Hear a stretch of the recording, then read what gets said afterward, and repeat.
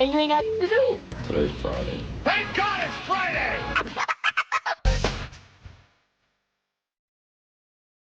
Happy Friday to you. It's Will Peterson in for Josh Dover. Hanging out, of course, with the man, the myth, the legend, Cecil Lammy, rolling with you the next 4 hours. What up, Cease? What up? What up? It is a Friday. It's a great day. It's going to be a beautiful day. Going to be hot going forward to the Mile High City. So, yeah, everyone have fun this weekend. Yeah, it's going to be hot, but last night it was cold in Carolina.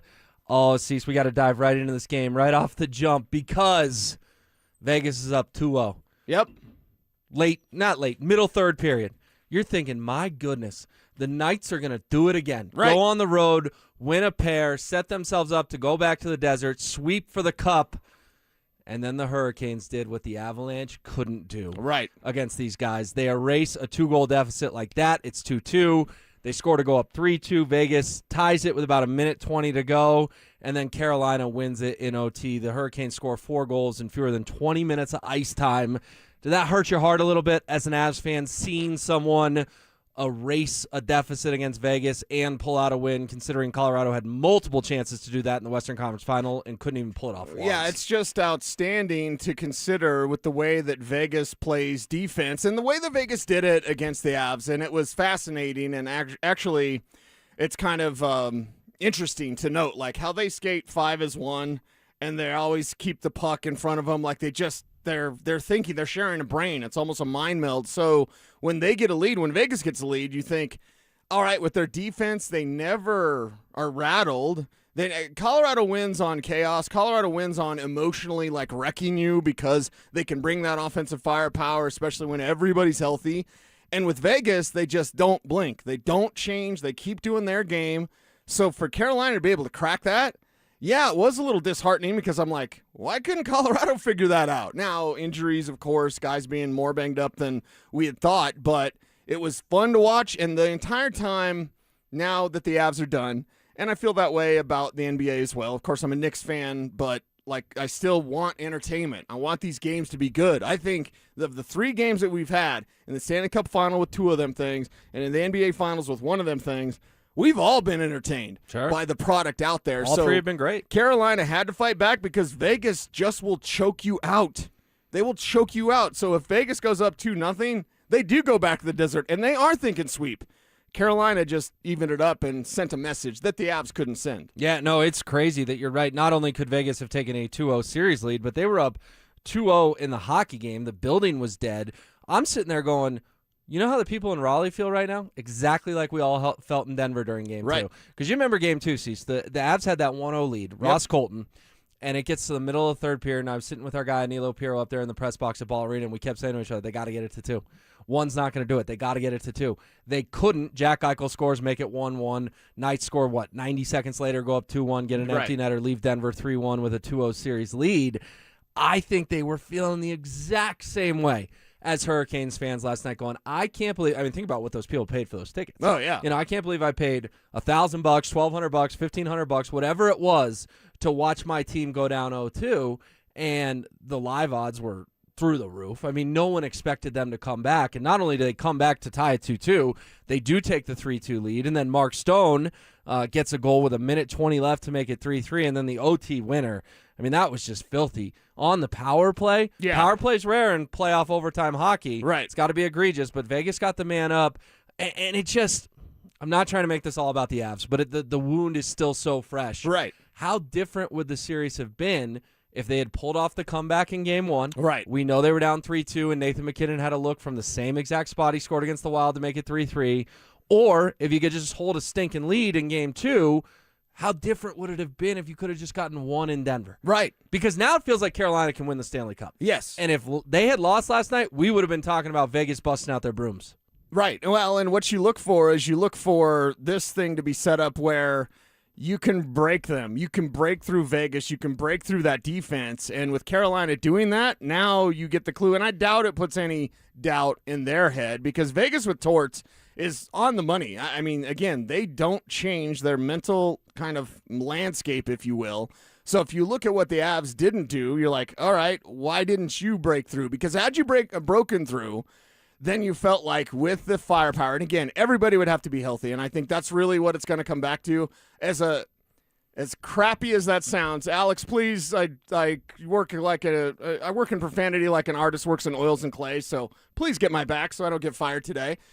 With all the crap that we had to endure with the Avs, like if you just would have broken through one time, maybe, just maybe, and again, the health would have had to been right, you could have made them doubt themselves just a little bit. Absolutely. Even though they don't really do that, the firepower in which the Avs can bring to the ice is overwhelming. The speed is overwhelming. If you could have just cracked the code for one win, then maybe you get a snowball effect, and maybe you do win. Well, you don't get swept. Let's just say that. Yeah, if you can hold a 3-0 lead in Game 3. I mean, that's what really broke your back. Yes, You're up 3-0 after the first period. And they don't blink. Yeah, we're all thinking, okay, it's going to be 2-1. You go get Game 4, you're coming back to Denver 2-2.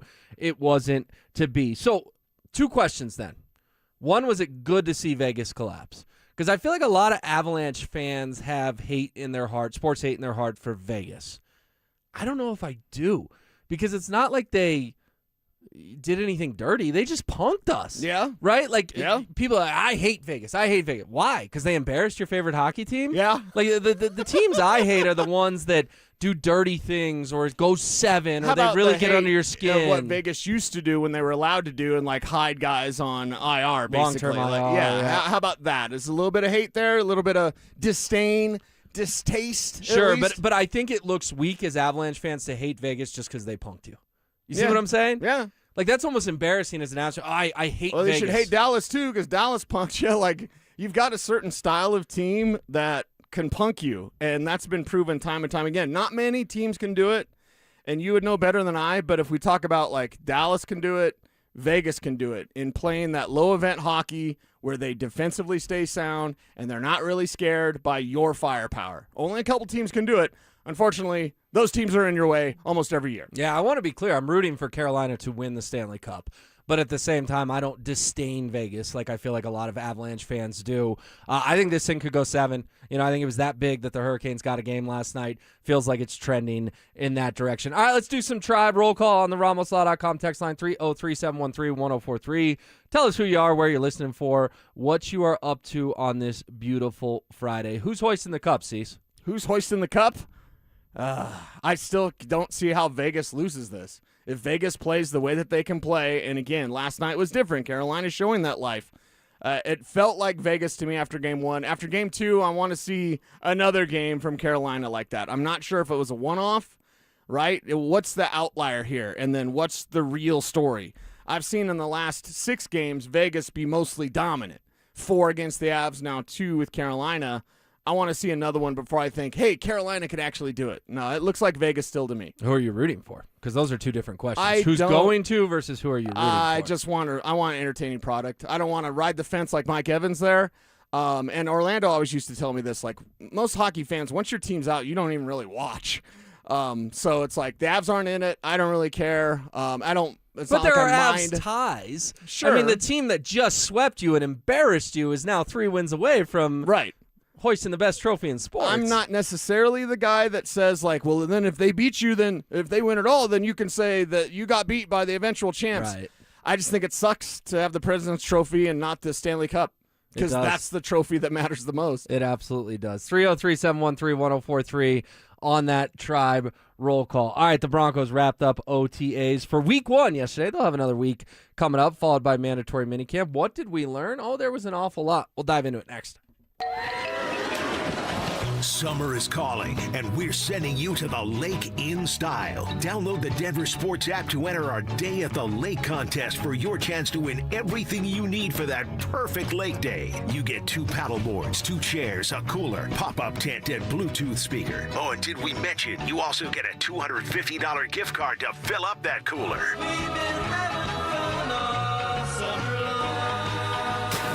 Download the Denver Sports app now and enter today. We'll see you at the lake. Denver Sports 104.3. The Fan. When disaster hits your home, it's game time. Water in the basement, fire damage, mold creeping in? Don't sit on the sidelines. Call Able. Able Restoration is your first-round draft pick for emergency response, mitigation, and full rebuild. We move fast, protect your property, and fight for you with insurance start to finish. This isn't practice. This is your home. And when it's time to step up and protect what matters most, bring Able to the table. Call 303-590-5600. That's 303-590-5600. Go Able. Bring Able to the table. It's home selling season. And what's the biggest mistake you can make when selling your home? Settling for less money. That never happens with Orchard. Low ball offers can wear you down, causing you to settle for thousands less. You don't have to settle when you sell with an Orchard agent. Orchard reinvented the real estate industry by guaranteeing your home sale. Their local agents help you sell on market for top dollar. First, Orchard gives you cash up front to buy and move into your new home first, on your timeline. No waiting, no showings, no double moves. Then, once you're settled in, your Orchard agent helps you sell your home on market for top dollar. Here's what one customer said. I went under contract within 24 hours of my home listing, which was amazing. With Orchard, you never have to settle for less. Buy before you sell and get top dollar for your home with Orchard. Curious how much your home is worth? Visit Orchard.com to get your free home valuation. That's Orchard.com. Tune in Tuesday afternoons for Injury Insights with Zach Bai and Dr. Joseph Ramos to hear the latest injury news on your local teams and around the world of sports. Ramos Law. What makes us different makes us better. What's going on, everybody? Philip Lindsay here. Denver's recent hailstorm hit hard. Golf ball-sized hail damaged shingles, cracked siding, dented gutters. You might not see it from the ground, but your roof took a beating. And I don't want you to wait around for a leak to find out. Call Monarch Construction and Roofing today for your free no-obligation storm damage inspection. Monarch works directly with your insurance company, so you don't have to. Monarch Construction and Roofing, your local Denver storm damage experts. Visit monarchroofing.com to schedule your appointment today. Monarch Roofing is your official roofer of the Denver Broncos. Do Crohn's disease or ulcerative colitis symptoms keep coming back? Tremfya, guselkumab, may help, with rapid remission achieved at 12 weeks and lasting clinical remission at 1 year. Some even saw visible improvement of their intestinal lining at 12 weeks and 1 year. Tremfya is a prescription medicine used to treat adults with moderately to severely active Crohn's disease and adults with moderately to severely active ulcerative colitis. Serious allergic reactions and increased risk of infections and liver problems may occur. Before treatment, your doctor should check you for infections and tuberculosis. Tell your doctor if you have an infection, flu-like symptoms, or if you need a vaccine. Healing is possible with Tremfya. Approximately 3 out of 10 patients were in endoscopic remission at 1 year, based on areas visualized on colonoscopy, which may not represent the deeper bowel layer or entire GI tract. Individual results may vary. Ask your doctor about Tremfya today. Call 1-800-526-7736 to learn more or visit tremfyaradio.com. 1-877 Cards for Kids. KARS Cards for Kids. Ready to get rid of that old car? Donate it to Cars for Kids. Call 877 Cars for Kids to reach a friendly live agent. Donation is super easy, and your car can be picked up as soon as tomorrow. Call us now or go to carsforkids.org. 1-877 Cars for Kids. Donate your car today. Did you know you can donate real estate too? Flatland Cavalry. Shane Smith and the Saints. I ever see Fiddler's Green Amphitheater, Saturday, June 20th. Get your tickets now at AXS.com. This segment on 104.3 The Fan brought to you by Weichert Realtors. One Wheel Broncos talk. Cecil Lammy and Andrew Mason bring the heat on Orange and Blue today. The most passionate intelligence and in-depth Broncos coverage in the game. Weekdays at 5 p.m. on the DenverSports 104.3 The Fan YouTube channel. Hit subscribe at DenverSports 104.3 and never miss another take. Orange and Blue today, powered by Ramos Law, official injury law firm partner of the Denver Broncos. DenverSports 104.3 The Fan. DenverSports 104.3 The Fan presents Dover and Cecil.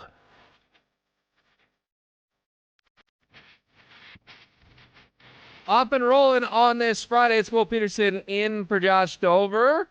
Doing Tribe roll call. Mike from Littleton says, Happy Friday, Tribe. I think we hate Vegas because it's become such a rivalry. Maybe not as deep as the Raiders or Kansas City, but same kind of vibes. Hope you guys got some good plans for the weekend. Has Vegas become a rivalry to Mike's point, Cease? To me, rivalries have to be two-sided. Yeah. And last time I checked, it's pretty one-sided. The last 8 playoff games the Avalanche have played against the Golden Knights, they are 0-8.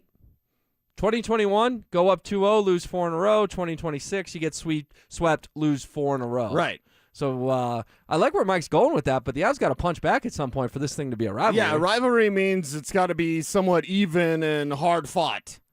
I don't think it's been even or hard-fought in those last 8 games. Of course, being 0-8 does that for you. So keep it coming in. Tribe roll call, trucker roll call. Who are you? Where are you? What are you doing for $1 today? It's Friday. Give us your weekend plans as well, and let us know you're going to have some fun out there. And Tribe always responding on the YouTube chat. It's powered by Sean Honda.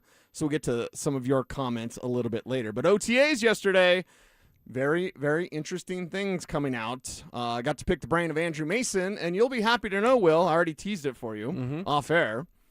Sam Ehlinger looked better than Jarrett Stidham. Do we have a backup quarterback controversy? Well, let's start there, my friend, because I do think – let me take you back in time. It's story time with Will Peterson. No, it's not story time. It's just a quick one. Okay. Middle of January. Yeah. This year. Yeah. I said after Bo Nix broke his ankle that Sam Ehlinger should start the AFC title game, or you should get super duper creative and go sign someone. You know, and people throw out like Drew Brees. That's probably La La Land. That wasn't going to happen. But I had known that Jarrett Stidham couldn't play. And as much as he wants to puff his chest and tell us he can play, and he backed up Tom, and he should be a starter, and yada, yada, yada. Right. Jarrett Stidham's had one good game his entire NFL career. It was that game with the Raiders against the 49ers that Sean Payton watched on Fox and gave Jarrett all this money. Yeah. What happened the next game, by the way? He got worked by Kansas City. Fell flat on his face. Yeah. I knew Jarrett Stidham couldn't play. So I said, Cease, everyone, let's start Sam Ehlinger in the AFC title game. Oh, I got laughed at. There goes Will hating on Jarrett Stidham again. Laughed at. Would Sam Ehlinger have been as bad as Jarrett Stidham was that day against the Patriots? No, because Jarrett Stidham was awful that day. He was horrendous. He was terrible. He scored a touchdown in the first 5 minutes of the game, and all he did the rest of the way was go negative 7 points. He gifted the Patriots 7 points with his backward chest pass. Right. So I said it should have been a conversation at the time. It wasn't. But are you encouraged that it's a conversation now? Because clearly Sean Payton feels the same way. Yeah. That he needs to upgrade his backup well, QB. And I think Mace did ask him about Sam Ehlinger as well. So guys can improve and guys can get better, and we need to watch for that. And during OTAs, maybe the Broncos are a little bit less exciting during OTAs because they're stacked, they're a wagon, they brought everybody back. The Jalen Waddle thing, I'm going to make fun of people here in a little bit for not knowing Waddle was small. I think it's ridiculous that oh my God, he's tiny. You've never seen Jalen Waddle then. Yeah, but Zach and Phil, real quick, Zach and Phil said last night that he's the smallest player on the Broncos. That did catch me off guard. Okay. The smallest player on the team is the wide receiver you just gave up a first-round pick for? Yeah, and they've never seen Jalen Waddle then. Like, I'll make fun of anybody. But how many people have seen Jalen Waddle in person?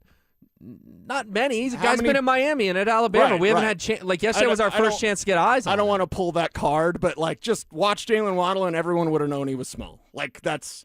I think it was jarring to some people how small he was. I think those people weren't paying attention. I'm sorry, and I know they're our friends, but I'm going to call everybody out. Were you at Dolphins training camp? If you didn't know, how did you know Waddle this was info? Small, because I've quote-unquote scouted Jalen Waddle since he was in college. It's ridiculous. The main observation from OTAs is Jalen Waddle's small. You're not paying attention. Sorry, and I hate to pull that card, but that's just the way it is. So back on the Ehlinger thing. If Ehlinger can get better and can improve in the way that we've seen quarterbacks improve under Sean Payton, usually in their second year. And remember, the Broncos had to sell Ehlinger on staying in the Mile High City. He could have easily gone away. He could have easily gone to another team. He had that opportunity. They had to kind of talk him into staying. Now, how do you talk a guy into staying when you know he's clearly the number 3 guy?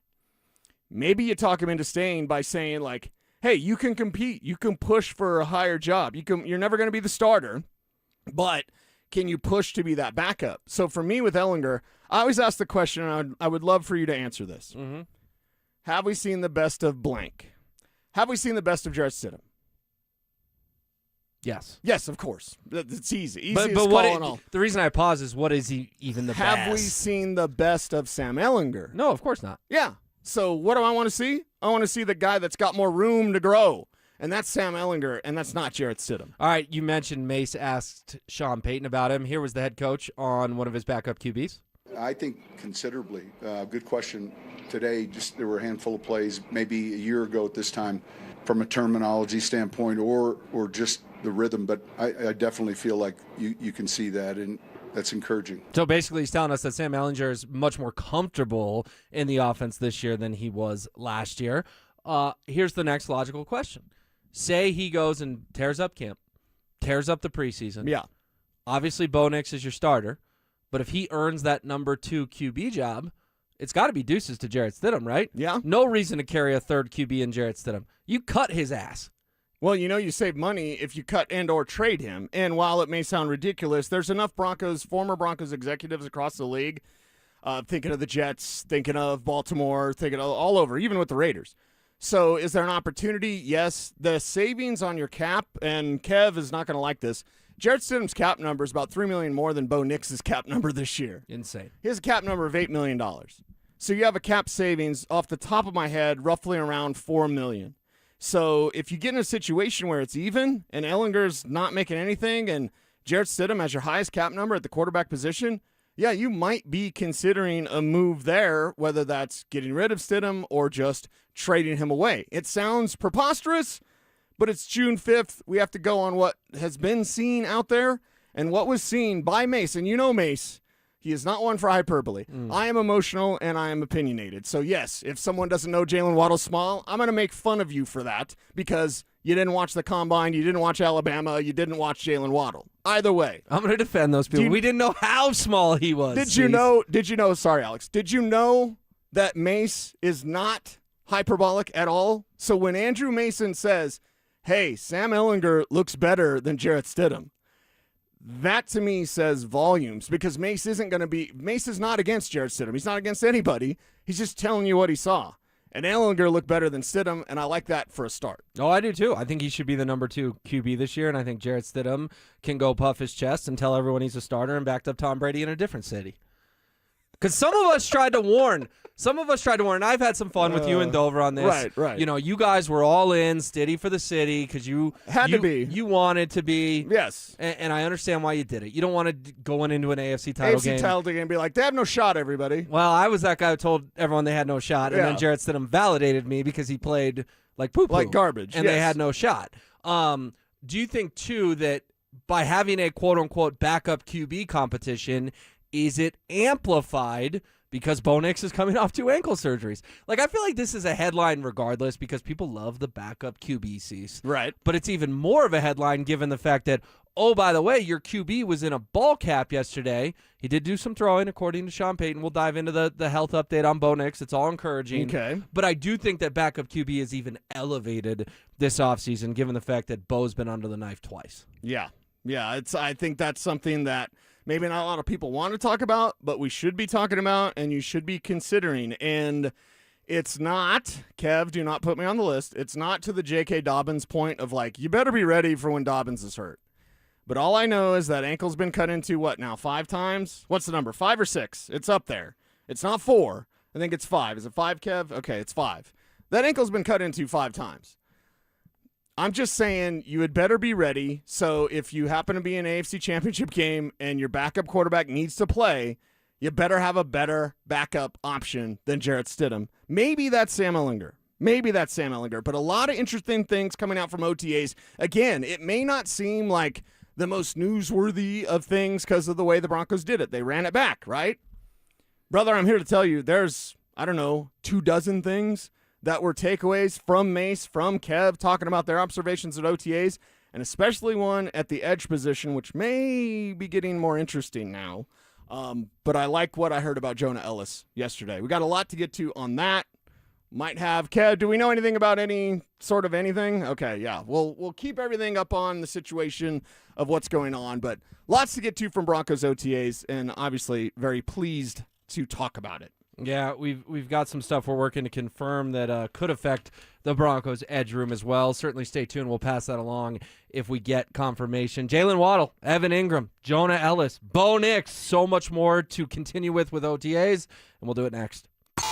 Bonneville International Radio Station contests are open to participants at least 13 years of age and older that are residents of the state of Colorado. Unless otherwise specified, employees or agents of the station, Bonneville International Corporation, other area radio stations, or an entity associated with the contest may not enter. Full general contest rules are available at DenverSports.com. Shop Honda keeps car buying simple. One price, one person, 1 hour means no games, no back and forth, and no dealer handling fees ever. Upfront pricing and one dedicated advisor who handles everything from start to finish. It's straightforward, stress-free, and honestly the way car buying should have always been. At Shop Honda, the experience is just as good as the vehicle you're driving home. Discover the Shop Honda difference for yourself. Visit Shop Honda today, proud partner of the Dover and Cecil Show. The package of seeds you see at garden stores. I just bought a few. Lettuce, sunflower, and green beans. This is Jay Rickstrew for Alpine Bank, member FDIC, an equal housing lender. You may be wondering why a banker is talking about planting and not savings accounts. Well, these seeds got me thinking. Growing something new doesn't just happen in the garden. Alpine Bank can help you do that to your life too. Maybe starting a business is on your mind. Is fresh landscaping or a backyard patio something you'd like? When you have a minute, call or visit Alpine Bank. Tell us about your summer plans. Together we can plant seeds and see exciting things grow. Just like my sunflowers. Alpine Bank, committed to Colorado and you.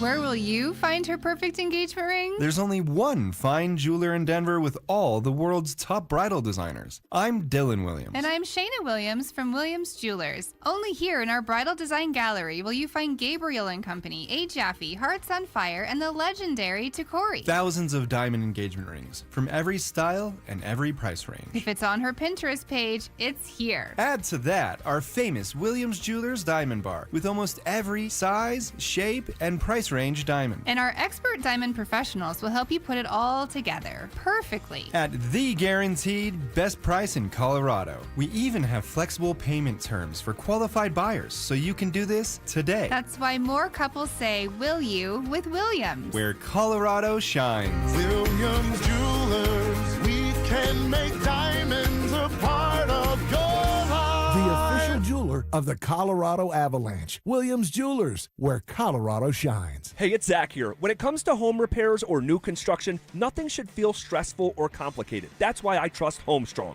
They make projects painless, affordable, and top quality from the very first scoop of dirt. If you need foundation repair, waterproofing, crawl space repair, egress windows, or have concrete concerns, call Homestrong. They can even turn your current crawl space into a fully finished basement within weeks. Call now or visit buildhomestrong.com for your free inspection and quote. Financing options available. You'll never go wrong with Homestrong. Big color, bigger savings. Sherwin-Williams Super Sale is here. Get 40% off paints and stains June 5th through the 11th with prices starting at $30.89. Whether you're refreshing your interior or exterior, we've got the colors to bring your vision to life. And with delivery, getting everything to your door is easier than ever. Shop online to have it delivered or visit your neighborhood Sherwin-Williams store. Retail sales only. Some exclusions apply. See store for details. Delivery available on qualifying orders. Harry Douglas here to help you get in on the sweet life with Cotton Candy 5-Hour Energy. It's that classic throwback cotton candy flavor, but with zero sugar and a 5-hour energy boost. I keep these with me so I can tackle that sweet tooth with a tasty caffeine kick and no guilty sugary aftermath. Bring on the sweetness with Cotton Candy 5-Hour Energy Shots. Cotton Candy 5-Hour Energy. Available online at 5hourenergy.com or Amazon. Denver Sports Snapshot. Tonight on 104.3 HD2, playoff basketball action continues as San Antonio faces New York in Game 2 starting at 6. Sunday on The Fan, San Francisco faces Chicago in baseball action starting at 5. Presented by Gebhardt BMW, your trusted family dealer since 1975. You're listening to Dover and Cecil on Denver Sports 104.3 The Fan.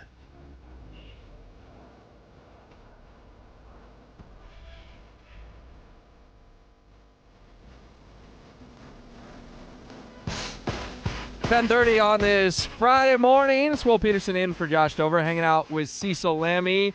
We have some news via TMZ that we do want to pass along to you. Say what you want about TMZ, but they don't miss. I'm just going to read from the article because this is a very developing story. The headline, Broncos Jonathan Cooper arrested for domestic violence in custody at local jail.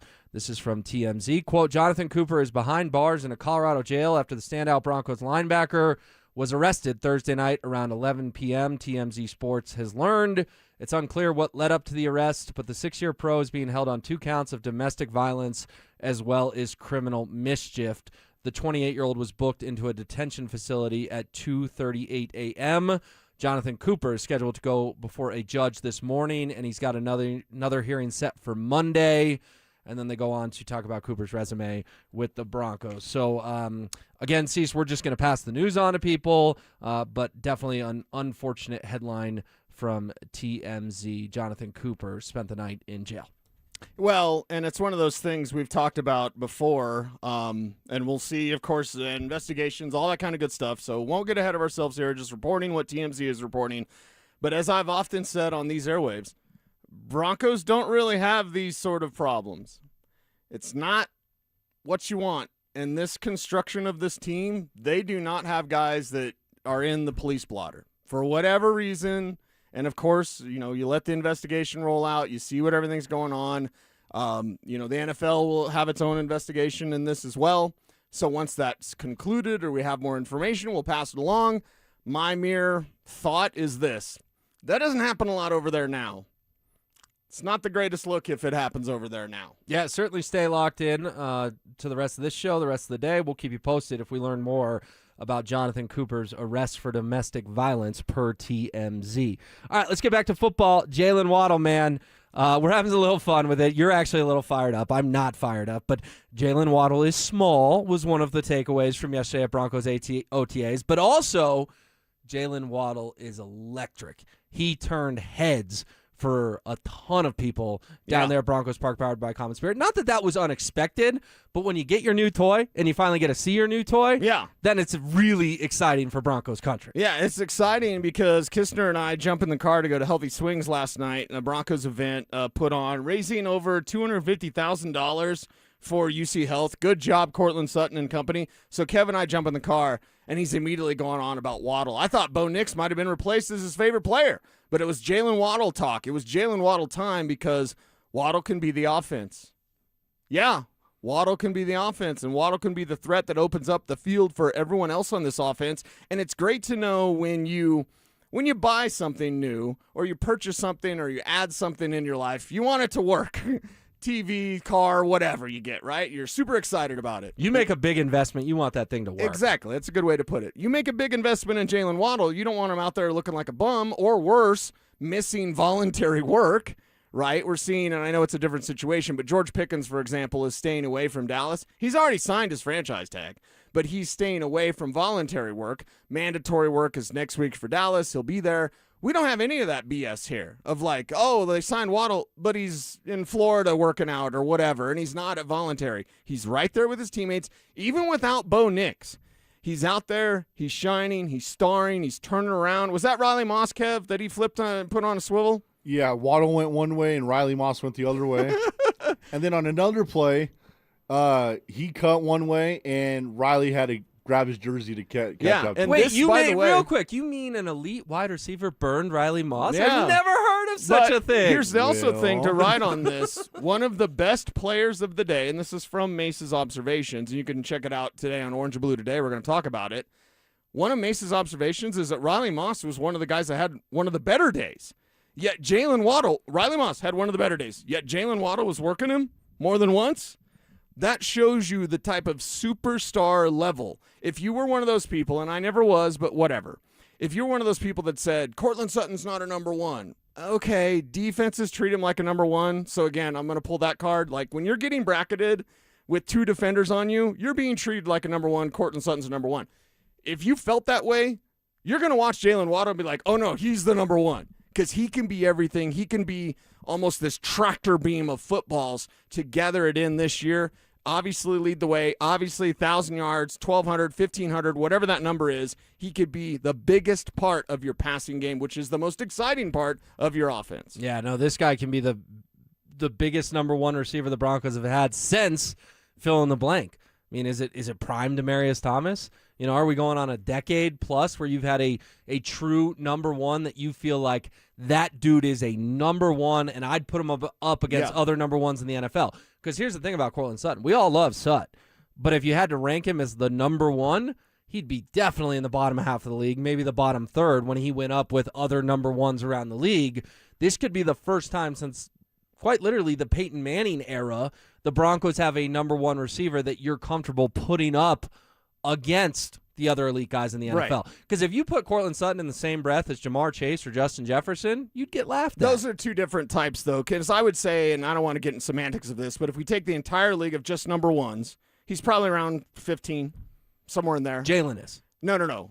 Cortland is. Okay, where can Jalen be? Jalen's probably pushing 12 or higher if we go number ones. But if we were to do the exercise last year, just thinking ahead, Chase and Jefferson, CeeDee Lamb, those are different cats. Puka Nacua when he's right. Yeah, we'll see how that goes this year. But Dude can play football. Everything else, we'll see how that works out. But, for me, Sutton's been better than people give him credit for. It's just that Waddle's going to be head and shoulders better. People are going to see that difference. They're going to notice the difference, and I think defenses are going to really respond that way. You mentioned DT. Do you remember what we always said about DT? Get him the ball, design plays for him. We don't really say that about Court. No. Not at all. DT, you could throw a little 10-yard bubble screen, and then he was gone. Yeah, 80 yards. The DT play. They would do that early just to get him in a rhythm. I think Jalen Waddle will be like that in terms of you just want to design stuff to get him the ball as soon as you possibly can. Well, here was Sean Payton yesterday on the vision, or if there was a vision for Jalen Waddle when they traded for him. You could start slot to outside or go outside to slot, just pick. But there was a crystal clear vision prior to the trade as to, all right, this is what we see, this is where he plays, these are the things that we feel like he's exceptional at, and then let's apply him into what we're doing. So, crystal clear vision for Jalen Waddle. Will Jalen Waddle, outside of Bo Nix, or maybe even let's include Bo Nix in this conversation, when you look back on the 2026 Broncos, call it 7-8 months from now, and you're doing a recap of the season, will Jalen Waddle be the offensive MVP? Yeah. Even ahead of Bo? Yeah, I think Jalen, because he's going to bring out the best in Bo. I've said it multiple times. Y'all haven't even seen Bo Nix. You think you know Bo Nix. Been really good over the last 2 years. This version of Bo Nix can be much better because of a Jalen Waddle. You haven't seen the full Sean Payton offense, and I'm not going to bore everybody, but 60% is probably about the number. You've rarely seen the stuff that Drew Brees did to be a 5,000-yard passer. You don't see those formations. You don't see those concepts. It's sail routes, basically. You don't see those because you haven't had the horses to do it. Now with Jalen Waddle, and you heard Sean talk about it, he can go outside to inside, inside to outside. You can play him at the slot. You can play him at the boundary. He's not an X. That's the left side of the formation. That's where Court resides. He's not going to do that, but you have Court to do that, and you have Pat Bryant as the backup to do that if Court is a little bit banged up. But Waddle can be moved around as this ultimate chess piece, and now Sean Payton's not calling the plays, but there will be more of the playbook that is now open. In year 3 of Bo Nix, get ready to see the best version of Bo Nix. And how about a little more from Sean on how are you using this time, June, early July, to work Jalen Waddle into this offense? I think we have a pretty good idea of where, and then it's just the nuances with the routes, what we're calling things, and the correct depths, that type of thing. So exactly what you were just talking about. Nuances with routes, correct depth. This is the time to work out the tweaks. Yeah. This is the time for him to learn the playbook, hopefully get comfortable with Bo Nix, who Sean Payton says could be out there at mandatory minicamp a couple weeks from now, which would obviously be huge because when he got the second ankle surgery, the timeline shifted to training camp. Last time I checked, training camp's not for 8 weeks, so it could get moved back up another 6 weeks if we see him at mandatory minicamp. This is the time, though, to integrate Jalen Waddle into the offense because if he's the MVP, and I don't think you're crazy saying that come next February you're going to do a recap of the Broncos season and say Jalen Waddle was your offensive MVP, it's not the most fun, it's not the most sexy, but it is the time to make sure that everyone's on the same page. This is literally why you have these workouts. Right. To get everyone feeling good before camp so that when camp comes, you can hit the ground running. Yes, and what it is and what Payton talked about there was language. Now, as a former high school quarterback that could not remember the play pop pass out, I will tell you this. I'm going to read you a Sean Payton play. You tell me if you can get anything of what's being said here. Okay, all right. And again, I was a quarterback, and I read this, and I go, I could never repeat this in a huddle. Green left, twin, Z, short, tight, pass, 37, Buster Bluff, naked right, flutie, sting, X, spear, kill 53, tight, and left. No wonder the play clock is ticking down to 0. All right, give it to me one more time. Okay, one more time. Green left. Okay, that tells you a little bit. And by the way, Waddle will only have to listen to a short part of this, but as a quarterback, Yeah, you but have think to... about the QB. You got to spit all this out. Green left, twin, Z, short, tight, pass, 37, Buster, bluff, naked right, flutie, fluffy, sting, X, spear, kill 53, tight, and left. All I remember is green left something Z. That's all I got.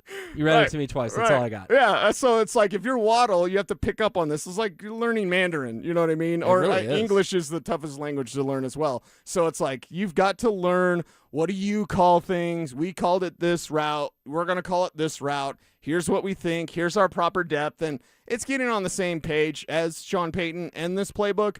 But Jalen Waddle's here to change the fortunes of the Denver Broncos and to go the distance, right? That's the T-shirt Hafunga talked about. GTD, go the distance.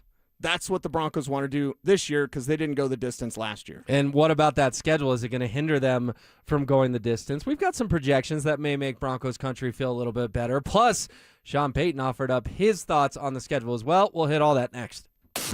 Is it just sack by? Or does it seem like people are always trying to make excuses as to why the Avalanche fell short of another Stanley Cup? But here's the thing. It's like, before this, it was, dude, well, it's just Dallas. You know, it's like, I get that on social media. Hey, they ran into a buzzsaw. Get over it. Well, last year was a buzzsaw against Dallas. The year before, it was just another buzzsaw against Dallas. The year before, it was a first-round upset to the Kraken. You know, it's like, it's always something. Denver Sports 104.3. The Fan.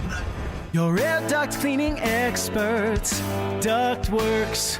Hey guys, Mark Schlereth here from my friends at Ductworks. You know summer's around the corner, and what does that mean? That means your air conditioner is going to be blowing 24/7. And you know what that means? That means dust and debris in the air. Hey, you clean your floors, you clean your counters, you clean your closets, but what about your air? Ductworks is Colorado's top-rated air cleaning company, trusted by thousands of 5-star reviews, and they're recommended by more contractors than anybody else. Their complete ventilation cleaning package scrapes and vacuums every inch of your system, removing all the dirt and debris that other companies leave behind. Before your AC runs all season long, make sure the air you're breathing is clean. Go to ductworks.com or just call them at 303-425-0985. 303-425-0985.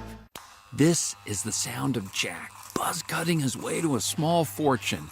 To Jack, every time he cuts his own hair, that's $50 right in his pocket.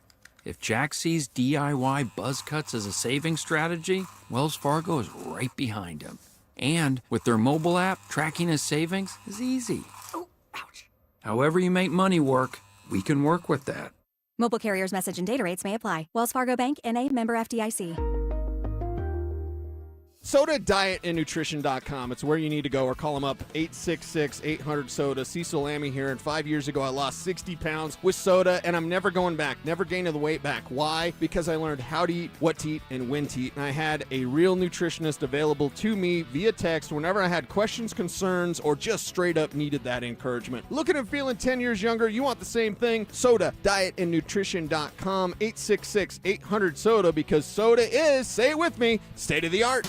Drivers who switch their home and auto with Progressive could save money and time. Other things try to do this, but they really don't. Like the touchscreen at fast food places. It's not like you save time because it takes you longer to use a touchscreen than, I don't know, someone who works there. And another thing, you'd think it would save money because they're not paying a cashier, right? But no, same price. Also, why is there an option to tip? Who am I tipping? Exactly.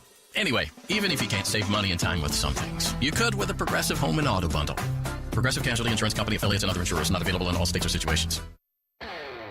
This is the story of the one who keeps multiple buildings running smoothly day after day.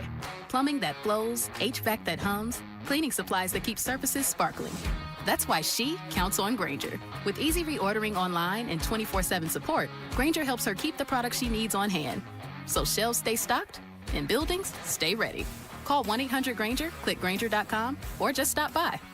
Grainger, for the ones who get it done. What's going on, everybody? Philip Lindsay here. Denver's recent hailstorm hit hard. Golf ball size hail damaged shingles, cracked siding, dented gutters. You might not see it from the ground, but your roof took a beating. And I don't want you to wait around for a leak to find out. Call Monarch Construction and Roofing today for your free no-obligation storm damage inspection. Monarch works directly with your insurance company, so you don't have to. Monarch Construction and Roofing, your local Denver storm damage experts. Visit monarchroofing.com to schedule your appointment today. Monarch Roofing is your official roofer of the Denver Broncos.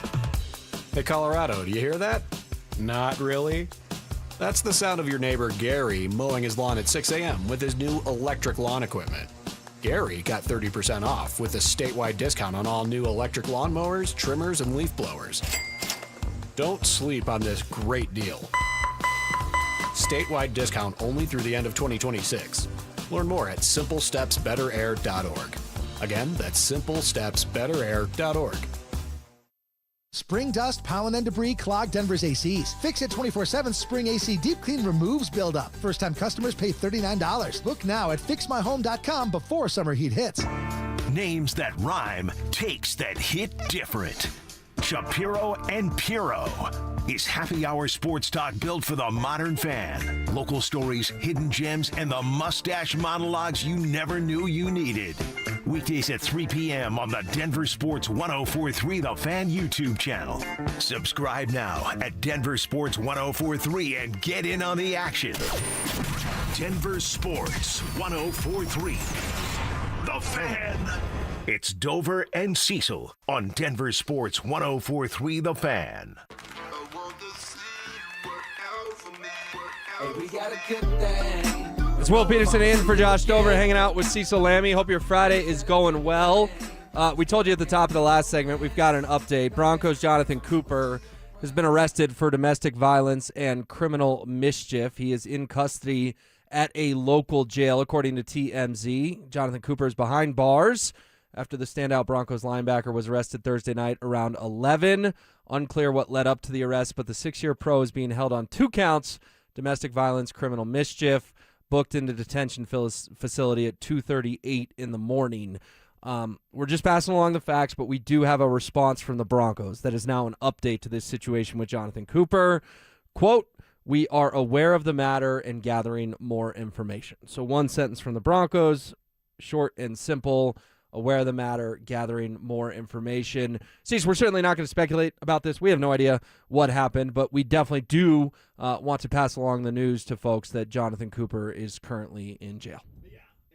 The Broncos making the statement now, and we'll continue to see this investigation move forward. And, probably next week the Broncos will be asked about that during OTAs. And we'll see how that plays out. Yep. So, Jonathan, more talk when we get more information. Exactly. And Jonathan Cooper, obviously an important piece of this Broncos defense. No other way to slice that. All right, let's get back to the football, and that is ESPN's Mike Clay releasing his projections for the 2026 season. Only 3 games the Broncos don't have at least a 50% chance of winning. Okay. Do you like that? Does that make you feel better? That, this schedule's a gauntlet, and the first 6 are so tough, and the last 3 are so brutal. There's only 3 games they don't have at least a 50% chance of winning. So, a.k.a. they are only, according to Mike Clay, maybe not the odds makers, but according to Clay, they're really only underdogs in 3 of their 17 football games. Yeah, I like the sound of that. Mostly Mike, who's one of the best, and he's done fantasy football for years. I've known Mike for years and years and years. He's very conservative with his projections, so it's not like he's going to be like a big Broncos fan and be like, they're going to win 100% of the games. But to have these sort of numbers out where there's only those 3 contests, it makes you feel pretty good about their chances. There's one thing working against Mike Clay and actually working against Broncos country as well. It's Sean Payton and his slow starts. He is notoriously going to start slow, and with this schedule, I said it yesterday, if they start 3-3, nobody loses their mind. Even if they started 2-4, it's not great, Bob, but I don't think anyone should be losing their mind because of the way the schedule opens up after those first 6. And it doesn't mean that you play the good teams and you get beat up, and then you play slappies and you win, and the Broncos can beat slappies, but they can't beat good teams. This ain't New England, girl. This ain't the Patriots. This isn't fake May out there. Your coach isn't running around with an NFL reporter off to the side like Mike Vrabel was, and I don't even have to say allegedly. So with this Broncos team, it's just Sean Payton's slow starts. Those slow starts are going to crush you based on who you're facing in those first 6 weeks. Yeah, and Sean Payton got asked about the schedule yesterday. The question was framed as opening in Arrowhead. He didn't really take the bait on that, but I thought provided an interesting answer on the schedule. It's really more about just the unique travel. When I look at the schedule, you just look at short weeks. It's the nuanced games. Look, you know you're going to be playing in them if you're playing every weekend Sunday at 2:30 or on the East Coast at 1. Yeah. There's probably not a lot of interest, so it's good to be in some of those games. I think we have a couple Friday, a Thursday, a Sunday, a Monday, all good. You know, it's funny. I wrote about this yesterday. He said couple Friday, a Thursday, a Sunday, a Monday. I looked at the Broncos schedule. They do indeed play twice on a Friday. Yeah. They play once on a Thursday. They play once on a Monday, and, of course, the rest Sunday. So the head coach nailed it. Obviously, 2 Friday games is quirky. One of those is on Christmas against the Bills. Have you looked? Do you know the 3 games that they don't have at least a 50% chance of winning? It's the Rams, 49ers, and one other one. No, they actually have a 51% chance of beating the 49ers. Wow, okay. It is the Rams. That's the lowest one. Listen to this. Even in Denver, in Power Field at Mile High, yeah. Mike Clay's projections give the Broncos only a 39% chance of winning that game. Woo! By far the lowest. And I understand they traded for Myles Garrett earlier this week, and they've got Stafford and Nakua and Devontae and all that. But does that surprise you? A home game? Sunday Night Football, the eyes of the country and, frankly, the world on Denver, Colorado, only 39% against the Rams? Yeah, that is fair. If you were to say like 49%, you'd be like, yeah, all right, okay, even though it's at home. That is a little bit, not necessarily alarming given who the opponent is, but yeah, it's a little bit lower than I thought it would be. But you know what I say to that, Will? Let's go out and prove everybody wrong. There's nothing wrong with that. There's nothing better in life than proving people wrong. Tell me I can't do something. Tell me the Rams have a 73% chance of winning. My math is terrible because it's not 73. But tell me whatever the percentage is. The Rams are totally going to kick the Broncos' ass. Yeah. Just go win. Then go win because they don't think you're going to win. In what could be a Super Bowl preview. I understand it's week 3. We got a long ways to go, but that's how that game's certainly going to be billed. Oh, yeah, for sure. The other 2 that they don't have at least a 50% chance at Kansas City, the Monday Night Football opener. Denver has a 48% chance to win the game. Okay. Basically a coin flip. And then at the Chargers, they've got a 49% chance to win the game, according to Mike Clay. But that's it. Rams, Chiefs, Chargers. Those are the only 3 games that are under 50. Now, at New England, exactly a coin flip, 50%. At San Francisco, which you brought up, 51%. Seattle here, they actually have a 53% chance to win on Thursday Night Football. Okay. At Pittsburgh, a 58% chance. And then this one shocks me. Alex confirmed this for me. The Bills, 63% chance. According to Mike Clay, the Broncos have a 63% chance to beat the Bills on Christmas. That seems off to me. You're telling me 2/3 of the time in your simulation they beat Josh Allen, a regular season merchant, on Christmas Day? Yeah. That, to me, should be more of a coin flip. 63 seems high, especially what happened in the playoffs last year. Both looking for revenge, all that. Right. Buffalo looking for revenge. They usually do get it in the regular season. But here's the thing, and you've seen them 2 years in a row. I think Buffalo's going to be your key to getting to the Super Bowl. So Christmas, Buffalo might beat you because they are thinking revenge, and they do get revenge. They beat Kansas City in the regular season. They just don't beat Kansas City in the postseason. Can Denver be that? They're 1-1 last 2 years. Buffalo got one 2 years ago in a wild card. Broncos got one in the divisional round last year. I think not necessarily give them the Christmas game, but yeah. Buffalo, baby. Keep breaking tables. See how that adds up for you. They'll get that one on Christmas if that's the case. I actually think it's a ridiculous number to put it out there that the Broncos would be that heavily favored. I'm thinking more about the postseason. Buffalo can celebrate their regular season wins because that's really all they've ever had, but it's postseason to me. So that's odd. It would be that much in favor of the Broncos on Christmas because Buffalo is going to put up that fight. And does Cecil's 13-4 sound so crazy now? We will dive into that coming up next. Parents, looking for a fun way to get your kid active this summer? Are you kidding me? Denver Sports 104.3 The Fan's third annual Be a Mentor, Be a Fan Youth Football Camp is back. Brought to you by Walmart. Saturday, June 27th at Denver South High School's All-City Stadium. Your child, ages 8 to 14, will learn the fundamentals of football in a safe, hands-on environment from people who played the game at the highest level. We're talking former Denver Broncos Mark Schlereth, Philip Lindsay, and Brandon Stokely, along with a trusted coaching staff from Denver South. And every dollar raised goes to Big Brothers Big Sisters of Colorado. So your family is giving back just by showing up. Sign up today at DenverSports.com/camp. That's DenverSports.com/camp. A family office is a team built to handle the three biggest financial responsibilities a family faces: wealth management, tax strategy, and estate planning. Most firms only manage your investments and refer the rest out, hoping everyone stays aligned. At Trajan, we built something different.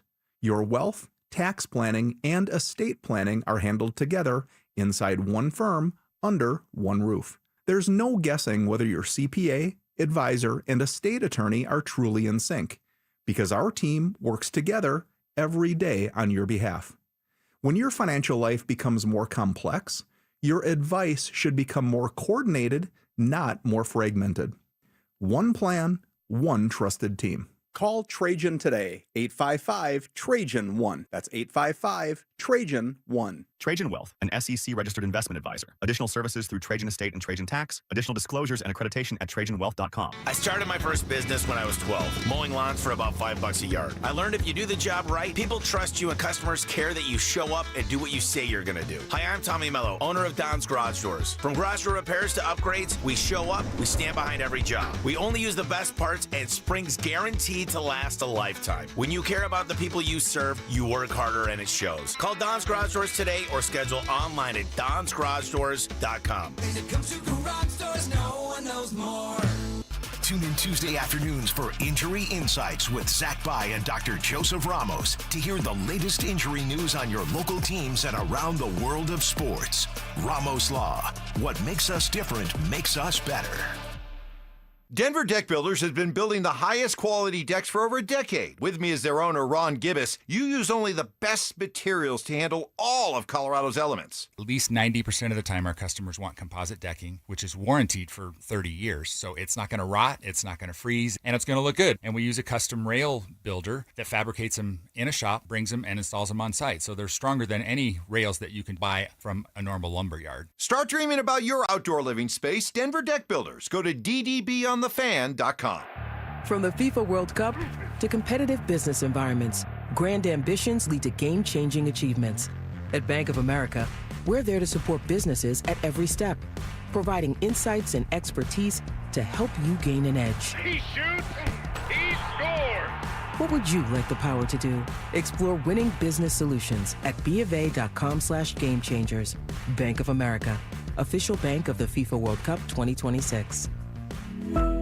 Performance matters in intimate moments. Don't let ED ruin them.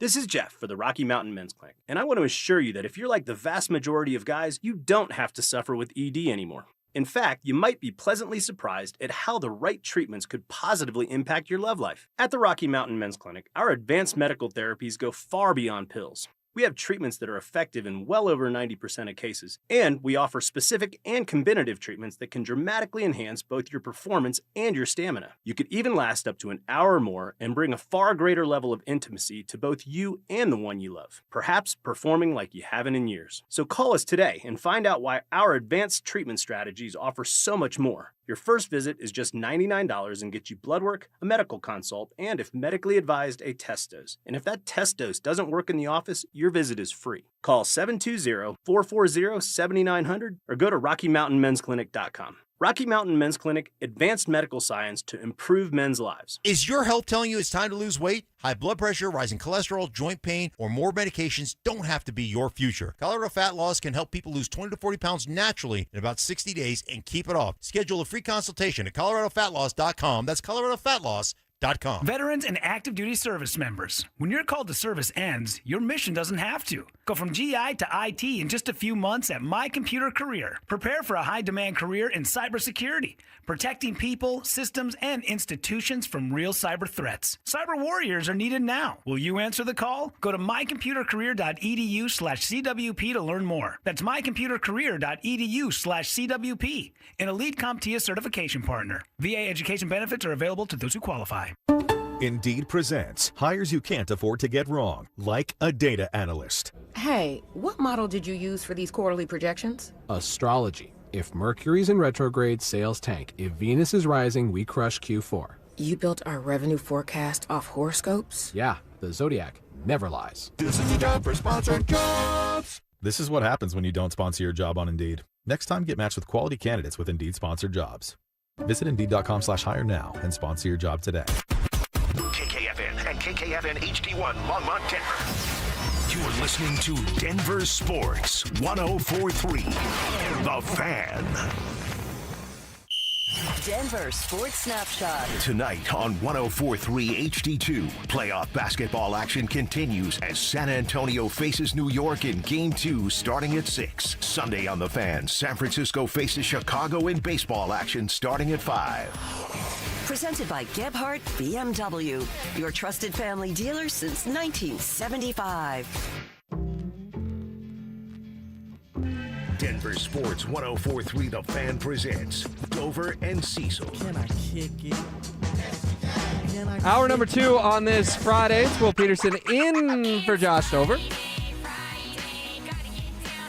Shout out Rebecca Black. It is Friday. You ain't got no job, and you ain't got to do. Today's Friday. Thank God it's Friday!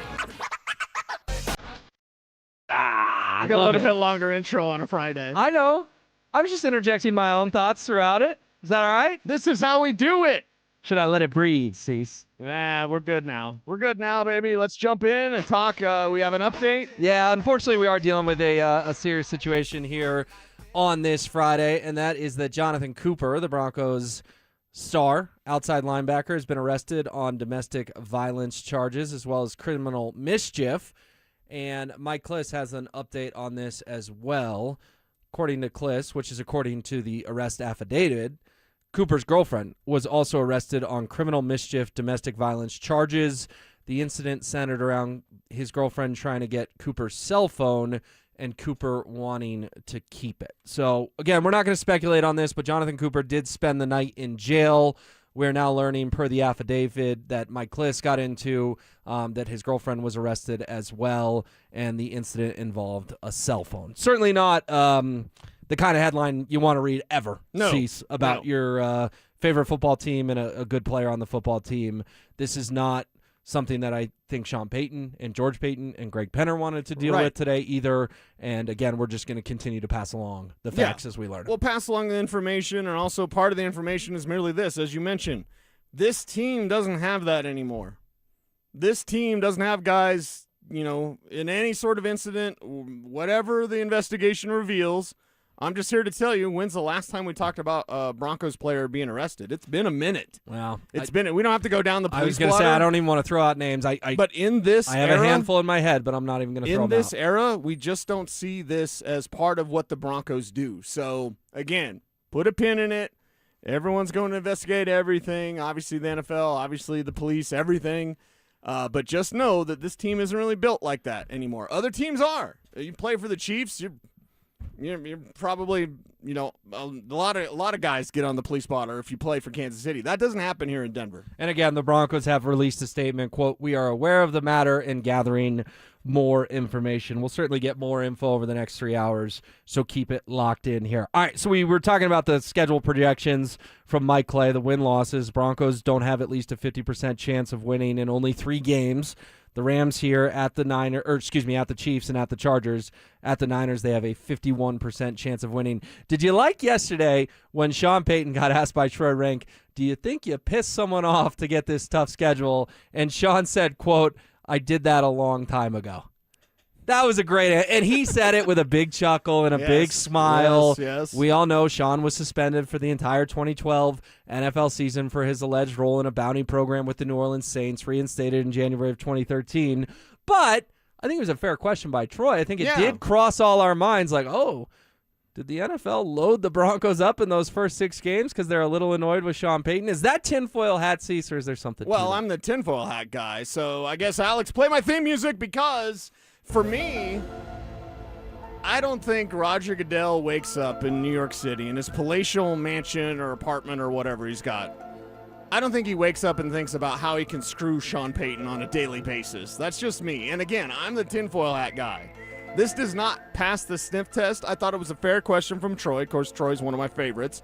So it's a fair question from Troy. It's something we all thought about, but I think we should think about it and then quickly get it out of our minds. Now, if it happened to set up that the Broncos get screwed in their early schedule, is Goodell going to be like, no, we might want to fix that? Of course not.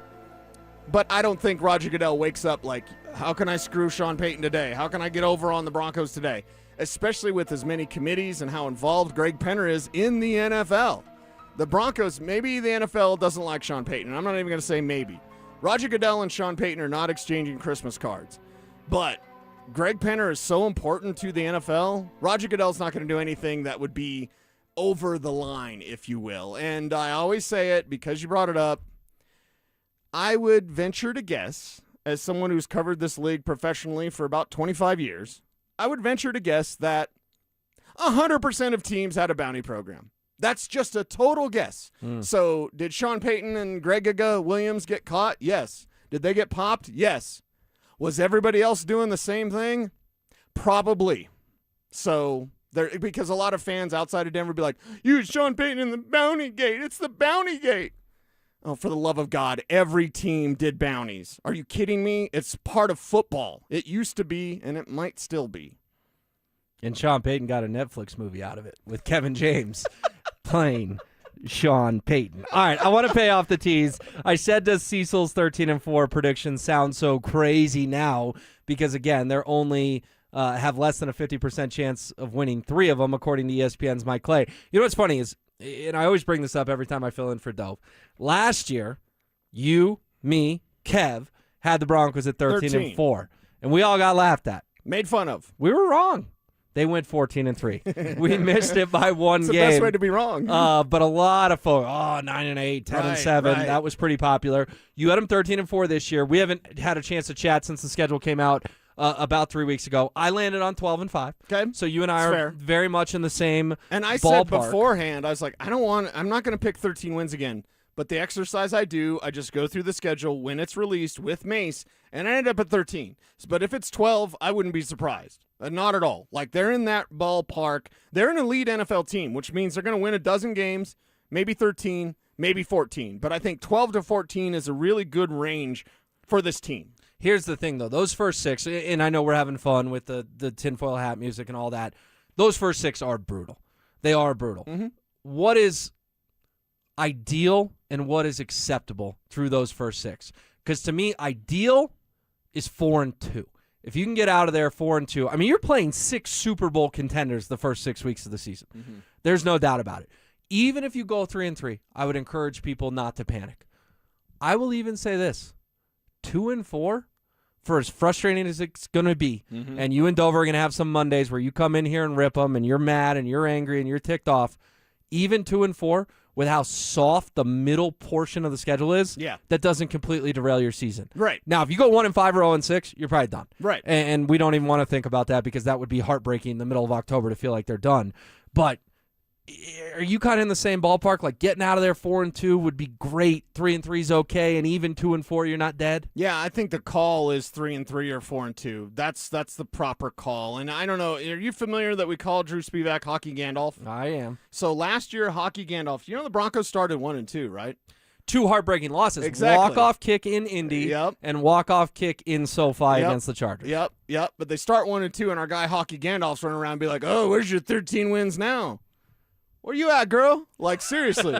Seriously, where you at talking that nonsense? Because if they are, let's say they're 2-4. Let's take that. And I see that as the worst case scenario. I don't see 0-6. I get crazy talk here. I know crazy talk. I've seen crazy. This is not crazy. So let's go 2-4. Well, what did those 4 look like?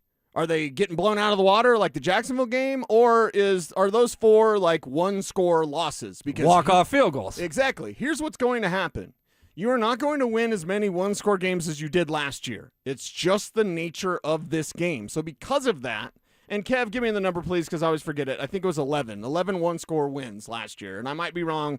Is that correct? Yeah, okay. They won a ton of tight football 11 games. one-score games. You're not going to win 11 one-score games this year. So maybe some of those in that first 6 weeks, those are those one-score games that don't go your way. And if it's, hey, you lost by a touchdown to the Rams, I'm not going to be like, oh, the Broncos suck. Like, no, they lost a touchdown to the Rams. You'll see them in their own stadium for the Super Bowl. So it's like, all right, what are the optics like? We can't sit here on June 5th and say, if they're 2-4, it's disaster and Davis Webb should be removed. And no, baby. Everybody exhale. It's all good. What do those look like? What does this early season schedule look like? And then are you sharpening the sword as you go on? Are you getting better as the season goes on? We told you about Jalen Waddle turning heads yesterday at Broncos Park, powered by Common Spirit. But what about Evan Ingram? Is a resurgence in year 2 coming? Plus, Cortland Sutton goes out of his way to defend Denver's tight ends. That's all next. With Cortland Sutton and Jalen Waddle being the top guys, who will end up being the Broncos' 3rd most productive receiver this season? Evan Ingram. I think you might see, he's in the 2nd year here. He'll be more comfortable with Bo, with the offense. And then I think you're going to see Davis Webb highlight the tight end more than maybe Sean Payton did. I think Pat Bryant is a guy that they really like. Denver Sports 104.3. The Fan. Power your drive with Mobil 1 Motor Oil. Buy 5 quarts, get $15 back, and score a fast and furious prize after rebate at O'Reilly Auto Parts. O'Reilly Auto Parts. Here's the tale of the daily Medfield. Same old pharmacy, same old bill, but those prices kept rising higher still. Till the savings wrangler rode in, cool as can be. Tap Good RX, saving massively. No plan? Don't matter none. Up to 80% off. The deals are done. Discounts hitting harder than Ma's chili. Dang. That one little app does all the rest. Save time and money on prescriptions. Check Good RX. Good RX is not insurance. Support comes from Amazon Business. Unlock smart business buying with fast, free delivery on millions of items and practical AI innovations that automate repetitive tasks so you can make smarter decisions faster. Learn more at AmazonBusiness.com. When you own your own business, you own every decision. Catch the red eye or take the 6 a.m. Make a new hire or promote internally. Celebrate a win with the toast at the gate or unwind at the lounge. Big props to this team. Some decisions are a win-win, like earning 8 times points on Chase Travel. Chase Sapphire Reserve for Business, the business card that gives back all you put in. Visit chase.com/reserve business to learn more. Cards issued by JPMorgan Chase Bank and a member FDIC, subject to credit approval. Terms apply. Hey, it's Mike Evans. With all these Bluebird days in Colorado, enjoy the view through energy-efficient windows from Bluebird Windows and Doors. All June, it's their Buy More, Save More event. Save up to 20% on your window and door projects. And when you mention you heard it from me, you'll save an extra 5%. Bluebird's family-owned, serving the Front Range for over a decade, with windows, doors, and siding built for Colorado's harsh climate. Financing available. Visit GoBluebirdCO.com. Bluebird Windows and Doors. Make today a Bluebird day. You're hearing this right now. So are your customers. That's radio. It still works. But your customers don't live in one place anymore. Tonight, they're streaming Denver's biggest game on their TV. Tomorrow, they're deep in the most popular podcast in the country. Next week, all 3, all over again. We built one campaign that reaches them everywhere. Radio, streaming TV, podcasts, all under one roof. All measured, all working together. That's not a pitch. That's a system. DenverSports.com. Let's build yours. Hey guys, your boy Steve here today about my long-term buddy Troy Hansford. And if you're thinking about selling your house for any reason, now might be the time to sell, still get top dollar. Believe it or not, my guy Troy is still offering his $5,000 guarantee. What is it, you ask? Well, if you can't sell your house at your price on your timeline that you agree upon beforehand, bam, going to cut you a check for $5,000. Who else makes the offer? Nobody I've ever heard of. And he makes that offer because he continues to spend a ton of money marketing his listings, has about 100 families approved and ready to buy right now. And if for any reason you need to sell right away, Troy can buy your house all cash and he can close in as little as 7 days. You have a house to sell, Troy probably has that perfect buyer for you right now, waiting for you to pick up the phone and to call him. Call Troy, get your home sold for the most money. That's 720-900-4433, 720-900-4433. Troy Hansford of RE/MAX Professionals, a Colorado licensed broker. Some restrictions do apply. Want to sell your house? Then call my buddy Troy, 720-900-4433. Your dog wants a fence. And Denver agrees. Fence guys have been voted best of Mile High 3 years in a row. And they've been building fences here for over 20 years. Wood, vinyl, iron, chain link, they do it all. New installs or repairs, done right the first time. Plus, financing options make it easy to get started. Visit DenverFenceGuys.com for your free estimate. Fence Guys, they don't just build fences, they stand behind them. Ditch the bland, flavorless sports talk and tune into Freshly Grated, where Will Peterson and Marcello Romano serve up piping hot takes and bold opinions with no filter and an extra side of sarcasm. Every weekday at 2 p.m. on the Denver Sports 104.3 The Fan YouTube channel. Like and subscribe today at Denver Sports 104.3 and come along for the ride. Denver Sports 104.3 The Fan. It's Dover and Cecil on Denver Sports 104.3 The Fan.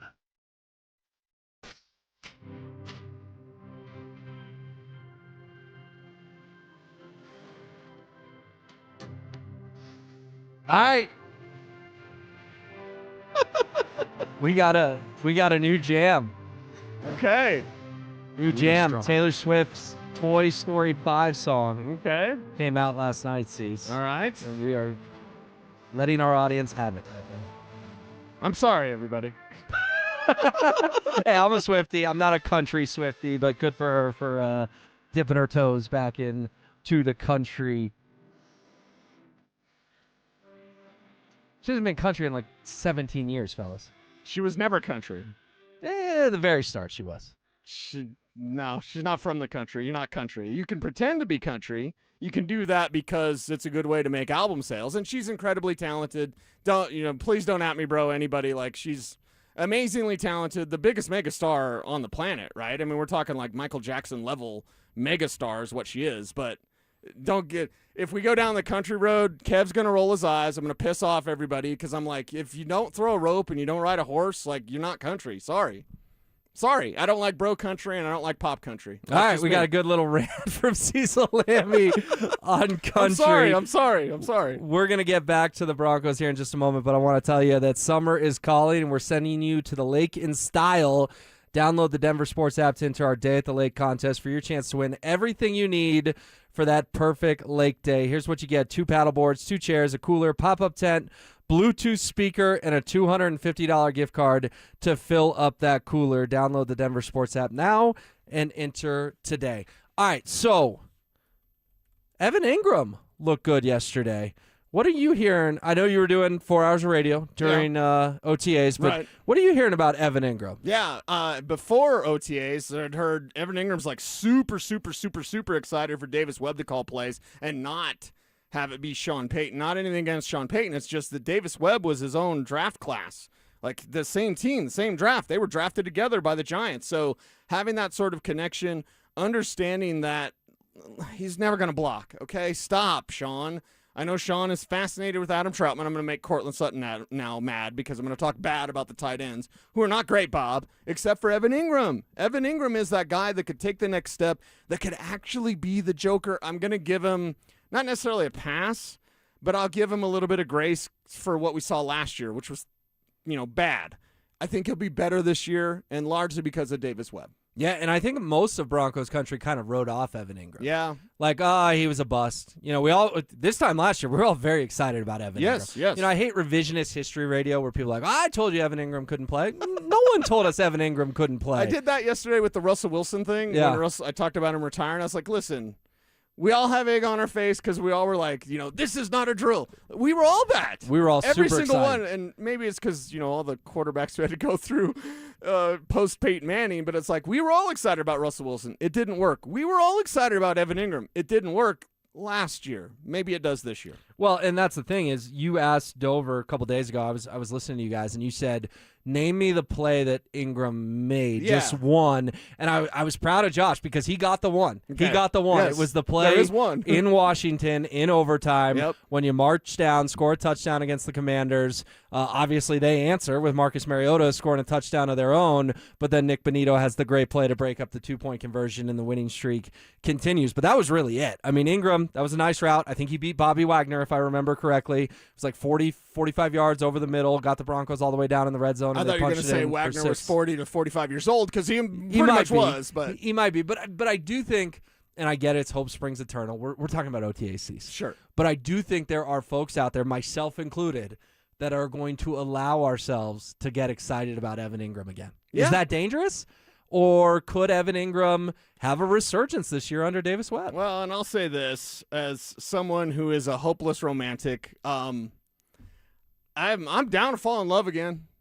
I'm down, man. I don't need to. I'm not worried about heartbreak. Like, oh, Evan Ingram's gonna let me down again. No, baby. I love the idea of it working with Evan Ingram. I love that idea. So I'm going to be fascinated with that idea. And until I see complete evidence that it cannot work, then I'm going to continue to have that hope because I don't think Ingram got a fair shake last year because Sean Payton kept trying to have him block. He's not a blocker, everybody. Let him just run routes. Let him be a big-bodied receiver. Let him be a weapon for Bo Nix. Bo Nix was 29th in the league, 29th in slot targets and middle-of-the-field targets. Look at his passing chart. He doesn't throw to the middle of the field. The people that don't believe in Bo Nix, and they're more than you think, they always bring, he leads his receivers into contact, which is true. He doesn't go to the middle of the field, which is true. So guess what? This year, that middle of the field should be more open if you're going more to Evan Ingram and Jalen Waddle. And by the way, this is why your guys' textures are the best on the RobMoslaw.com text line 303-713-1043. We're getting a dozen of these, but just a couple I want to shout out staring right in front of me, the 7280 and the 2104. They're talking about Ingram's touchdown against the Eagles as well. Okay. That was over the middle of the field. I can picture the play in my head now. It was when the Broncos had that amazing comeback in the fourth quarter, and Ingram did score one touchdown in that comeback over the Eagles as well. So shout out to our texters. He had two plays. He had two plays, everyone. The play in Washington against the Commanders and the play in Philly against the Eagles. But what about Courtland Sutton? He took the podium yesterday and went out of his way to strongly defend the tight end room in Denver, one that a lot of people think is the weakest room on the team. Well, not according to one of your better receivers. The tight ends look really good. Trout looks really good. I don't like the bashing of our tight end room. I'm going to say that publicly. I think we have great tight ends. I think that they do their job really, really well. I think that they do what's asked of them to a high level. I think that they have looked really, really good so far through OTAs. Trout, Ev, Lucas, getting those guys going is really big, and I think that when every piece of our offense is able to contribute to the game, that's where our offense is going to grow and going to be able to contribute to our games. And I think that everyone looks really, really good so far. So he's sick of the bashing, says they play at a really high level. They look really, really good, and every piece can contribute to our offense. I mean, that was what? 39 seconds from Courtland Sutton. Man, he should be the agents for those guys. He went out of his way to defend him. Is that just him having a little Von Miller in him, being a good teammate, hyping everyone up?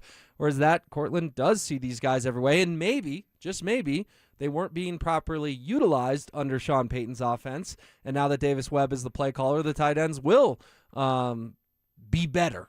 Let's just start there. Be better. Because they were pretty bad last year. How can they be better in 2026? I think it's merely an ask thing, right? Let's say our wonderful boss, Amanda, came to me and said, Cecil, you're hosting a tennis show. I'd be like, well, I can host. Just don't really know about tennis, but like, hey, Cecil, you're hosting a NASCAR show or whatever. Like, okay, I'll try to talk the talk and, whatever I have to do. But it wouldn't be the fit for me, right? I think with Evan Ingram, it's like, hey, Evan, there's a certain ask that Sean Payton wants because it's not necessarily Payton. Look what he did with Jimmy Graham. Look what he did with Jeremy Shockey. Like, it's not Payton, himself. It's just the ask that he has for these positions. And at tight end, there's a certain ask, and it's block and catch. If you have Ingram, who's not a blocker, but he's not asked to block, it's almost the old, the old Bill Parcells or even Belichick underneath him of like, hey, what do you do good? That's all you're going to do. What do you do bad? You're never going to do that. I wish Sean Payton had a little bit more of that in him because you're going to do this. Well, you can't do that. Mm-hmm. So Ingram, you're not going to do the blocking. You're going to be the receiver. You're probably going to be pretty good at it. Yeah, and I hope that what's a realistic number for Evan Ingram this year? 700 receiving yards? Sure. I Something think that's like fair. that? Maybe 8. Bump it up to 8. I don't But think I'd love it's to 1,000. see more touchdowns, too. I want him to be a red zone weapon. The last great Broncos tight end they had in the red zone was Julius Thomas. When he has 24 touchdowns in 2 years, that's remarkable. Well, and all due respect to Owen Daniels, he caught 2 touchdowns in an AFC title game. You never can forget that. Broncos went on to win Super Bowl 50. I know a lot of guys at the station are friends with Joel Dreesen. He had a good run here. Noah Fant, 3rd and 6. Noah would get you 4 yards. Like, we really are looking for the next great tight end in Denver, and it's been, I love how we always say, it's been a decade. Well, it's been more than a decade. Julius Thomas hasn't played here in, 13, 14 years? Yep. Because he left town after, Super Bowl 48? He After was not 48. on the 50 team. That was Owen Daniels, again, catching those 2 touchdowns against the Patriots. So, and what did Julius Thomas not do? Block. Bingo. But in that offense, you didn't need to because every Sunday you looked up and they were scoring 45 points. Yeah, well, imagine if Julius Thomas played for Sean Payton. He'd be like, no, you don't block, young fella. I'm not going to play. Like, no, Julius Thomas could play. He could play. And I would love if Evan Ingram had a little bit more of that Julius Thomas game. All right, what Broncos players are we most intrigued by in their new roles? Cecil and I will dive into it next. It's the ultimate showdown for a great cause. Setting up the ultimate gold medal showdown. On June 11th, Brandon Stokely goes head-to-head with Zach By in 100 Holes for Kids. 100 holes of golf. It's a one-day event all to raise money for Recruiting Classroom, whose mission it is to help kids play sports. Who will raise the most? That's where you come in. Pick your player, make your donation, and help kids win. To support Brandon Stokely, head to StokelyCares.com. To support Zach By, head to ZachCares.com. Summer has officially arrived. What's up, guys? It's Zach here. 5280 Exteriors wants to help you get your home ready before the seasons change. All June long, when you purchase a whole house of siding, you'll get free gutter guards, a limited time offer designed to protect your home and your wallet. Don't wait, guys. Book your project now and enjoy stunning new siding before fall weather rolls in. Visit 5280exteriors.com to schedule your free estimate. 5280 Exteriors, the altitude of quality.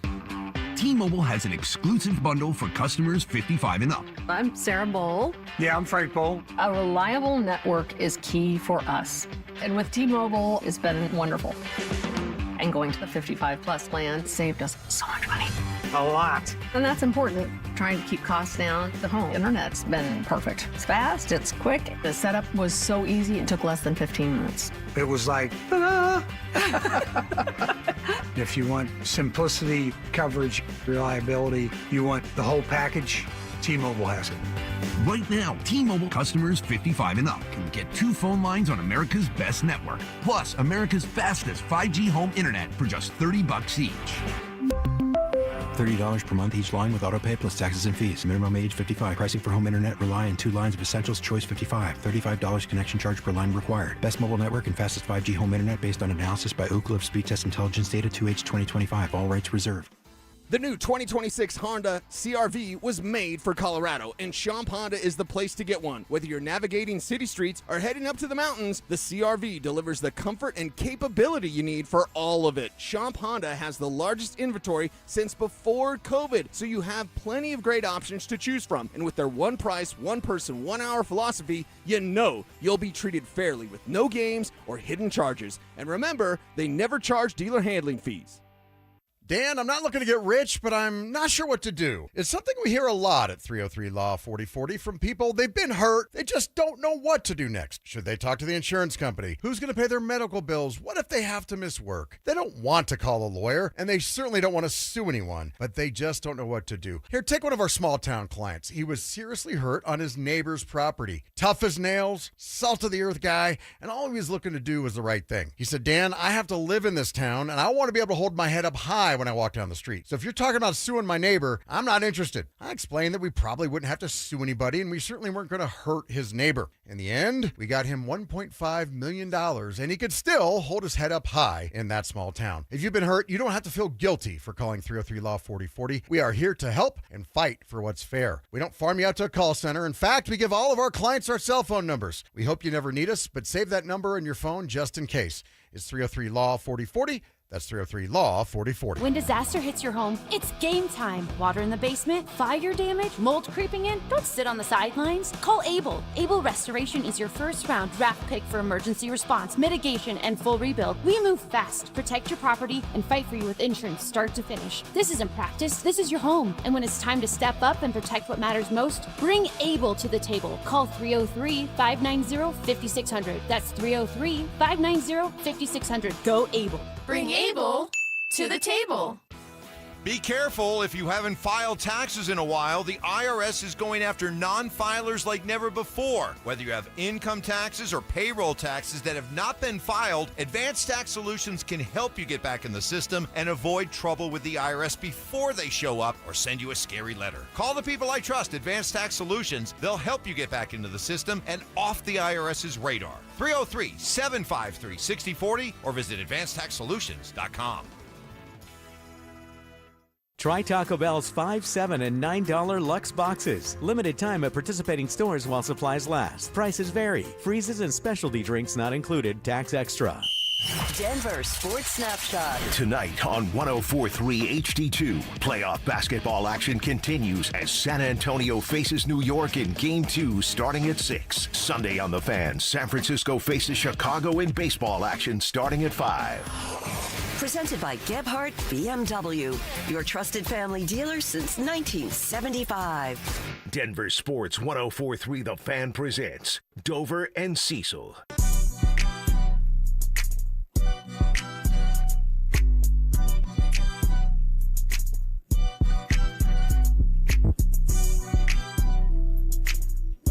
All right, we want to continue to keep you posted on the news of the morning.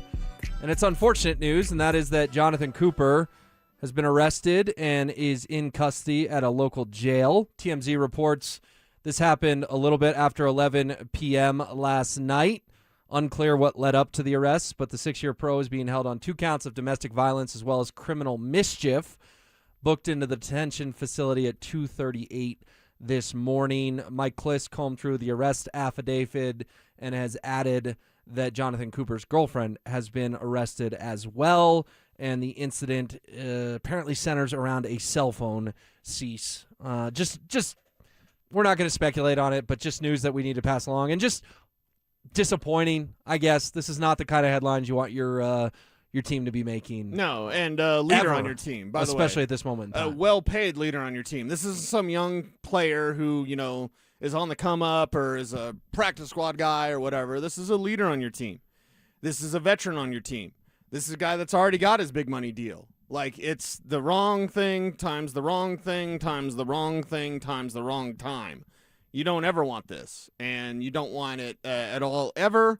But to come from a veteran like that and a leader like that, it's certainly not the story that you wanted to hear on a Friday. Yep, and the Broncos have released a very short statement that they're aware of the incident and continuing to gather facts. So we will keep you posted between now and 2 o'clock, and, of course, Zach and Phil from 2 to 6, and Denver Sports Tonight 6 to 7 as well, if any more info comes out on this arrest for Jonathan Cooper. Let's get back to the ball, though, because I asked the question, which Broncos players are we most intrigued by in their new role? So some candidates for you. Of course, Jalen Waddle, the shiny new toy you acquired for your first-round pick from the Miami Dolphins. Jonah Coleman, a lot of hype about the rookie running back, Jonah Coleman as well. Jonah Ellis, perhaps. Sean kind of poured cold water yesterday on the idea that Jonah's going to the middle. It's like, well, Sean, you're the one who created the narrative that Jonah was going to the middle at, what was that, owners' meetings? And now it's going back to, he looks too good on the outside. Of course, you've got the battle for wide receiver 3. I think Troy Franklin woke up a few months ago and thought, I'm the number 2 receiver on the Broncos. Oh, I'm the number 3. We just traded for Jalen Waddle. Where does your mind go to on new roles? Because the team had so much continuity, and I know Sean hates running back, but that's pretty much what they're doing. What is number 1 on your list of a new thing for the Broncos that you are most intrigued by? New stuff, and for me, it's what can you get as the boundary receiver out of Troy Franklin? Troy Franklin was leading the team in targets and catches and yardage about halfway through the year last year, which was fascinating, and then he disappeared. Now, he didn't disappear because Pat Bryant necessarily emerged, although there's good things there with Bryant. I think Bryant is the future Cortland Sutton, so that may mean Bryant doesn't get on the field. It depends on what you want it to look like. Do you want 2 big guys on the outside and then Waddle, or do you want 2 speed guys on the right side and then Sutton on the left? So based on your formation and based on your desire through your play calling, I like the idea of Franklin's speed on the outside because then Waddle can run kind of clear out routes. It's going to be one-on-one for Franklin. He's got jets. He clearly has chemistry with Bo Nix. Throw it up there, let that guy go get it, and let his speed really take over. And it's always 3 years for a receiver. This is entering year 3 for Troy Franklin. So we should start to see him really fully developed in this game. The first 2 years, you can't say that. But in the second year, last year specifically, you did see some good things from Troy Franklin. And then it stopped. So I think now that he won't be the number 2 or be asked to be the number 2 or even the number 1 like he was last year, just in terms of he was leading the team in targets and receptions and yardage, I think this year it's more of a comfortable like, hey, you're the number 3 guy, and actually if you include R.J. Harvey as a receiver and Evan Ingram as a receiver, you're like the 5th option. But with that 5th option, you're not going to get a lot of attention, and you can get open, and you can make plays maybe when that defense falls asleep. Well, and Sean Payton was asked about, does the addition of Waddle add more opportunities for some of these other wide receivers? Yeah, and Marvin as well. Look, there's depth at that room. There's things that guys do very well, and our job is to, find those strengths and put them in those positions. But he's been a great addition, and we're just getting started. He mentions Marvin as well because the question talked about Troy and Pat and all those guys. I do think the day that they acquired Waddle, we were all really excited, and rightfully so, and we're all still really excited. But within, a couple hours, Cecil, my mind went to who is this year's Devon Vele? Right. Who is not on the team come week 1 that we all thought was going to be on the team? Obviously, when the Broncos moved Vele to New Orleans last year, bit of a surprise to some, not a surprise to others. You and ZB had a nice drag down fight about it. Now. Yeah. I guess it was ZB getting fired up and me just sitting there being like, I guess we're doing this. I was taken aback. I didn't think we'd have that much emotion over Devon Vele, but we did. It doesn't happen every day. It's awesome, though, once when it every does. few months, Yeah. and it's fireworks when it does. Yes. But I think my mind went to who's this year's Devon Vele. Because when they go to Arrowhead, opening night, Monday Night Football, massive game, Broncos and Chiefs, will Troy Franklin, Marvin Mims, and Pat Bryant all still be on the team? And I think the average person is going to say, of course. Why wouldn't they all be on the team? You love depth at that position. Well, when we were sitting here in June last year, we all thought Devon Vele was going to be on the team, and he wasn't. How do you handicap the odds of either Franklin, Mims, or Bryant getting traded during training camp? Yeah, and anything is possible. KG said that years ago, and it rings true today for every sport. So let's go down the list of who would be the most attractive. Perhaps it's Franklin because of that speed, but you'd also lose that connection with Bo Nix and how excited Sean Payton was to draft Troy Franklin. And he texted George Payton at 6:30 in the morning on Saturday saying, hey, in the 4th round, let's go get Troy Franklin. They did that. So it doesn't seem like Franklin. Doesn't seem like Bryant. Bryant is a player that they're very excited about, and there's more there with Pat Bryant. There is a lot more there. He could be that next Cortland Sutton. He got really beat up at the end of last year. He though. did. He did. I'm not worried, maybe too strong a word. 2 concussions makes you worried. Maybe it is worried. Yeah. Maybe it is worried. It's on my radar. I'll tell you that much. Yeah, for it's sure. on my He radar. gets another concussion. I mean, that's problematic. Yep. We know what they are now. We didn't back in the day, and, I guess we're better now for it. But, it's a brain bruise, everybody. It's not anything to take lightly. So because of that, okay, Pat Bryant, probably not it. The Marvin Mims thing is interesting because I love Marvin Mims. I want him to do more on offense. Every time you ask Marvin Mims to do more, he comes through for you. He excels. He produces. I mean, Bryant gets banged up against Buffalo. Mims comes in not being part of the game plan, and he goes 8 for 93 and a touchdown. Yet, and I've asked enough people and nosed around enough, like, why don't they play him more on offense? Apparently, they don't like his route running. So because of that, he's an all-pro returner. Okay, and I think he's gotten better as a route runner because he wasn't great as a route runner coming out of college. A lot of college receivers aren't. I think Marvin's gotten better. Maybe they want him to be better than maybe my expectations are lower or whatever. Whatever the case may be, they just don't use him on offense. So could it be maybe like a 10% chance Marvin Mims gets traded? Sure. He's an all-pro returner. You'd have that to go to and say, hey, that's a real attraction here. And you do have other returner options. Not as good as Marvin Mims, that's for sure. So maybe it's Marvin. I don't think anyone gets vaylaid. We're going to make that a verb, right? Vaylaid? I don't think anyone gets vaylaid or waylaid. I don't think anyone gets vaylaid this year. I think all three will stay on the roster. Yeah, that's my gut as well, but I think there's two answers to this question. If you're going to trade one, who should it be and who will it be? Who should it be? It should be Troy Franklin.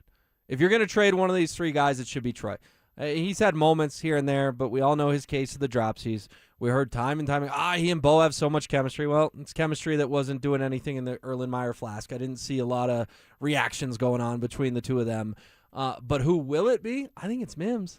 Remember, he went to that Nuggets game and was asked about the trade for Waddle, and it caught him super off guard. Yep. This is a guy who's deserving and will be paid at some point. Will it be by the Broncos? Will it be by another team? I'm not sure. Right. But think about the highlights that pop in your head of the Bo Nix era. A lot of them involve Marvin Mims. Yeah. He caught the biggest touchdown of the season last year. Yep. Down 4 against Buffalo, 55 seconds left, divisional round of the playoffs, and he catches it. Now, Matt Prater kicked a field goal. And hits the damn camera. Remember that? Exactly, and he grabbed his back. Oh.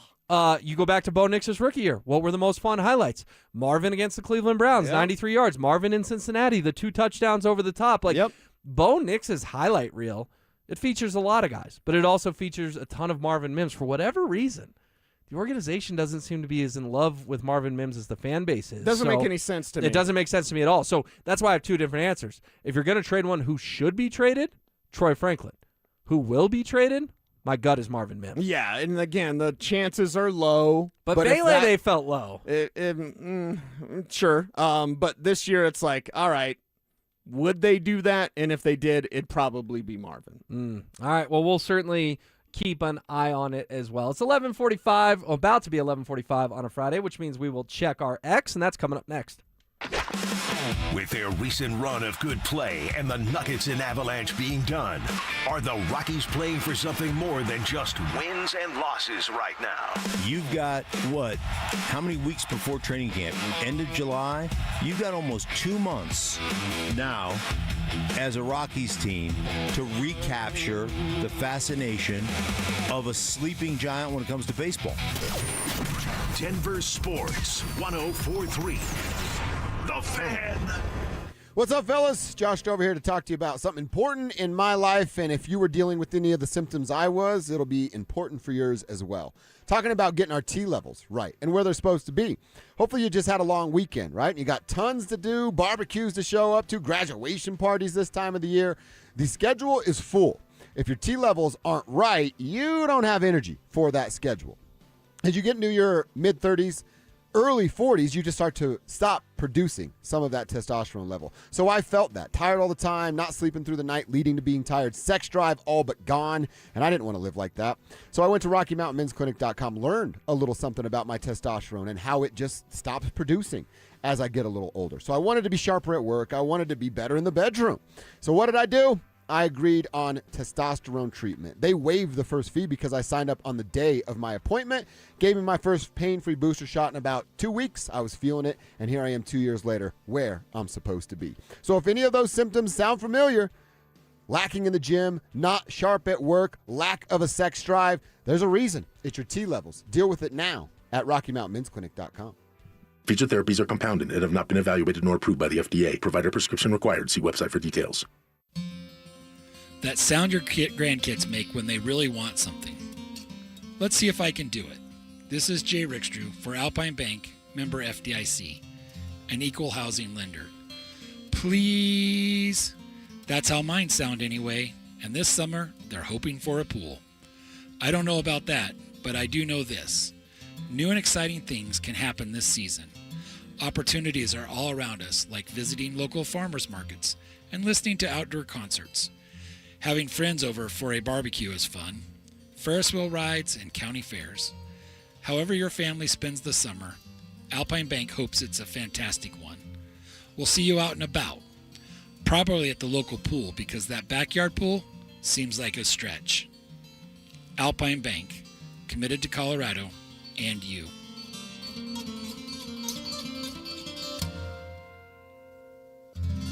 Do you believe in love at first sight? We do, and you will too when you see Tacori. Handcrafted in California, Tacori rings have design details you won't find in any other diamond engagement rings. Including Tacori's perfectly engineered crown and windows of light created by Tacori's iconic crescent design. It's the Tacori touch, and you'll find it at Williams Jewelers, Colorado's only platinum Tacori store. I'm Steve Williams. I'm Shayna Williams. And I'm Dylan Williams. You'll find all your Tacori jewelry at Williams Jewelers of Inglewood, along with one of the largest selections of certified loose diamonds in the state, all at the guaranteed best price. So come, fall in love with the Tacori ring she's always dreamed of. Tacori at Williams Jewelers of Inglewood, Colorado's premier jeweler. Williams Jewelers, we can make diamonds a part of your life.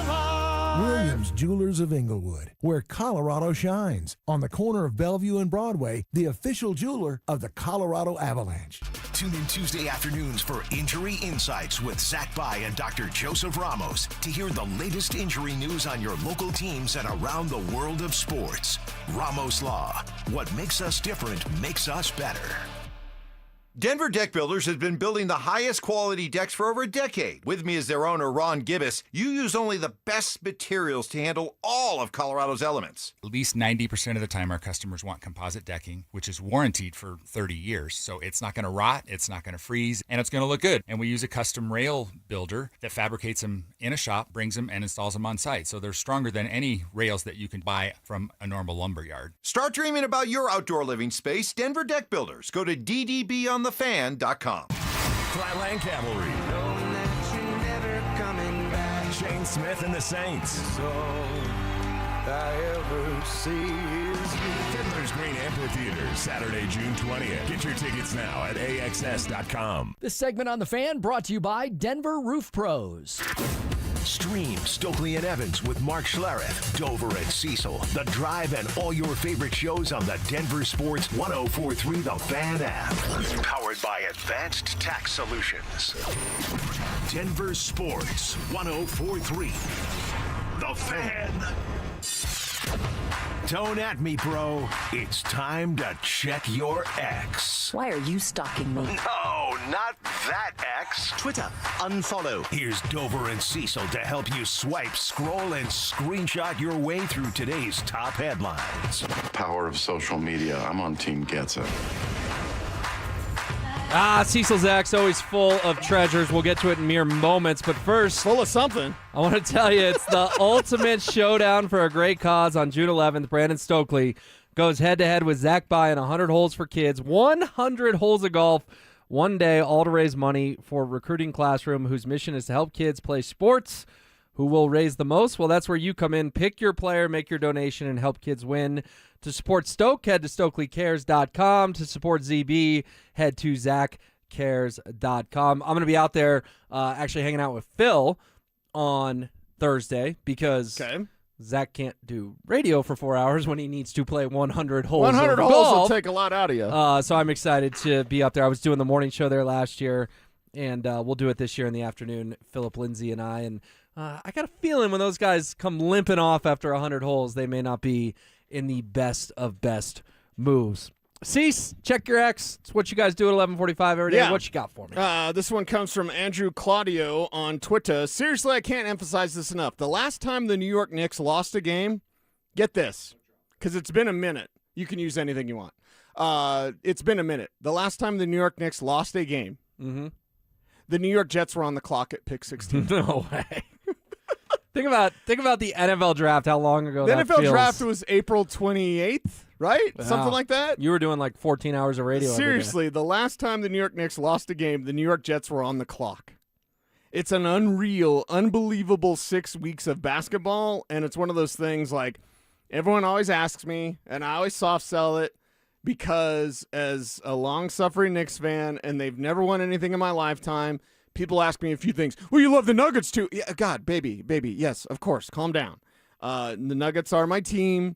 The Knicks are my team. Like, and if they played, I would root for the Nuggets. So don't at me, bro. And the next thing is like, well, I love Patrick Ewing and Larry Johnson was my dude. I love Grandmama. And when he went to the Knicks, then I was just sold. The 4-point play, the 99 finals. It's special to me because the last time Knicks and Spurs plays in the finals, it was 1999. I'm in a hospital in Ray, Colorado with my newborn son watching the Knicks play the Spurs. That's cool. And trying to I know he's literally a newborn, and I'm trying to that's Larry Johnson. You know what I mean? Yeah. But it's such a special moment to me. So when people ask me what, your Knicks going to do it all? Your Knicks, they're going to win? Baby, you have to realize what I've gone through for 50 years. They haven't won anything. So I'm just happy they're there. And if they win it, it's going to be awesome. By the way, crime down 45% in New York. The Knicks unifying everyone, baby. Why commit crime when you can go watch the basketball team that everyone's in love with? It's the power of friendship. It's the power of the New York Knicks. And I just thought that was crazy that the last time they lost, the Jets were on the clock. Yeah, no, they're on a historic run right now, and I think a lot of people chalked it up to, the East stinks. Once they play the West, right. That's what I said. They dispelled that notion in Game 1. Epic comeback. Jalen Brunson clearly took over that basketball game. A quick thought tonight is Game 2. The groupthink seems to be the Spurs' role. I tend to subscribe to that as well. I think New York's going to be very happy getting one on the road. You always want to get one on the road, get that split. I could see the Spurs winning by 15-20 tonight. But if the Knicks steal Game 2 tonight, maybe you're taking your brooms to MSG early next week. Yeah. Where are you at on Game 2? The Spurs will probably bounce back. So, again, Wemby, you can kind of figure out. He's a little bit young in the mind, so you can rattle him a little bit that way mentally. But once he gets pissed, and he's pretty emotional, but in a good way, look out. I think San Antonio strikes back. Wobble with me, wobble with me, wobble with me. Yeah, there we go, Jameis. Wobble with me. Over to... Did you see that Jared Verse, after the trade with Myles Garrett, Jared Verse shows up in Cleveland, just takes the number 8. They already had a number 8 on the roster. His name is Dylan Gabriel. Who's not really well liked in these parts. And no fault of his own, but just people are rooting for Shedeur over Dylan Gabriel. Right. So Dylan Gabriel, because usually when there's a new player and you take the number, there's a monetary exchange, right? There's like, hey, I know you were the guy. And this is a quarterback, by the way. So this was who started games. Exactly, and drafted above Shedeur Sanders. Third-round pick, right? Because Shedeur was a 5th. So Dylan Gabriel was asked about it, and he said, quote, yeah, I was kind of hoping he would pay me, but then he just started wearing it. So I don't know if there's any sort of retroactive transaction. I got to stop you because I saw that yesterday, too. Yeah, is it not true? Is that a real quote? Community noted? I don't know. Are you looking at Football Crave on Twitter? I'm looking at something on Twitter. Was that real or no? Not real. I thought the one I saw was. It's even sadder if it is real. It is sad. It is sad if it is real. He just took my number because you're supposed to give him like you said, monetary or a watch. You know, hey, here's a $20,000 Rolex. Nice. You know, something like that. That would be even sadder. And Dylan Gabriel, man, he didn't do himself any favors last year when he was puffing his chest. Right. He had a little stiddy in him, telling everyone how great he was. Yeah. And he flopped. Who's going to be the starter in Cleveland week 1? Probably Deshaun. I believe so. I don't think it's not Deshaun Watson because Shedeur right now is not better than Deshaun Watson. And Dylan Gabriel isn't even in the conversation, in my opinion. It's either Shedeur or Deshaun Watson, and they paid Watson, and Watson used to be a great quarterback. What is he now? Probably not so great. Toss that thing. Yeah, toss that thing. This is all Jameis quotes. This one's from FanDuel. Do you miss Richie Carney? Do you miss our guy Richie? Yeah. Love Richie. Good friend. Out there in Sacramento. Well, this one made me think of him because it's from FanDuel.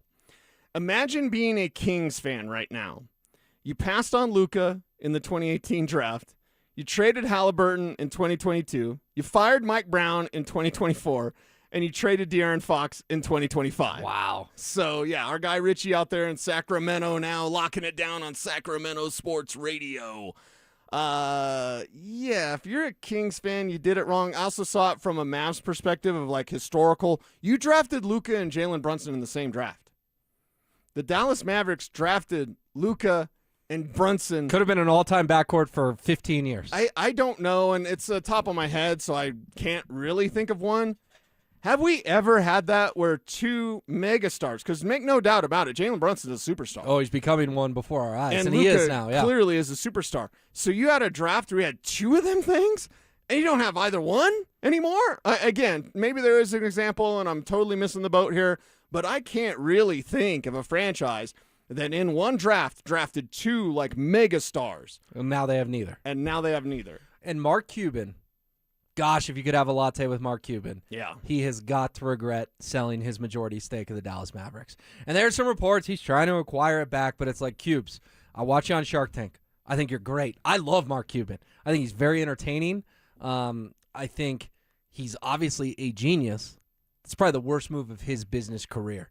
What are you doing? Right. Losing your basketball team when sports teams, not just in the NBA, but across the landscape, just continue to inflate in value. And Coops didn't need the cash. No. He didn't need the cash. Why in the world? If I ever owned a sports team, I would own that thing till my last breath. Yeah. And people say, Dick Monfort, sell the team. Why didn't he sell the team? Because he's thinking like you and I right now. If you own a sports team, you hold on to that thing your entire life. Right. Well, and look at just how Greg Penner has bought the Broncos. What did he buy the Broncos for? $4.5 billion? $4.5. What are they worth now? 7, Probably 8. 7, 8. So he's almost double his money. Yeah. In a matter of a few years for a sports franchise. It's spectacular and it's fantastic, but I just thought there's some sports misses out there, and whether you're the Kings just passing all these guys or firing Mike Brown or whatever, and if you're the Mavs, you drafted Luka and Jalen in the same draft, and you don't have either one. Yeah, who's that GM? Nico something? Nico Harrison, right? Nico Harrison. Mm-hmm. Oh, man.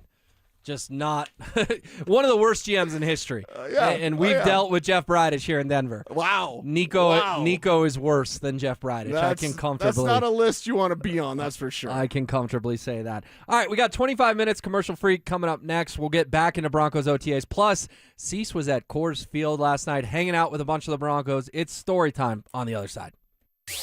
You asked for it, you got it. Backed by popular demand, it's the Drives Brouhaha. Big social brouhaha. This summer, Zach and Phil are back on the road bringing their party to you. Next up, North Glen.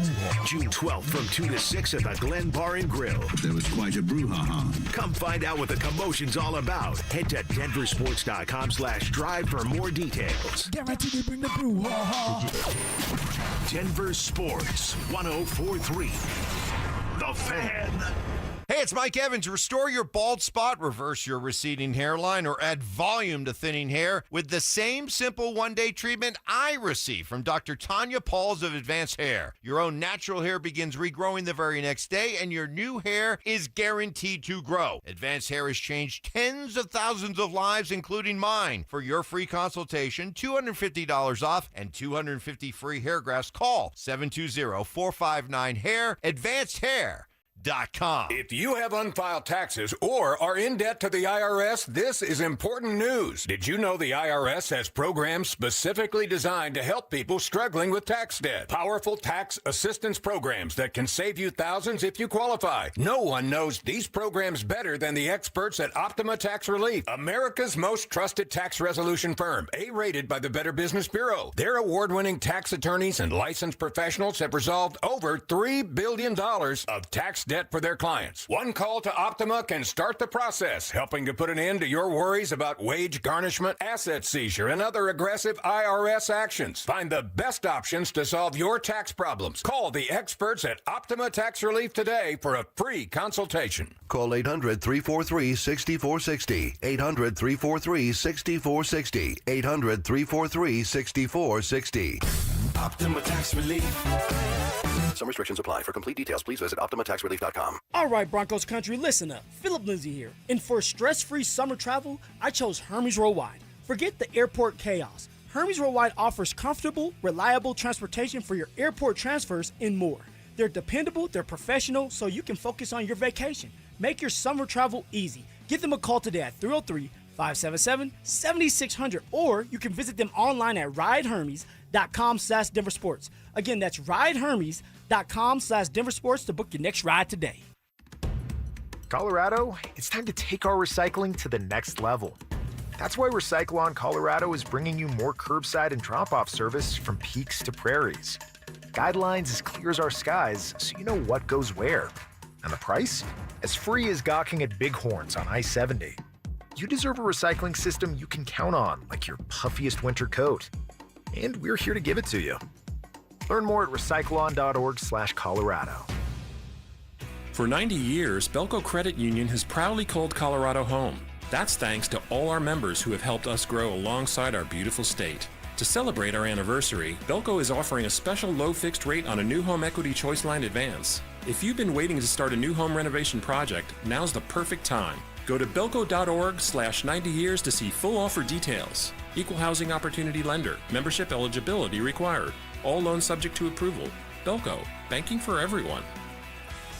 What if you had the most reliable, fiber-powered Wi-Fi and the price didn't change for 5 years thanks to Xfinity's summer savings event? You don't have to worry about that part of your future. Now through June 15th, get gig Wi-Fi for just $50 a month for 5 years with equipment and unlimited data included. No strings, no commitments, and get online in minutes with same-day Wi-Fi. You're guaranteed 5 years of Wi-Fi that finds and fixes problems before you even notice them, like super intelligent Wi-Fi that keeps you protected online from threats. Plus, you can even try Xfinity Mobile free for a year. Lock in your price and unlock the possibilities during the Xfinity Summer Savings event. Get it now at Xfinity.com. Xfinity.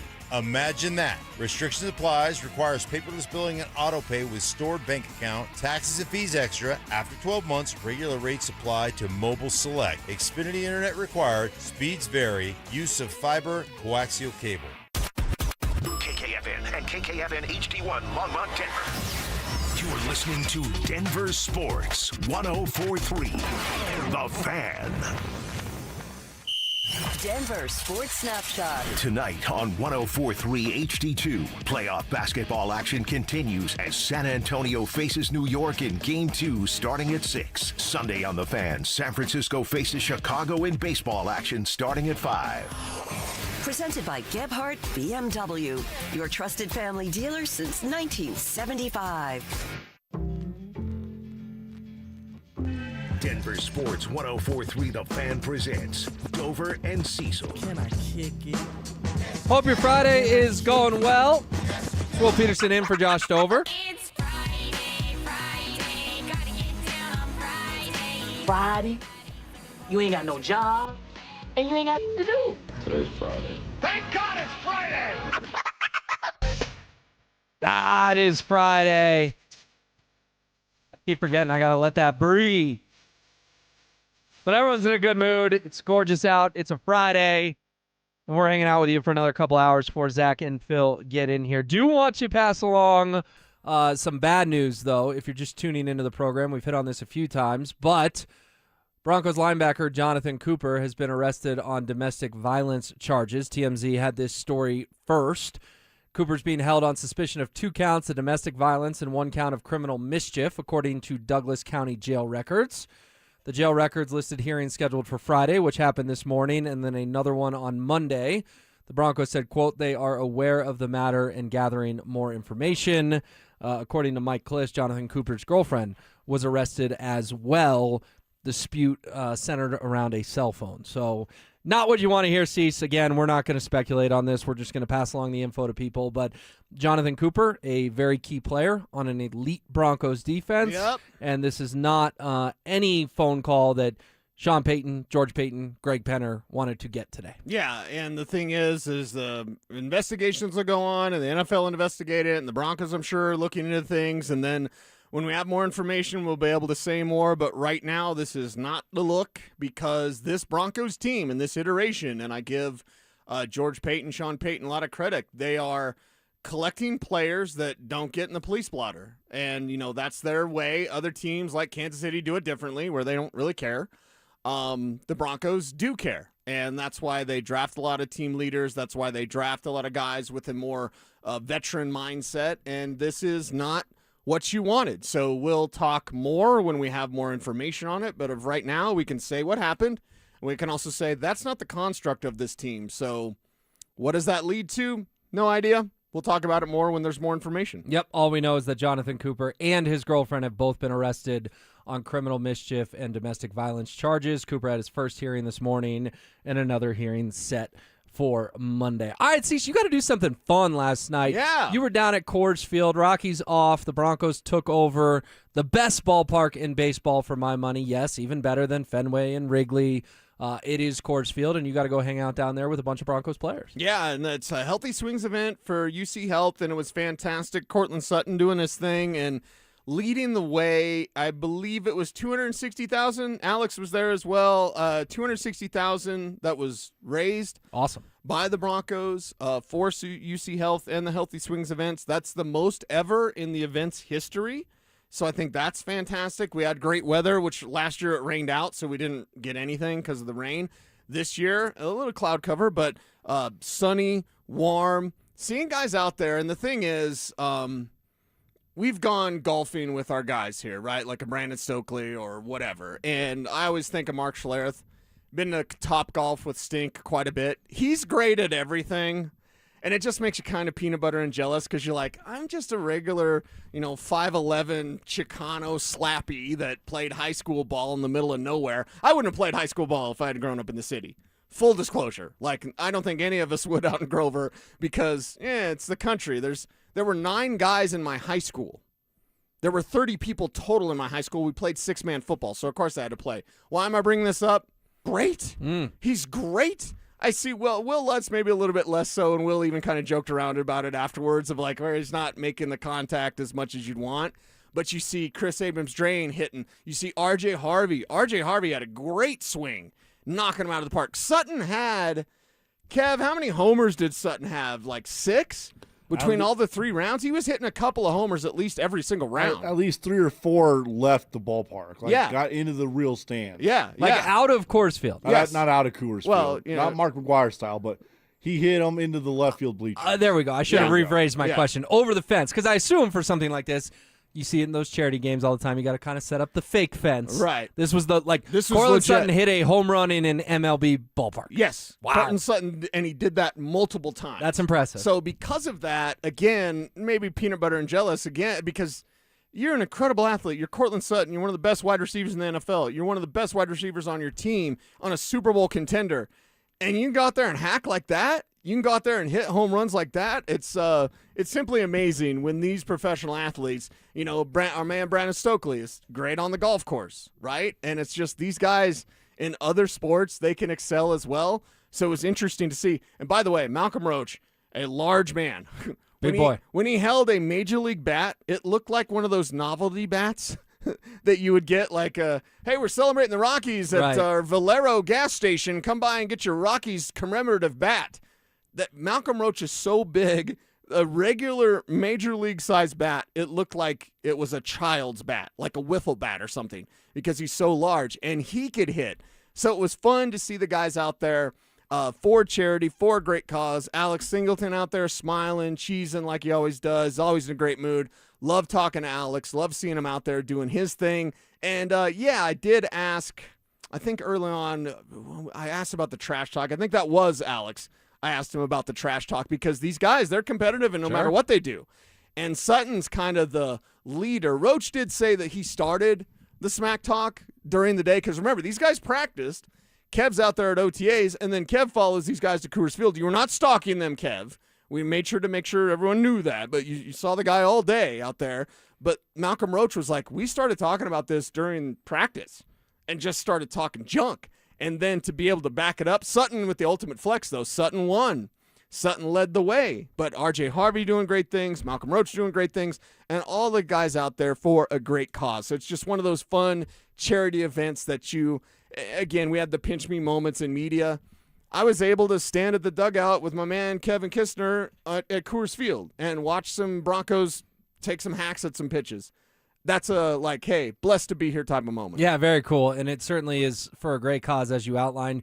Do you like to hanging around, because you're around the Broncos all the time and you have great relationships over in that building, but do you find that it's more casual in a setting like that, not as structured? You can almost even get better answers talking to these guys. I'm sure you had some off-the-record conversations, but also some on-the-record ones as well. Right. That you kind of like, just human to human. Like, yes, they play in the NFL. Yes, they are football players. Right. But you're at the age, and I'm at the age where I'm very impressed by them, don't get me wrong, but I'm not starstruck anymore. You know, when I first started in this business, I vividly remember I was an intern over at Channel 4, and it was 2011. Okay. And they said, as part of your internship, you get to go to Broncos practice one day. And I'm like, oh, my gosh, I got to go to Broncos. Like, this is so cool.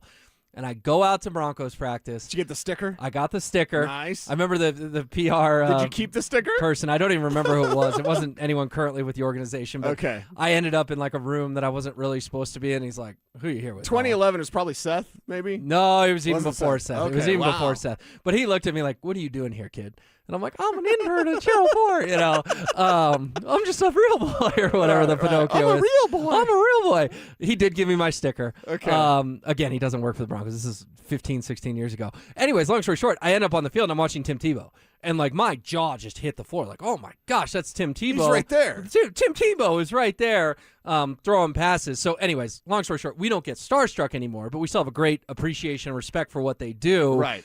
Do you like being around the guys in a more casual setting, like last night at Court Well, Field? and it's one of the reasons I'll pull the curtain back. Like, I actually, when I go to the locker room, it's something that I don't like having a recorder out.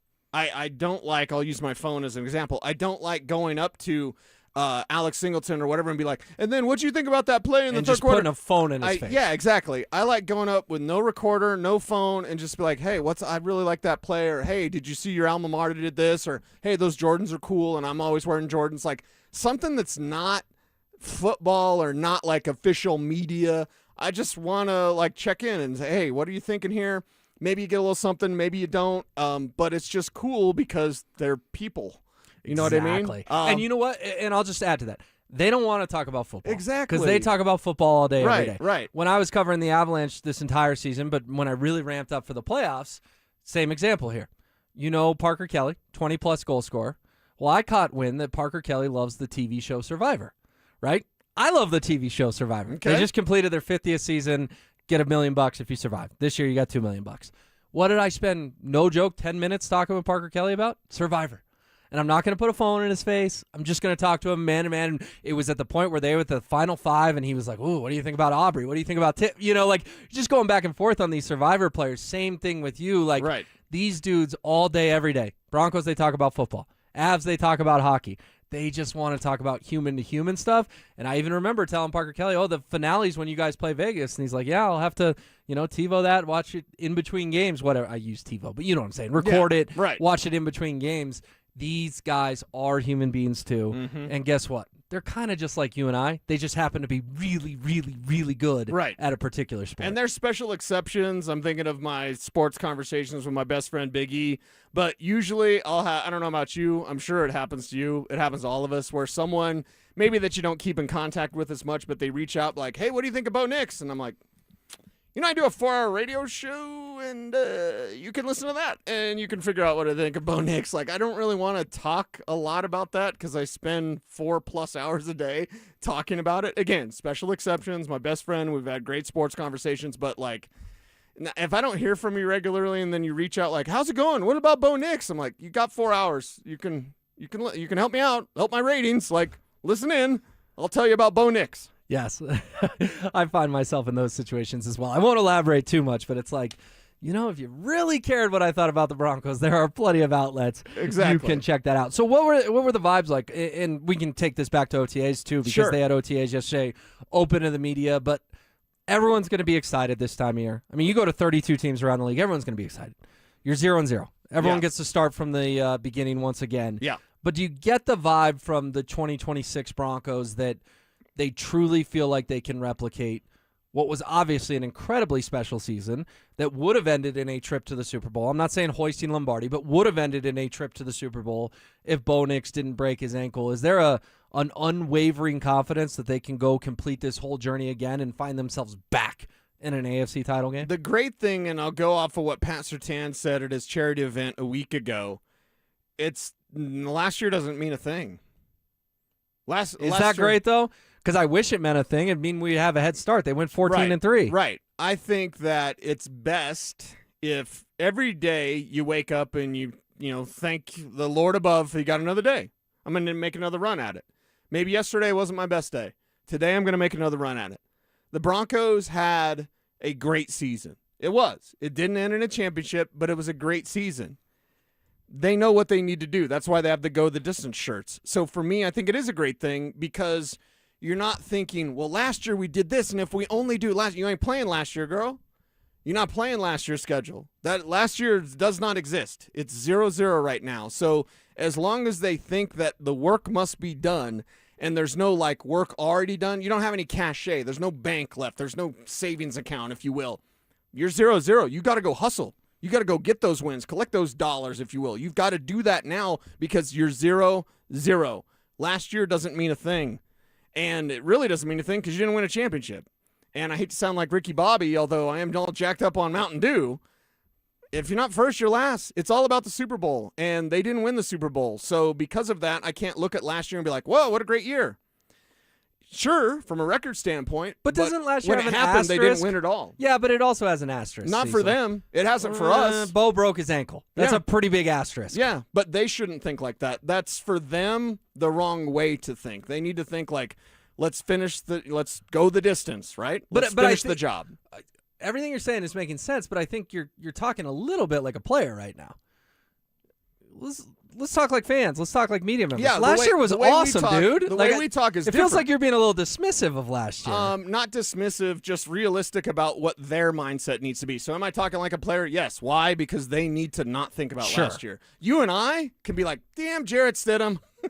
Stupid chest pass. Right. Like we can do that, and we can definitely have an asterisk. I think, and I believe, I don't know why, but I do. I believe that the Broncos win the Super Bowl if Bo Nix's ankle is right. I'm actually more mad at J.K. Dobbins than I am. I'm more mad at even George Payton than I am at Jarrett Stidham, even though I don't want Jarrett Stidham on this roster, and I appreciate George Payton. Last year at the trade deadline, you could have had Breece Hall for a third, and yet you didn't because J.K. Dobbins was still healthy. And then the next week, he was hurt. It would have been very helpful if he had gotten hurt before the trade deadline. Exactly, but you weren't ready for that. J.K. Dobbins, he's going to get hurt, and I appreciate J.K. I do not like him denying that he's injury-prone. Dude, you've missed more games than you've played. You're injury-prone. So this year, I think fans can look at it with the asterisk and say, you would have won the Super Bowl last year with Bo Nix.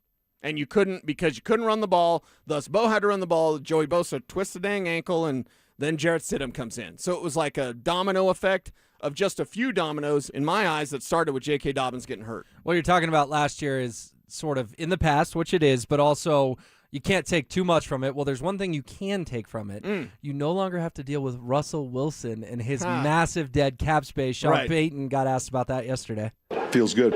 It's important. It's hard to do that with dead money, and when you do it with a record-setting amount, it's a credit to everyone, the young players, coaches, scouts, and so I don't know that anyone can physically or feel it or see it, but certainly it exists when it pertains to your budget. You are cracking up over there. Please elaborate. What made you laugh so hard about that? Isn't this his favorite answer of the day? Because he gets to kind of throw Russell Wilson under the bus. Feels good. He had the biggest grin on his face when he was saying that. Oh, that feels good is a drop forever, right? We have that one forever and ever. Yeah, because it's like, feels good. Feels good. What's it like without Russell Wilson's dead cap? Feels good. Feels good. Yeah, he couldn't wait to answer that. So, yes, it's awesome. It does feel good, and it is a credit. They paid $83 million for a guy to go away. And they still went 14-3 and went to the AFC title game. Craziness. It makes that season all that much more remarkable. And and Kev, you were there, so you're talking about Sean's grin. You know why else he had that grin? Sean won.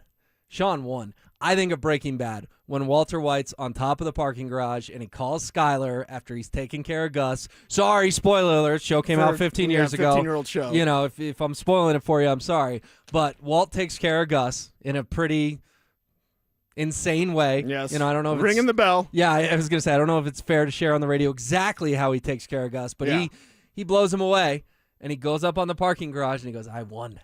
Mm-hmm. I won. Yep. And I think Sean yesterday feels like I won. Yeah. I still coach in the NFL. I'm the leader of a Super Bowl contender. Yeah. You went to Pittsburgh, blah. You went to the Giants, you got benched after what, 2-3 games?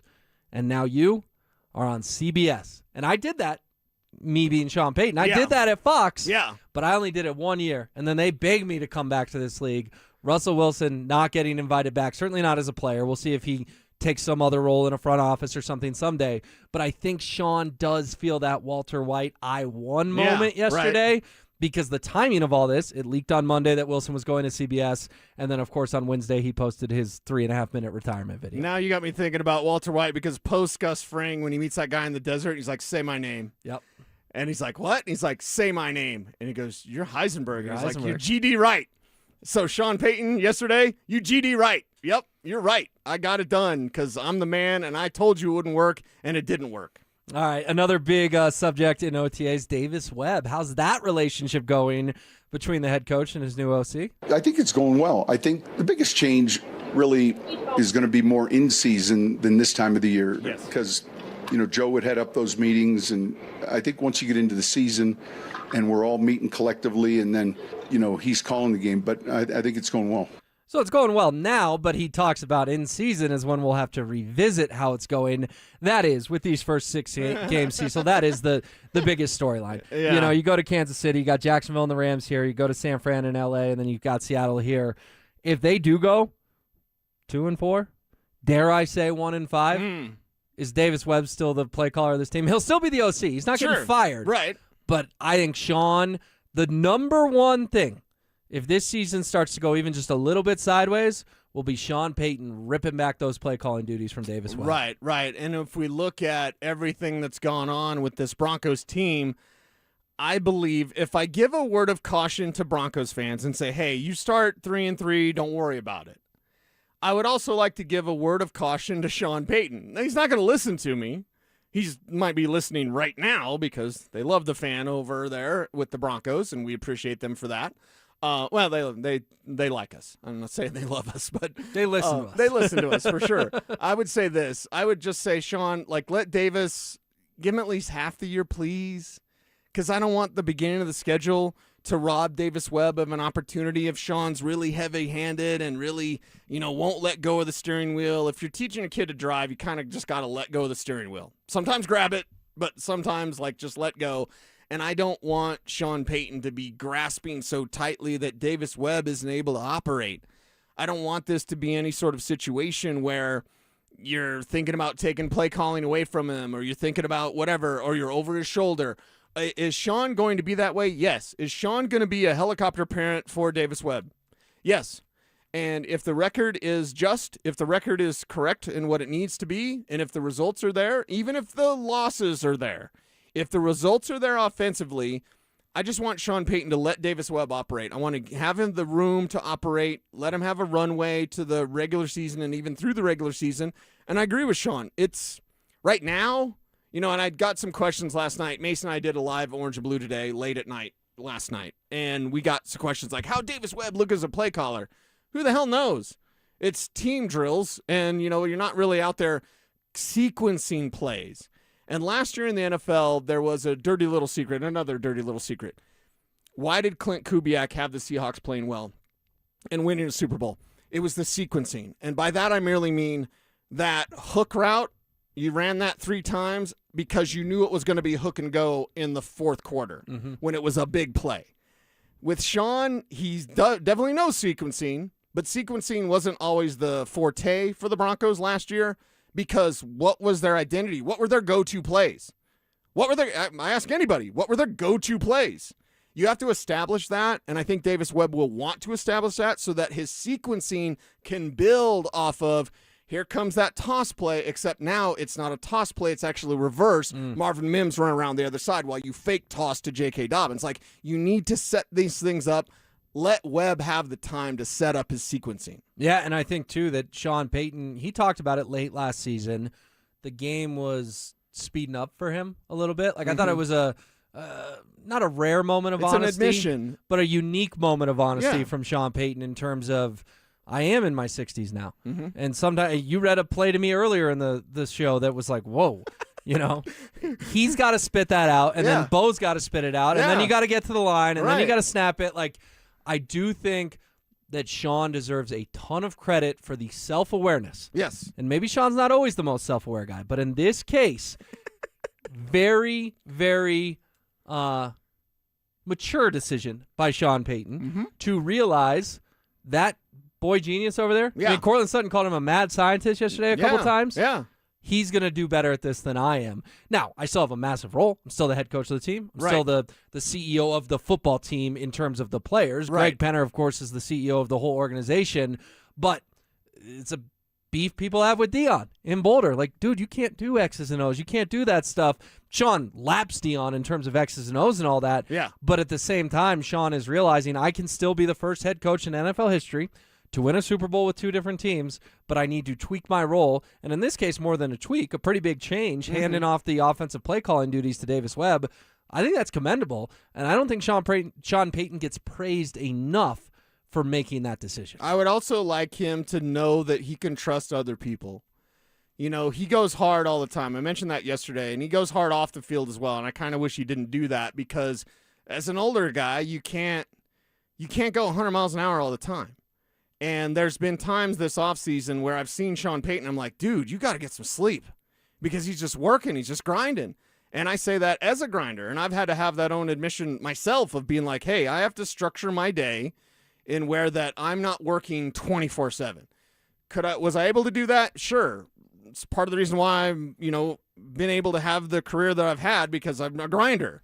I can't do that as much anymore. Sean is 10 years older than me. He really can't do that. So he's burning the candle at both ends. I would like Sean to know you can trust Davis Webb.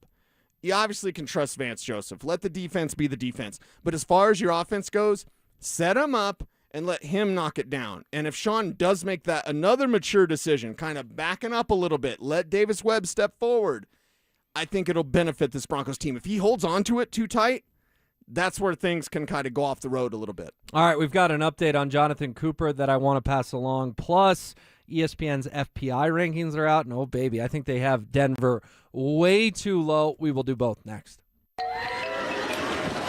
Summer is calling, and we're sending you to the lake in style. Download the Denver Sports app to enter our Day at the Lake contest for your chance to win everything you need for that perfect lake day. You get 2 paddle boards, 2 chairs, a cooler, pop-up tent, and Bluetooth speaker. Oh, and did we mention you also get a $250 gift card to fill up that cooler?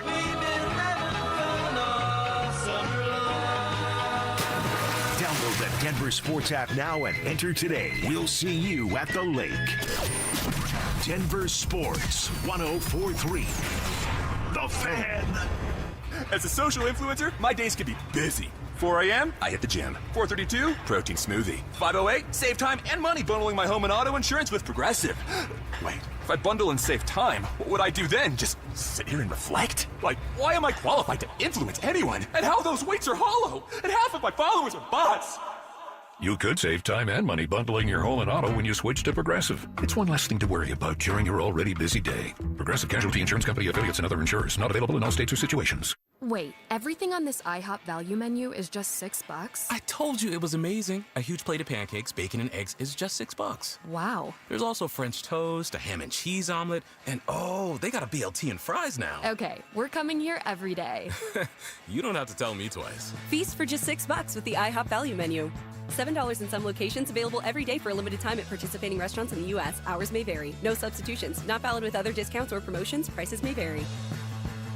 Getting a little older doesn't have to mean, well, getting older. This is Jeff for the Rocky Mountain Men's Clinic, and if you're feeling low energy, can't sleep, can't lose weight, are struggling with brain fog, or your sex drive is off, it's time to change it up. At the Rocky Mountain Men's Clinic, our advanced medical strategies featuring TRT, GH peptides, NAD+, GLP-1s, PDA, and more treat low T and other hormonal issues to help you shed pounds, have more energy, enhance your body composition, improve sleep, increase your sex drive, and so much more, getting you back in the game again. So don't be older. Be stronger in the gym. Be sharper at work. Be better in the bedroom, and be more confident in every part of your life. So call us today and find out how our advanced treatment strategies could change the game for you. Your first visit is just $99 and includes blood work and a medical consult. And if you start on one of our advanced treatment plans on the day of your appointment, your visit is free. Call 720-440-7900 or go to RockyMountainMen'sClinic.com. Featured therapies are compounded and have not been evaluated nor approved by the FDA. Provider prescription required. See website for details. It's no secret that the checkout line feels a lot heavier. If those daily essentials are ending up on a credit card, those double-digit interest rates are quietly draining your bank account. If that debt is starting to feel heavy, you're not alone. And if you're a homeowner, you've likely looked at your mortgage rate and thought,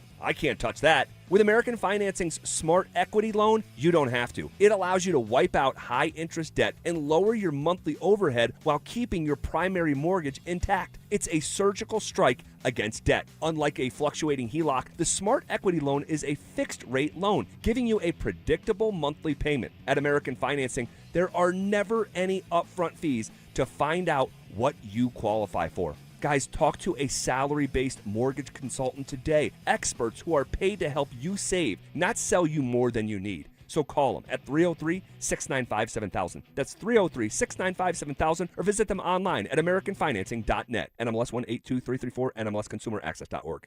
All right, barbecue fans, Dan Jacobs with Jacobs Law and 303 Law 4040 with something special for you that we're cooking up for the best free meal in all of Denver. Now, in addition to my delicious smoked pulled pork that we serve on nearly a monthly basis and my copycat Chipotle chicken recipe that has a kiss of smoke and is fantastic, our friends over at Old Style Sausage, a local company that makes these sausages that are custom made for the smoker, Mike Daborski over there is going to give us some, so this summer they will join the menu at the best free meal in Denver. We're here to help. It's every first and third Thursday. You get free groceries and a hot meal for the night. No questions asked. You just pull up and pop the trunk.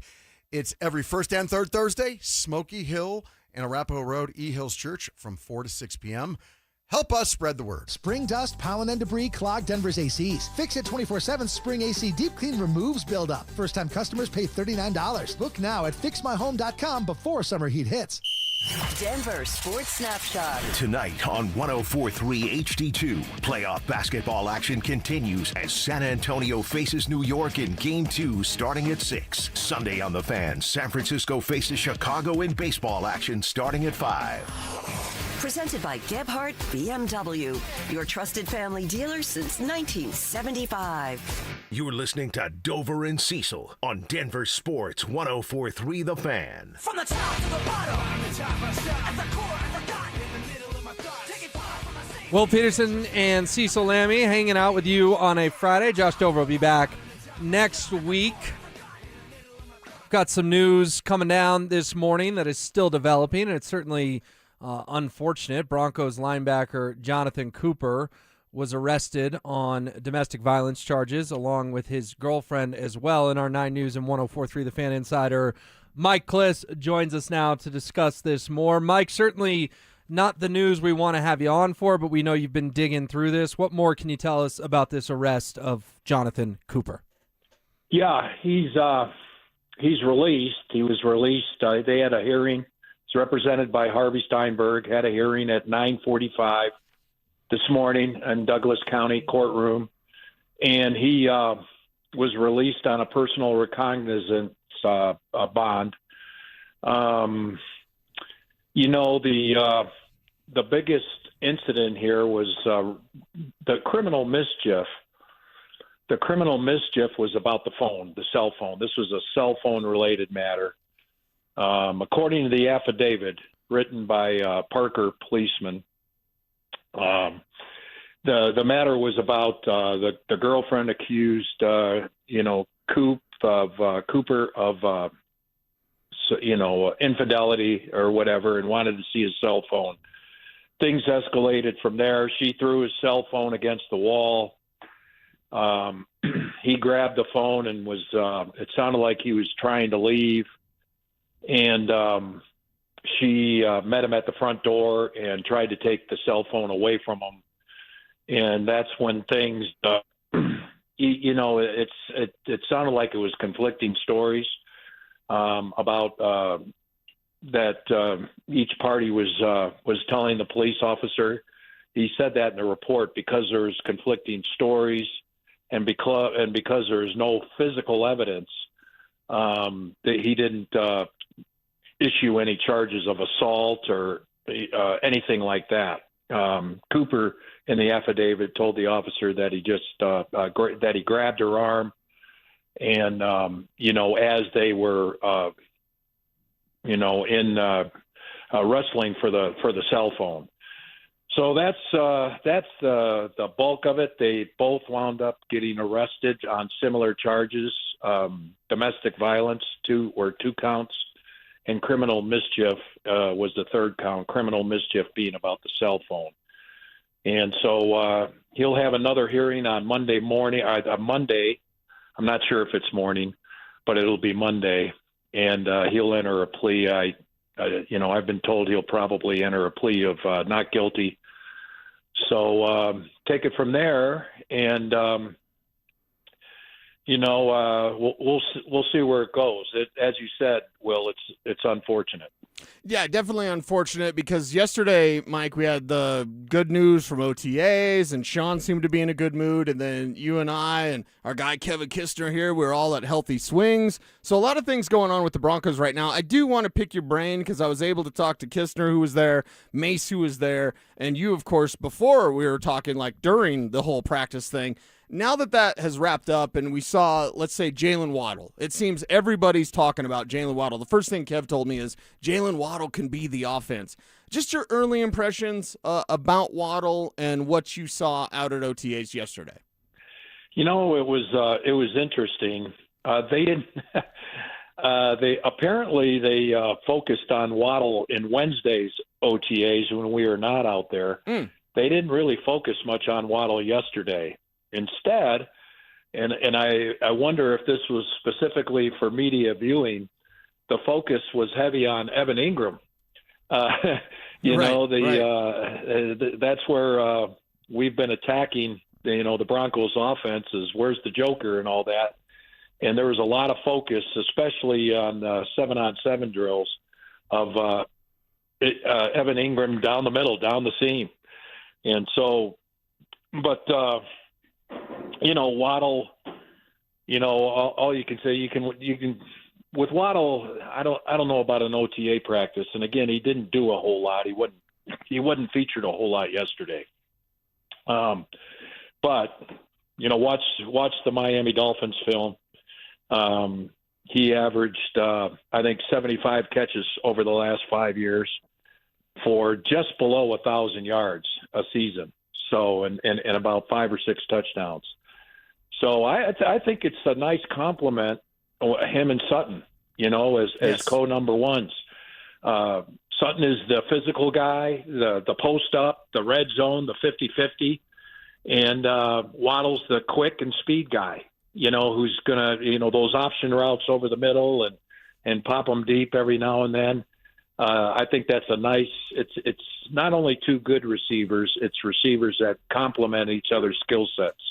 We're talking to Mike Kliss, our 9 News and 104.3 The Fan Broncos insider, giving us the latest on the arrest of Jonathan Cooper and also talking a little bit football as well. Mike, it sounds like, and I do think there's something to this, that there's a backup QB competition going on right now between Jarrett Stidham and Sam Ehlinger.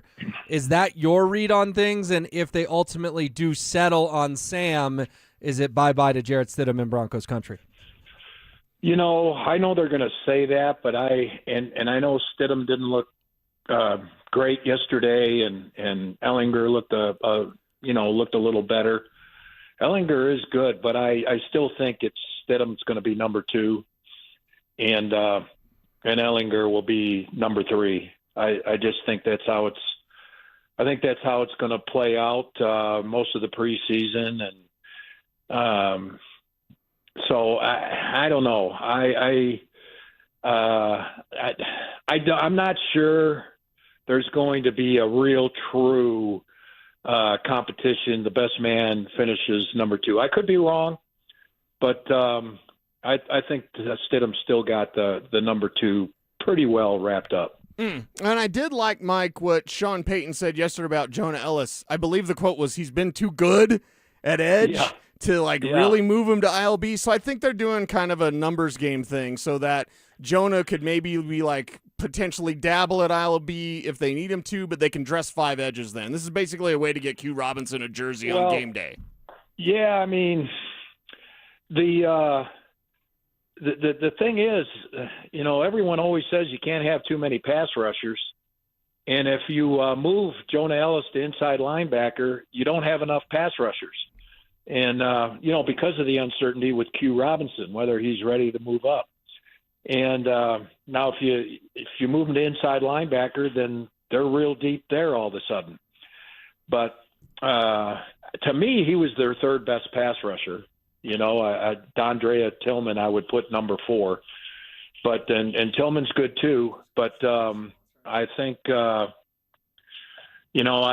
just think Ellis, he's got the skill set that would fit at inside linebacker. But when you're, I guess here's the deal: if you're going to move an inside linebacker, shouldn't he start? I mean, he's a backup at outside linebacker. Why move him to backup at inside linebacker? Right. So, keep him where he's at. Mike, we can't let you go without asking about Bo Nix. What's the latest on him, and do you think we will see him in a official practicing capacity at mandatory minicamp here in a couple weeks? That's what Sean Payton said, and it does. I did talk to some people who saw him throw yesterday. The high school coaches who were out there, they were able to watch Bo throw. We were kept on the outside gates. But, as we saw when we saw him walking around while he was observing the practice yesterday, no sign of limp, not favoring the right ankle. The right ankle is the plant leg. So, nothing bad there. He wasn't running around and scrambling and throwing off the run, but he was dropping back and planting, and no worse for wear there. So should be good. And, we should see him, I would think, on a limited capacity during the mini camp there in a couple weeks. All right, sounds good. Great stuff, Mike. Great reporting on this Jonathan Cooper situation, and we really appreciate your time, especially on a whim here on a Friday. Thank you.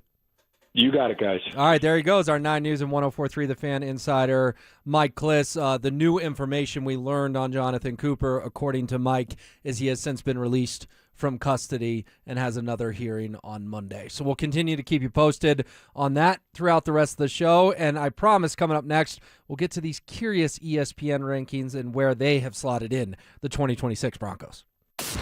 Is it just sat by? Or does it seem like people are always trying to make excuses as to why the Avalanche fell short of another Stanley Cup? But here's the thing. It's like, before this, it was, it's just Dallas. Yeah. It's like, I get that on social media. Hey, they ran into a buzzsaw. Get over it. Well, last year was a buzzsaw against Dallas. Uh-huh. The year before, it was just another buzzsaw against Dallas. The year before, it was a first-round upset to the Kraken. It's like, it's always something. Denver Sports 104.3. The Fan. Why'd I go to the doctor? Working on the farm, my heart kept skipping a beat.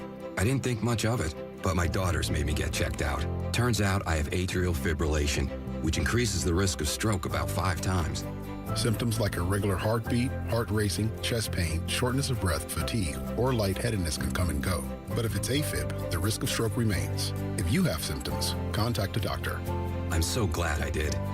Visit notimetowait.com. Sponsored by Bristol-Myers Squibb and Pfizer. From the FIFA World Cup to competitive business environments, grand ambitions lead to game-changing achievements.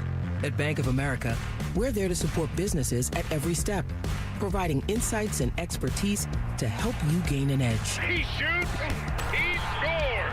What would you like the power to do? Explore winning business solutions at BofA.com/gamechangers. Bank of America, official bank of the FIFA World Cup 2026.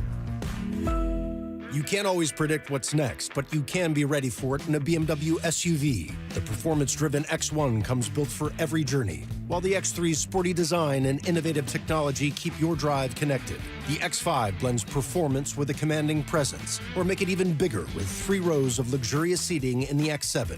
For every road, there's an X built to drive it. BMW, the ultimate driving machine. Gebhardt BMW, your trusted family dealer since 1975. This is Todd Whalen, founder of Advanced Tax Solutions. I'm here with Wes. Tell me what happened between you and the IRS. I ended up owing $55,000 on unpaid taxes. I hadn't filed for several years and ended up settling for $25. Hold on. So you went from owing $55,000 to $25? Now that's a great story. How did that happen? Well, it's rather amazing, I guess.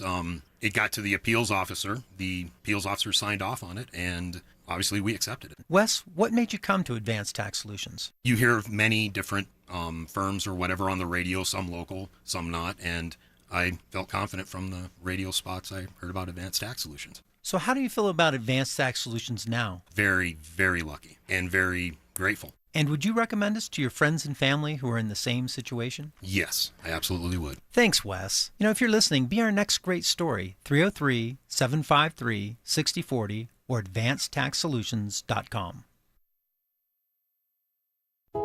While medicine's greatest advancements look like the latest sci-fi, one of our most powerful tools is far more simple, more human. It's a calling to connect with purpose by treating people, not just patients. With innovations that amplify healing and lead to more personalized care, guided by the belief we all hold the power to heal. At Common Spirit Health, clinical excellence lives here. Human kindness lives here. Learn more at mountain.commonspirit.org. Growing a business is hard enough. Figuring out where to advertise shouldn't be a thing that holds you back. Your customers are listening to this station. Heck, you are.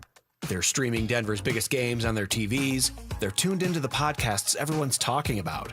We help you show up in all three with one plan, one team, and results you can actually see. We've helped businesses like yours grow for years. Let us show you how. Visit DenverSports.com and click Advertise with Us.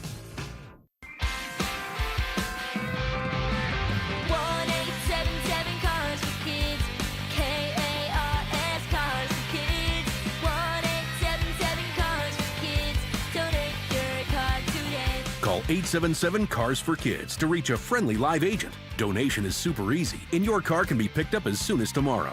Call us now or go to carsforkids.org. Donate your car today. Did you know you can donate real estate too? Want real Broncos talk? Cecil Lammy and Andrew Mason bring the heat on Orange and Blue Today. The most passionate intelligence and in-depth Broncos coverage in the game. Weekdays at 5 p.m. on the Denver Sports 104.3 The Fan YouTube channel. Hit subscribe at Denver Sports 104.3 and never miss another take. Orange and Blue Today, powered by Ramos Law, official injury law firm partner of the Denver Broncos. Denver Sports 104.3. The Fan. It's Dover and Cecil on Denver Sports 104.3 The Fan.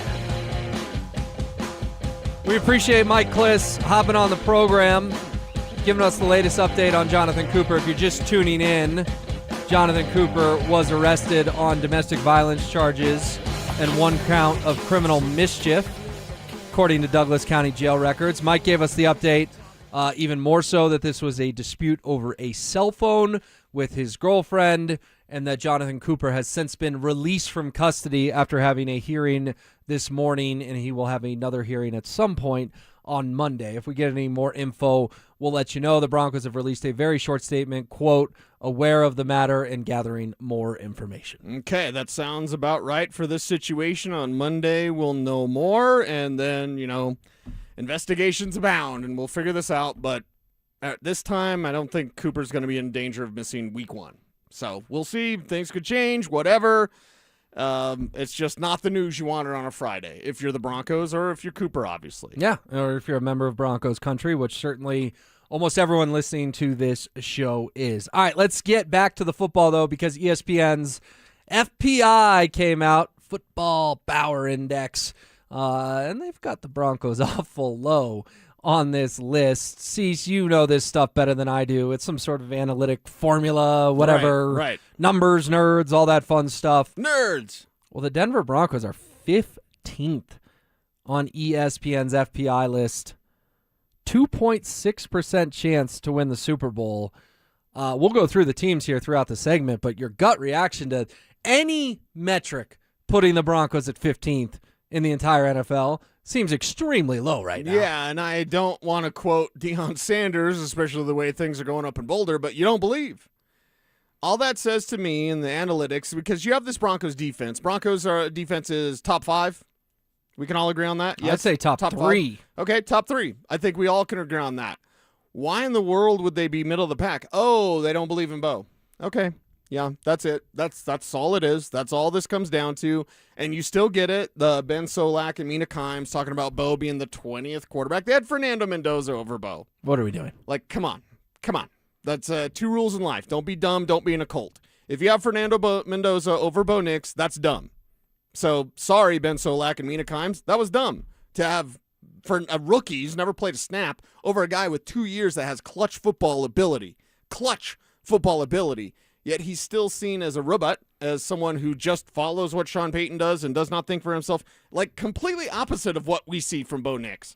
So it's that doubt that people still have in Bo. And some of it comes from the pre-draft. I'm not saying that's what Mina or Ben did. I'm not saying that that's what Mike Clay does or whatever, but there's this haze still left over from the draft of, well, he's a 3rd-round pick, like Todd McShay said, or whatever. And then that's still here today, even though the dude's only been to the playoffs, and a wild card loss to Buffalo and the divisional win against Buffalo. Like, he's only been clutch in 2 years. He's only had way more touchdowns, interceptions. He's only not taken a lot of sacks. Like, Bo Nix has done so many great things, yet there's still the, yeah, but. Bo Nix, he's a number 1 seed in the AFC. Yeah, but. Stop. And the way you stop that narrative is just go win the whole damn thing. Finish, go the distance, as the Broncos want to do this year. Well, and Seth Walder, who wrote this for ESPN.com, sort of answered one of our questions. Okay. Quote, why are the Broncos ranked 15th after being the AFC's 1 seed? Question mark. Right. Here's the answer. Quote, Denver is coming off a very impressive season, but the FPI believes regression is coming.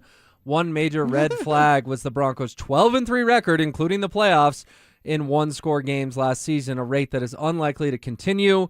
That's not something the FPI explicitly considers, but it is the sort of thing the betting market might, which in turn affects the FPI. Also, like Seattle, Denver is led by a stellar defense, and even though that unit looked good again on paper, odds are it won't be quite as good as it was in 2025. Plus, like with Mahomes, there is some Bo Nix injury risk baked in after the quarterback had a second procedure on his right ankle in April. So sort of everything you just outlined. The defense getting dinged a little bit because, they can't possibly be this good again. Right. Bo Nix, 2 ankle surgeries. I'll give you that. That does raise my antennas a little bit. That has me worried. But the part I balk at is like, okay, you're going to rank this list and blast it out to your millions of followers because you're ESPN, you're the quote-unquote worldwide leader, and then you're going to have a sentence that says the betting market affects FPI. Really? You guys are giving us what you're calling legitimate lists, putting the Broncos as the 15th best team in the NFL, which is a freaking joke, and you're telling me it's because Joe in Scottsdale's betting on the Chiefs. What a lame way to put a list together. Well, as soon as you read that, I was like, I immediately wipe away Football Power Index then. Not that I spent much time fascinated by it anyway. It's a talking point. It's interesting to see the disrespect, but once they start bringing in the betting markets, and I know you and I have different takes on sports betting, which is fine. World's different strokes, right? Different folks. The lines are made for suckers to bet. So we're going to let a bunch of suckers, and I know Vegas is never wrong. Look at the big buildings. Yes, God. My enjoyment of sports does not come from me winning $5 on DraftKings, okay? My enjoyment from sports comes from the human story, comes from the struggles, comes from the emotion, comes from seeing guys, do what people don't expect them to do, like a Bo Nix, right?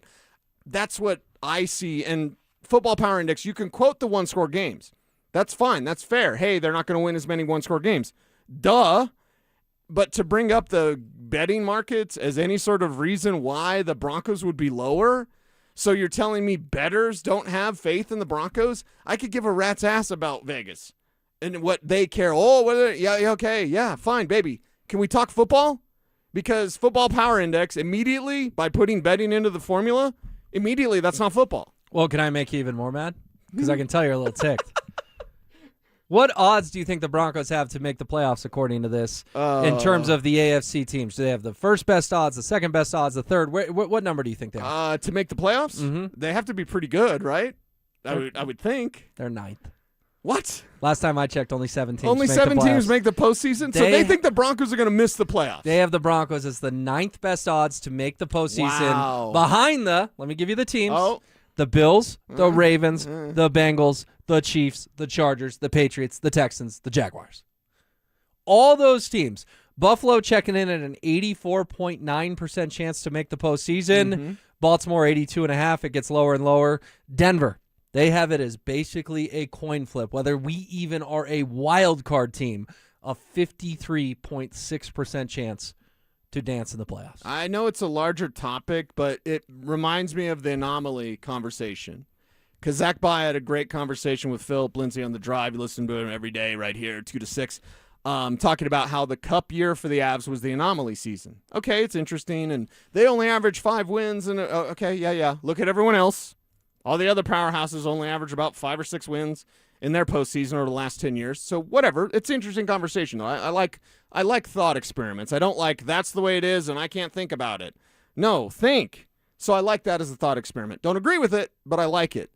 So what you're saying now is like the last year was the anomaly.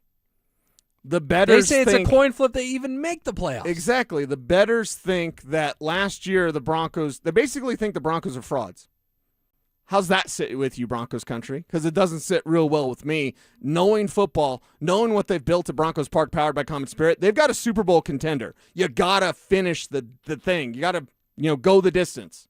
That's what they've got to do this year. And then shut up everybody. I think it'd be great. And it annoys me, if I'm just being honest, it annoys me that Cincinnati has a 70% chance to make the playoffs. What'd they do last year? Yeah. That team is one Joe Burrow getting tackled the wrong way injury from being toast. Yep. We saw it. The game they came into Denver, it wasn't even competitive. What was the final score of that football game with Jake Browning? Right. Was it 28-3, something Whatever like that? it was, it wasn't fun. It was a beatdown, and it wasn't even a real fun beatdown. I remember we all came into work the next day like, shouldn't I be happy my team just won by 25 points? But it wasn't. Like should have won by more. Exactly. It wasn't that much fun of a game. So for them to give Cincy the 3rd best odds to make the playoffs in the AFC, I understand on paper the Bengals are pretty good. But this segment just angered me like it angered you. Yeah, it stings the nostrils. And it just doesn't make sense that you're taking in betting into your football power index. I think we both agree that's a pretty silly way to come up with this list. All right, what about Jahdae Barron? It's been 3 hours. We haven't talked about the Broncos' first-round pick from a season ago. Is he on the verge of taking Riley Moss's job? Cecil and I will dive into it next. Parents, looking for a fun way to get your kid active this summer? Are you kidding me? Denver Sports 104.3 The Fan's 3rd annual Be a Mentor, Be a Fan Youth Football Camp is back. Brought to you by Walmart. Saturday, June 27th at Denver South High School's All-City Stadium. Your child, ages 8 to 14, will learn the fundamentals of football in a safe, hands-on environment from people who played the game at the highest level. We're talking former Denver Broncos Mark Schlereth, Philip Lindsay, and Brandon Stokely, along with a trusted coaching staff from Denver South. And every dollar raised goes to Big Brothers Big Sisters of Colorado. So your family is giving back just by showing up. Sign up today at DenverSports.com/camp. That's DenverSports.com/camp. Performance matters in intimate moments. Don't let ED ruin them. This is Jeff for the Rocky Mountain Men's Clinic, and I want to assure you that if you're like the vast majority of guys, you don't have to suffer with ED anymore.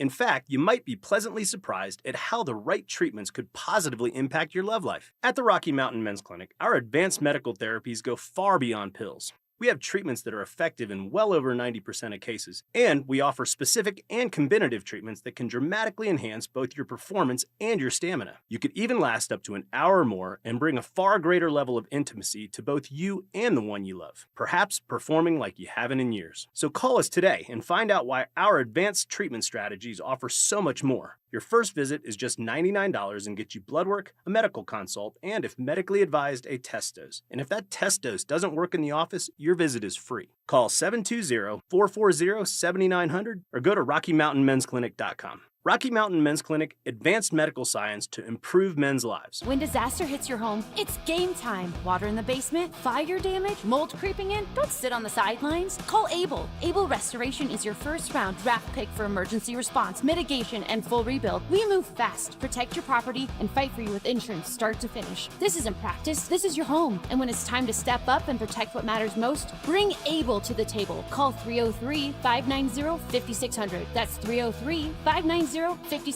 Go Able. Bring Able to the table. Is your financial advisor managing your risk or just a spreadsheet? Hi, I'm Jeff Jr., founder of Trajan Wealth. Many financial advisors rely on target date funds, which are one-size-fits-all portfolios that don't know your name, your family, or your goals. And that passive management can leave you dangerously exposed. At Trajan, we look at the whole picture, not just the stocks everyone else buys, but the private market opportunities most advisors ignore. And as fiduciaries, we build a strategy around you, coordinating your investments, tax strategy, and estate into one cohesive plan. Your financial life deserves more than just a generic portfolio. Real planning isn't a stack of statements. It's the confidence of knowing where your income will come from for the next 30 years. Good enough isn't good enough for your family. It's time for a change. Schedule your complimentary consultation today. Call 855-TRAJAN-1. That's 855-TRAJAN-1.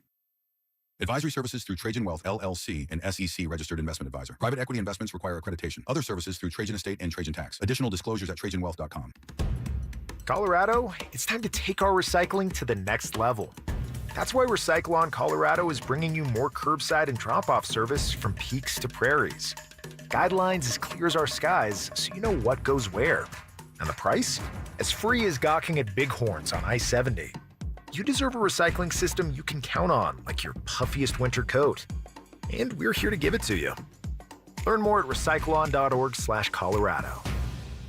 2026 is shaping up to be an amazing year to buy a home in Colorado. If you've been dreaming about getting into your first place, upgrading for more space, or downsizing for a simpler lifestyle, now is a smart time to start planning. And the first step is easy. Get pre-approved. With American Financing, you can get it done in 24 hours or less, so you'll know exactly what you can afford before you start shopping. Rates have been dropping, home prices are steady, and more homes are hitting the market. You could score the right home at the right price and lock in a monthly payment that fits your budget without stretching yourself thin. And unlike renting, every payment you make goes toward your future, not your landlord's. And here's a misconception that they love to bust. You don't need 20% down. Many buyers purchase with as little as 3% down. So if home ownership is on your 2026 goals list, make it happen. Call American Financing, 303-695-7000. That's 303-695-7000, or visit them online at americanfinancing.net. NMLS 1823334, NMLSconsumeraccess.org. This segment on 104.3 The Fan is brought to you by Roller Auctions. KKFN and KKFN HD1 Longmont, Denver. You're listening to Denver Sports 104.3 The Fan.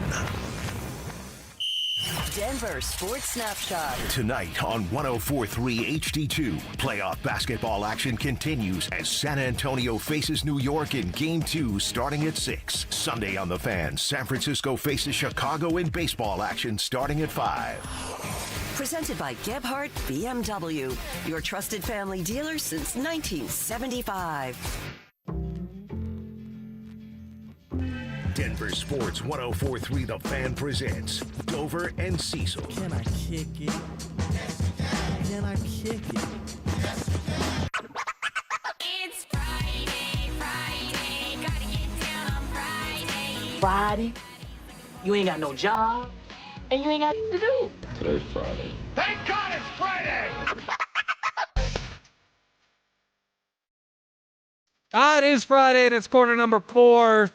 Dover and Cecil. It's Will Peterson hanging out for Josh Dover. He'll be back next week. Cecil Lammy, of course, is here.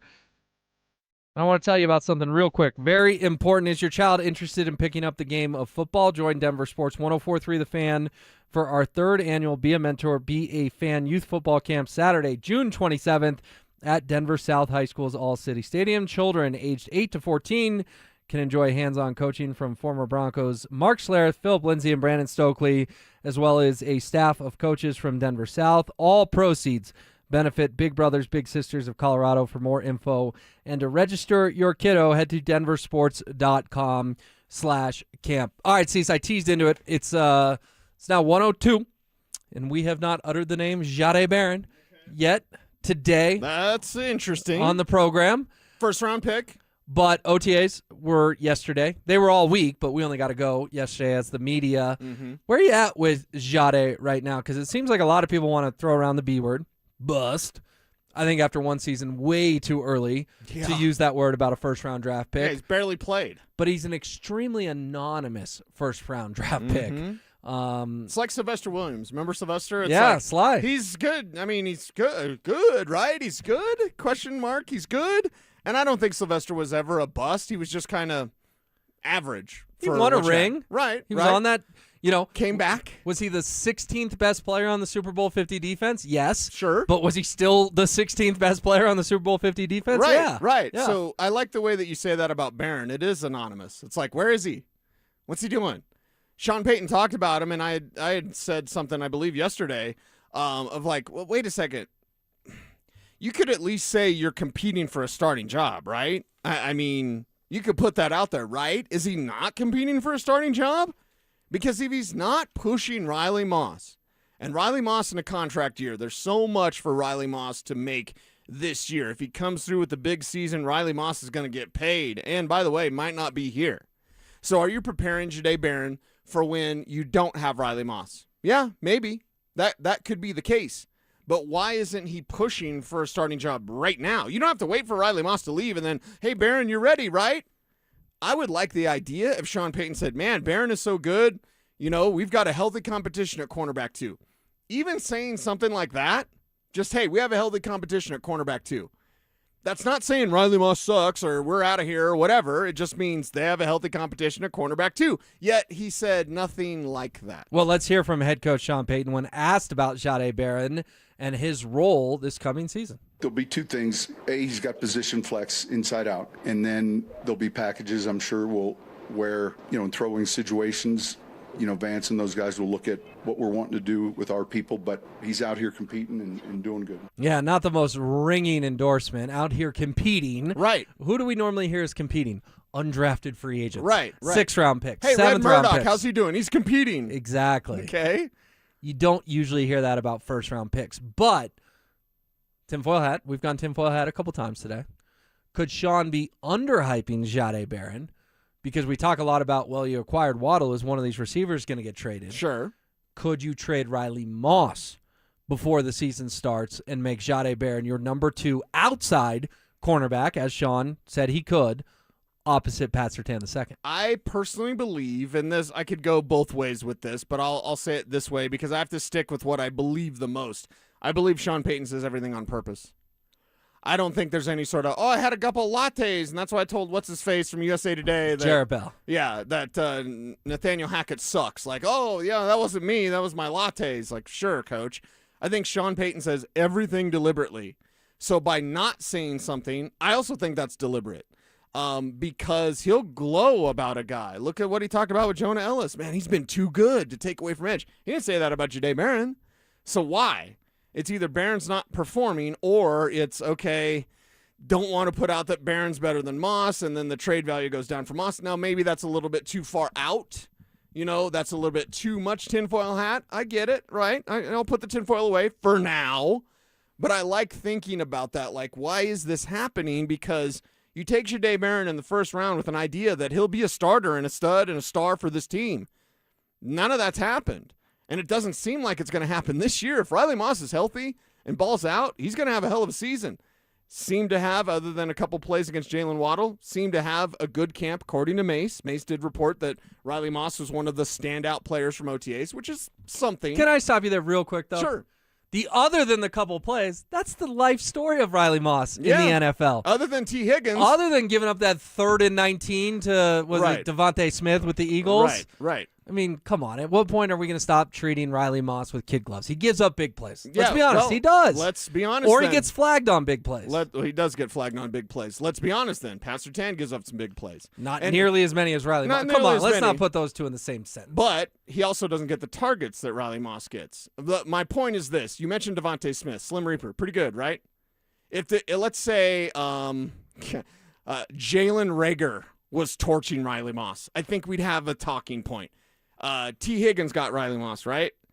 Okay. Got him in a bad way, something like 150 yards and 3 touchdowns. If Andrei Iosivas had a big game against Riley Moss, I think that would be more of a talking point. So where is Riley Moss at? What is he doing to excel, to get that new contract? We'll find out this year. But the fact that Jahdae Barron isn't more of a he's going to push for a starting job. That should be the conversation around a first-round pick in his second year. It just should be.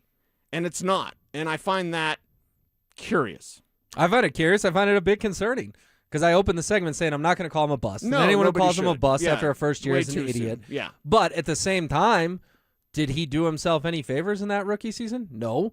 I mean, how many snaps did he play in the AFC title game? Something like 5? 4, I think. I mean, it's a ridiculously low number for a first-round pick. Yeah. It's starting to remind me of a little bit, and I really like this guy, and I actually think he got a bit of a raw deal in Denver. It's starting to remind me a little bit of Shane Ray. Because when you took Shane Ray going into the 2015 season, you already had Von Miller, you already had DeMarcus Ware, you already had Shaq Barrett. What did Shane Ray do? He got a ring. Got a ring. And go watch the Super Bowl highlights. There was a play where Cam Newton did get the ball out, but Shane Ray blew Cam Newton up. And people forget about that because they're like, I think of Vaughn, I think of DeMarcus, I even think of Shaq and Derek and Malik and all of them. The list goes on. But Shane Ray eventually, what? Why did he even leave town? I can't even remember. I think John Elway didn't pick up his 5th-year option, and then he kind of just went away. Yeah, and I really like Shane Ray. Jahdae Barron's reminding me a little bit of Shane Ray right now. You drafted him at a position you already have strength at because you have the best corner in football. Right. For as much as I do bag on Riley Moss a little bit, I think he's a pretty good player. Jaquan McMillan made one of the plays of the season, picking off Josh Allen in overtime. You don't even hear Barron competing with Jaquan McMillan. We could is put Riley crazy. Moss to the side. Yeah. If you said, hey, Barron's going to be our starting slot corner. Whoa, wait a second. What about Jaquan? I think there is, there's more that needs to be done by Jahdae Barron so he gets more of a conversation around he's going to be a starter. You don't take him in the first round over Omarion Hampton, over Travion Henderson, over anybody that you had an option for. And I know they loved RJ Harvey. Don't at me, bro. But, you selected Jahdae Barron over quality talent that is doing good things with other teams. He's got to be a starter someday, and it should be sooner rather than later, and at least in the conversation this year. At least in the conversation of, he's pushing Riley Moss. Oh, he didn't win because Riley Moss is whatever, but, he's pushing Riley Moss. We're not even getting that. So do you think it's 100% locked in Riley Moss is playing in Arrowhead week 1? Mm-hmm. Yeah. I think it's 95. Injuries happen during training camp. I'm not even talking about injuries. Sorry, we'll rule that out. I'm talking about is Riley Moss on the Broncos. No. Injuries from other teams. Okay. So you would trade. That's when I think of trades, could they trade one of the receivers or Riley Moss or whatever? Who's banged up somewhere else? Did the Jets lose a corner and then let's just trade for Riley Moss? That's what I meant by injuries. And if they do move Riley Moss, which we both agree the odds are extremely low. We heard his name floated a few times during the offseason. Then that means they really do believe in Jahdae Barron, right? Because you can't trade Riley Moss unless you're a believer in Jahdae Barron. And that sound we played from Sean Payton, don't know how much of a believer he is in his former first-round corner. How about the running backs? What's going on with J.K. Dobbins and Jonah Coleman? How did he look at OTAs yesterday? We'll dive into it next. With Cortland Sutton and Jalen Waddle being the top guys, who will end up being the Broncos' 3rd most productive receiver this season? Evan Ingram. I think you might see, he's in the 2nd year here. He'll be more comfortable with Bo, with the offense. And then I think you're going to see Davis Webb highlight the tight end more than maybe Sean Payton did. I think Pat Bryant is a guy that they really like. Denver Sports 104.3. The Fan. Hey, it's Mike Evans. Let's talk about your hair. If you're losing it and desire it back, then do what I did and go see Dr. Tanya Pauls at Advanced Hair Restoration. Their simple one-day treatment offers life-changing results that I can personally attest to. Guys, it's not magic, but close to it. They put hair where you need it the most, and bam, it grows. It's actually science. Advanced Hair has it all. Top-rated Dr. Tanya Pauls, modern technology, and best of all, you get your very own natural hair that begins regrowing the very next day. Advanced Hair even guarantees it to grow for life. So schedule your free consultation today. Call 720-459-HAIR and you'll get $250 off and 250 free hair grafts. That's 720-459-HAIR. Advanced Hair is the winner of Westward's Best of Denver, and they've changed tens of thousands of lives, including mine. Become inspired with the before and afters at advancedhair.com. That's advancedhair.com. T-Mobile has an exclusive bundle for customers 55 and up. I'm Sarah Bowl. Yeah, I'm Frank Bowl. A reliable network is key for us. And with T-Mobile, it's been wonderful. And going to the 55-plus plan saved us so much money. A lot. And that's important, trying to keep costs down. The home internet's been perfect. It's fast, it's quick. The setup was so easy, it took less than 15 minutes. It was like, ta-da! If you want simplicity, coverage, reliability, you want the whole package, T-Mobile has it. Right now, T-Mobile customers 55 and up can get 2 phone lines on America's best network, plus America's fastest 5G home internet for just $30 each.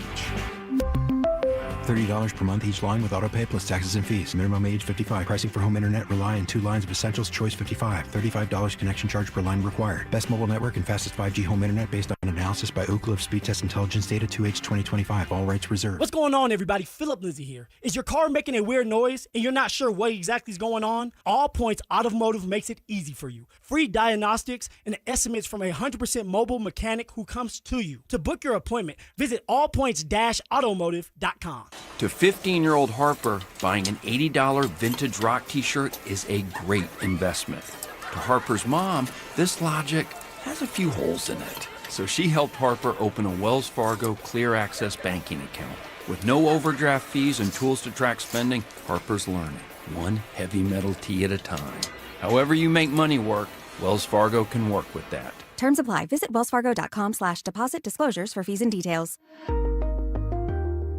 Do Crohn's disease or ulcerative colitis symptoms keep coming back? Tremfya, guselkumab, may help, with rapid remission achieved at 12 weeks and lasting clinical remission at 1 year. Some even saw visible improvement of their intestinal lining at 12 weeks and 1 year.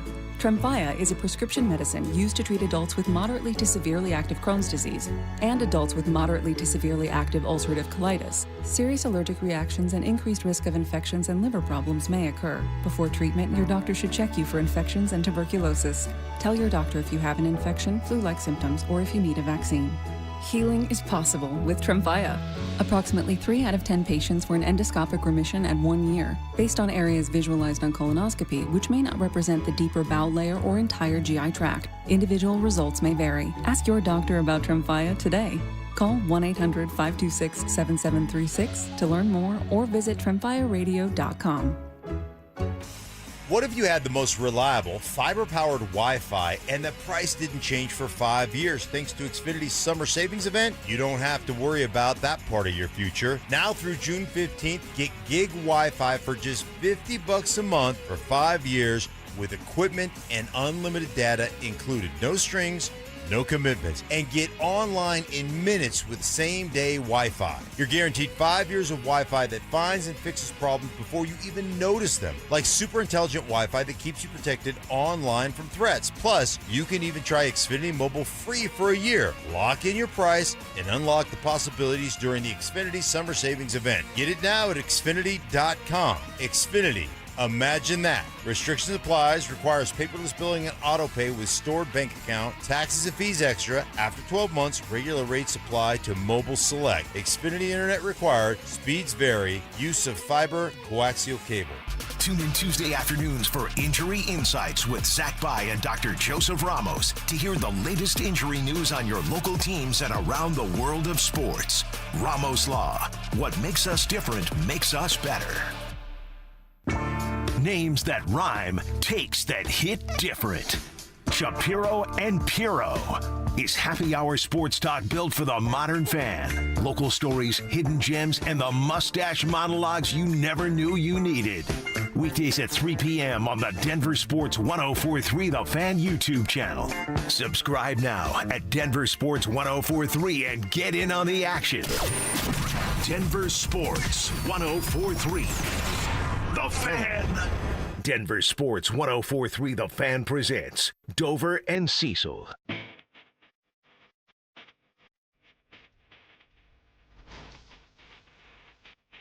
All right, if you missed it earlier today, there is unfortunate news surrounding the Denver Broncos, and that is that outside linebacker Jonathan Cooper was arrested early this morning on domestic violence charges. According to jail records, Cooper was being held at the Douglas County Jail on suspicion of criminal mischief with a domestic violence enhancer. Mike Klisch joined us about 45 minutes ago and said that Cooper has since been released. His girlfriend was arrested as well. This seems to be a dispute over a cell phone, and Jonathan Cooper due back in court on Monday. We'll continue to keep you posted, as the Drive will, and Denver Sports tonight on the latest with Jonathan Cooper. If anything else breaks, my gut at this point in time is we won't learn more until Monday. Right. The Broncos have released a short statement that said, quote, "We are aware of the matter and gathering more information." Right, and I will say this, and I've seen a lot of it on our YouTube chat powered by Sean Ponda. And what's up, YouTube? I'm going to break the ice on this because we have yet to talk about it because we don't need to talk about it, but we've gotten so much response from the RamosLaw.com text line and from our YouTube chat powered by Sean Ponda. They're not getting Vaughn, everybody. This situation with Cooper, which will be under investigation, and we'll figure out whatever's going to happen, it does not, did not, and will not open the door for them to go get Von Miller. Don't make me bring up Von Miller's past with these similar sorts of incidents, okay? And as I've said earlier, this Broncos team doesn't have a lot of guys on the police blotter. They don't like it. They don't have it. This is unusual, and for it to come from not just some rookie trying to make the team, but to come from an established veteran, a leader on this team, a defensive guy that's been well paid for Jonathan Cooper. We'll figure out what happens with Coop. But I did want to know, because everybody's asked us, you've seen it on the Ramos line, I've seen it on the YouTube chat powered by Sean Ponda, doesn't open the door for Vaughn, okay? I think that's a fantasy, if you will, of like, go get Vaughn. Von Miller, they don't have room for him. They don't have room for him at all. And this Cooper incident, which we'll figure out whatever happens with it, it does not open the door for Von Miller to be a legitimate conversation. That's what I personally believe. Maybe Von's on a plane to Denver right now. Maybe that's the case. I don't know, but I just don't see Von Miller here. I don't see him here in 2026. There's no room for him. And Jonathan Cooper spending the night in jail is probably not connected to the future of Von Miller. No. Would be my gut. I think a lot of fans are jumping to that. Yes. And it's, go get Vaughn. Go get Vaughn. Go get Vaughn. He spent the night in jail. So did his girlfriend. We'll see how it all shakes out. But to me, those things are not connected with still being sensitive to the situation. Right. We don't know everything that's going on. Right, and we know that things could change and the situation could change. When Vaughn did his Vaughn's Vision thing, which I applaud, I love it to death. Great. Vaughn's Vision is awesome. When he did that, there was folks out there on YouTube that got mad at me and Mace because we brought up Vaughn's past of being arrested on domestic violence situations and having these allegations and all sorts of that. And people got mad, like, why are you guys bringing that up? It's part of the Von Miller story. It didn't go away when Washington or Buffalo. It's not like it only happened in Denver and then, hey, that's it. Nothing else ever happened. And again, we don't have to revisit that. It's just part of the story with Von Miller. Does this team necessarily want that? No, they don't. And again, I don't think this opens any sort of door for Von Miller. I don't think Von Miller's not walking through that door. And I understand why fans want Vaughn. I understand why Vaughn can still play. What do you have, 9 sacks last year? More than Coop? So it's like, yes, I get it. I see what everyone's thinking. I just, want to throw it out there, people. This doesn't mean, now you can get Vaughn. No. There's no room for him. So we'll see. All right, we'll let that be for now. We'll provide any more info if we get it while we're still on the air, and then, of course, on the station throughout the evening or the early afternoon and the evening. Let's get to the running backs, though, because Sean Payton asked yesterday about J.K. Dobbins' impact on this team this season. I think if you just take backs around the league and you understand the length, the season is not getting any shorter, it's getting longer. And so he was a big part of our success a year ago. I think certainly where we're at with that running back room today, we feel like is further along than maybe when we first got here. So he's one of those compound multiplier. There's so much that he brings. You usually hear him before you see him in there, probably sometimes out here. He's a tremendous teammate. Yeah, I'm glad he's with us. Compound multiplier for J.K. Dobbins. The elephant in the room isn't if J.K. Dobbins can play. Everyone knows J.K. Dobbins can ball. We were treated to that through 10 weeks last year as Broncos fans of, wow, this is the best running back we've had since the guy who's about to sit in your chair, Phillip Lindsay. I mean, it was a treat to watch J.K. Dobbins play football last year in September and October and part of November. Problem is, like he has in every other stop of his career, whether it be the Ravens or the Chargers or now Denver, he got hurt. And it's almost like with the Avs how we say, well, they can't prove us anything until they get to the Western Conference Final. Sure. Like even if they blow through the first and second round next year, we're all going to say, well, remember what happened in the Western Conference Final last year? I feel the same way about J.K. season. It's so unfortunate because he's a very likable guy. Yeah. I've said this before. I'll say it again. You know who the best interview on the Broncos is? Not one of the best. The best is J.K. Dobbins. He is the best interview on these current Broncos. He'll tell you how he feels. He wears his emotions. He throws daggers at the Chargers, which I love as a Broncos fan. He speaks Spanish, which I love as a Chicano. Exactly. Like J.K. Dobbins is the best interview on the Denver Broncos. Yeah. So it pains me to say it, but like even if, and let's just go big because it's a Friday in June. People are in a good mood. Let's go big. 10 weeks in, you look at the leading rushers in the NFL. J.K. Dobbins is number one on the list. Not that crazy. Kind of crazy, but not that crazy. No, not at all. He's the number one running back in the NFL. I'm still going to watch the following Sunday going, I hope J.K. doesn't get hurt. Like, that's where we're at with this team. Yep. I don't even know if we'd enjoy the ride as much as we should because we're all going to be holding our breath once the holidays start rolling around that J.K. Dobbins is going to get hurt. Yeah, it's going to happen. He's missed more games than he's played, and he is injury prone. And don't get me into semantics. Like, what actually is injury prone? Oh, for the love of God. He's always hurt. And I know that J.K., in his defense, he'll be like, oh, no, but that was a horse collar and blah, blah. It doesn't matter if the tackle was illegal. It doesn't matter if it was a freak, whoa, how did this happen type of injury. The fact of the matter is you have missed more games than you've played. You're hurt every single year of your pro career. It means you're injury prone, and it means you better be ready. The Broncos are. This year. They weren't ready a year ago, or else they'd have been in the Super Bowl. Well, they need to have a plan, and our guy Zach Bye followed up and asked Sean Payton if they have a plan for J.K. Dobbins. Yeah, he's at running back, and then sometimes we'll play two of them. I'm glad he was joking around like that. I'm glad about that. This is so good. Yeah, he's at running back, and then sometimes we'll play two of them. And I applaud ZB for asking the question because what Zach was essentially asking was, not if this guy gets hurt, when this guy gets hurt. Yes. Do you have a backup plan? And Sean chose sarcasm. Yeah, he's at running back, and then sometimes we'll play two of them. He didn't want to answer it. Right. But you know what Zach was asking. That thought has crossed Sean's mind. It's crossed George's mind. Should they have acquired Breece Hall at the deadline last year? Yes, obviously. Do they have enough trust this year? And I'll ask you this. Are Harvey and Coleman good enough once J.K. Dobbins almost inevitably goes down? Yeah. Yeah, and that's the thing. If I look at this with the J.K. Dobbins situation, and I did ask Zach more about this because Are you talking about yesterday on the show? Yeah. Okay. I asked him about that in crosstalk because I was like, Sean was kidding with you, right? And he was, which is good, but it's also a plan for off-season preparation. So they have to plan for like being ready when J.K. is hurt because it's going to be a win, not an if. And they also have to plan to deal with him. Just of like, hey, because we're all going to be nervous. They're going to be nervous. They're never going to tell us. JK's never going to tell us. You're nervous. I'm nervous. Mace is nervous. Everybody's nervous about J.K. Dobbins. Every single touch, every single carry. It's just the way it is.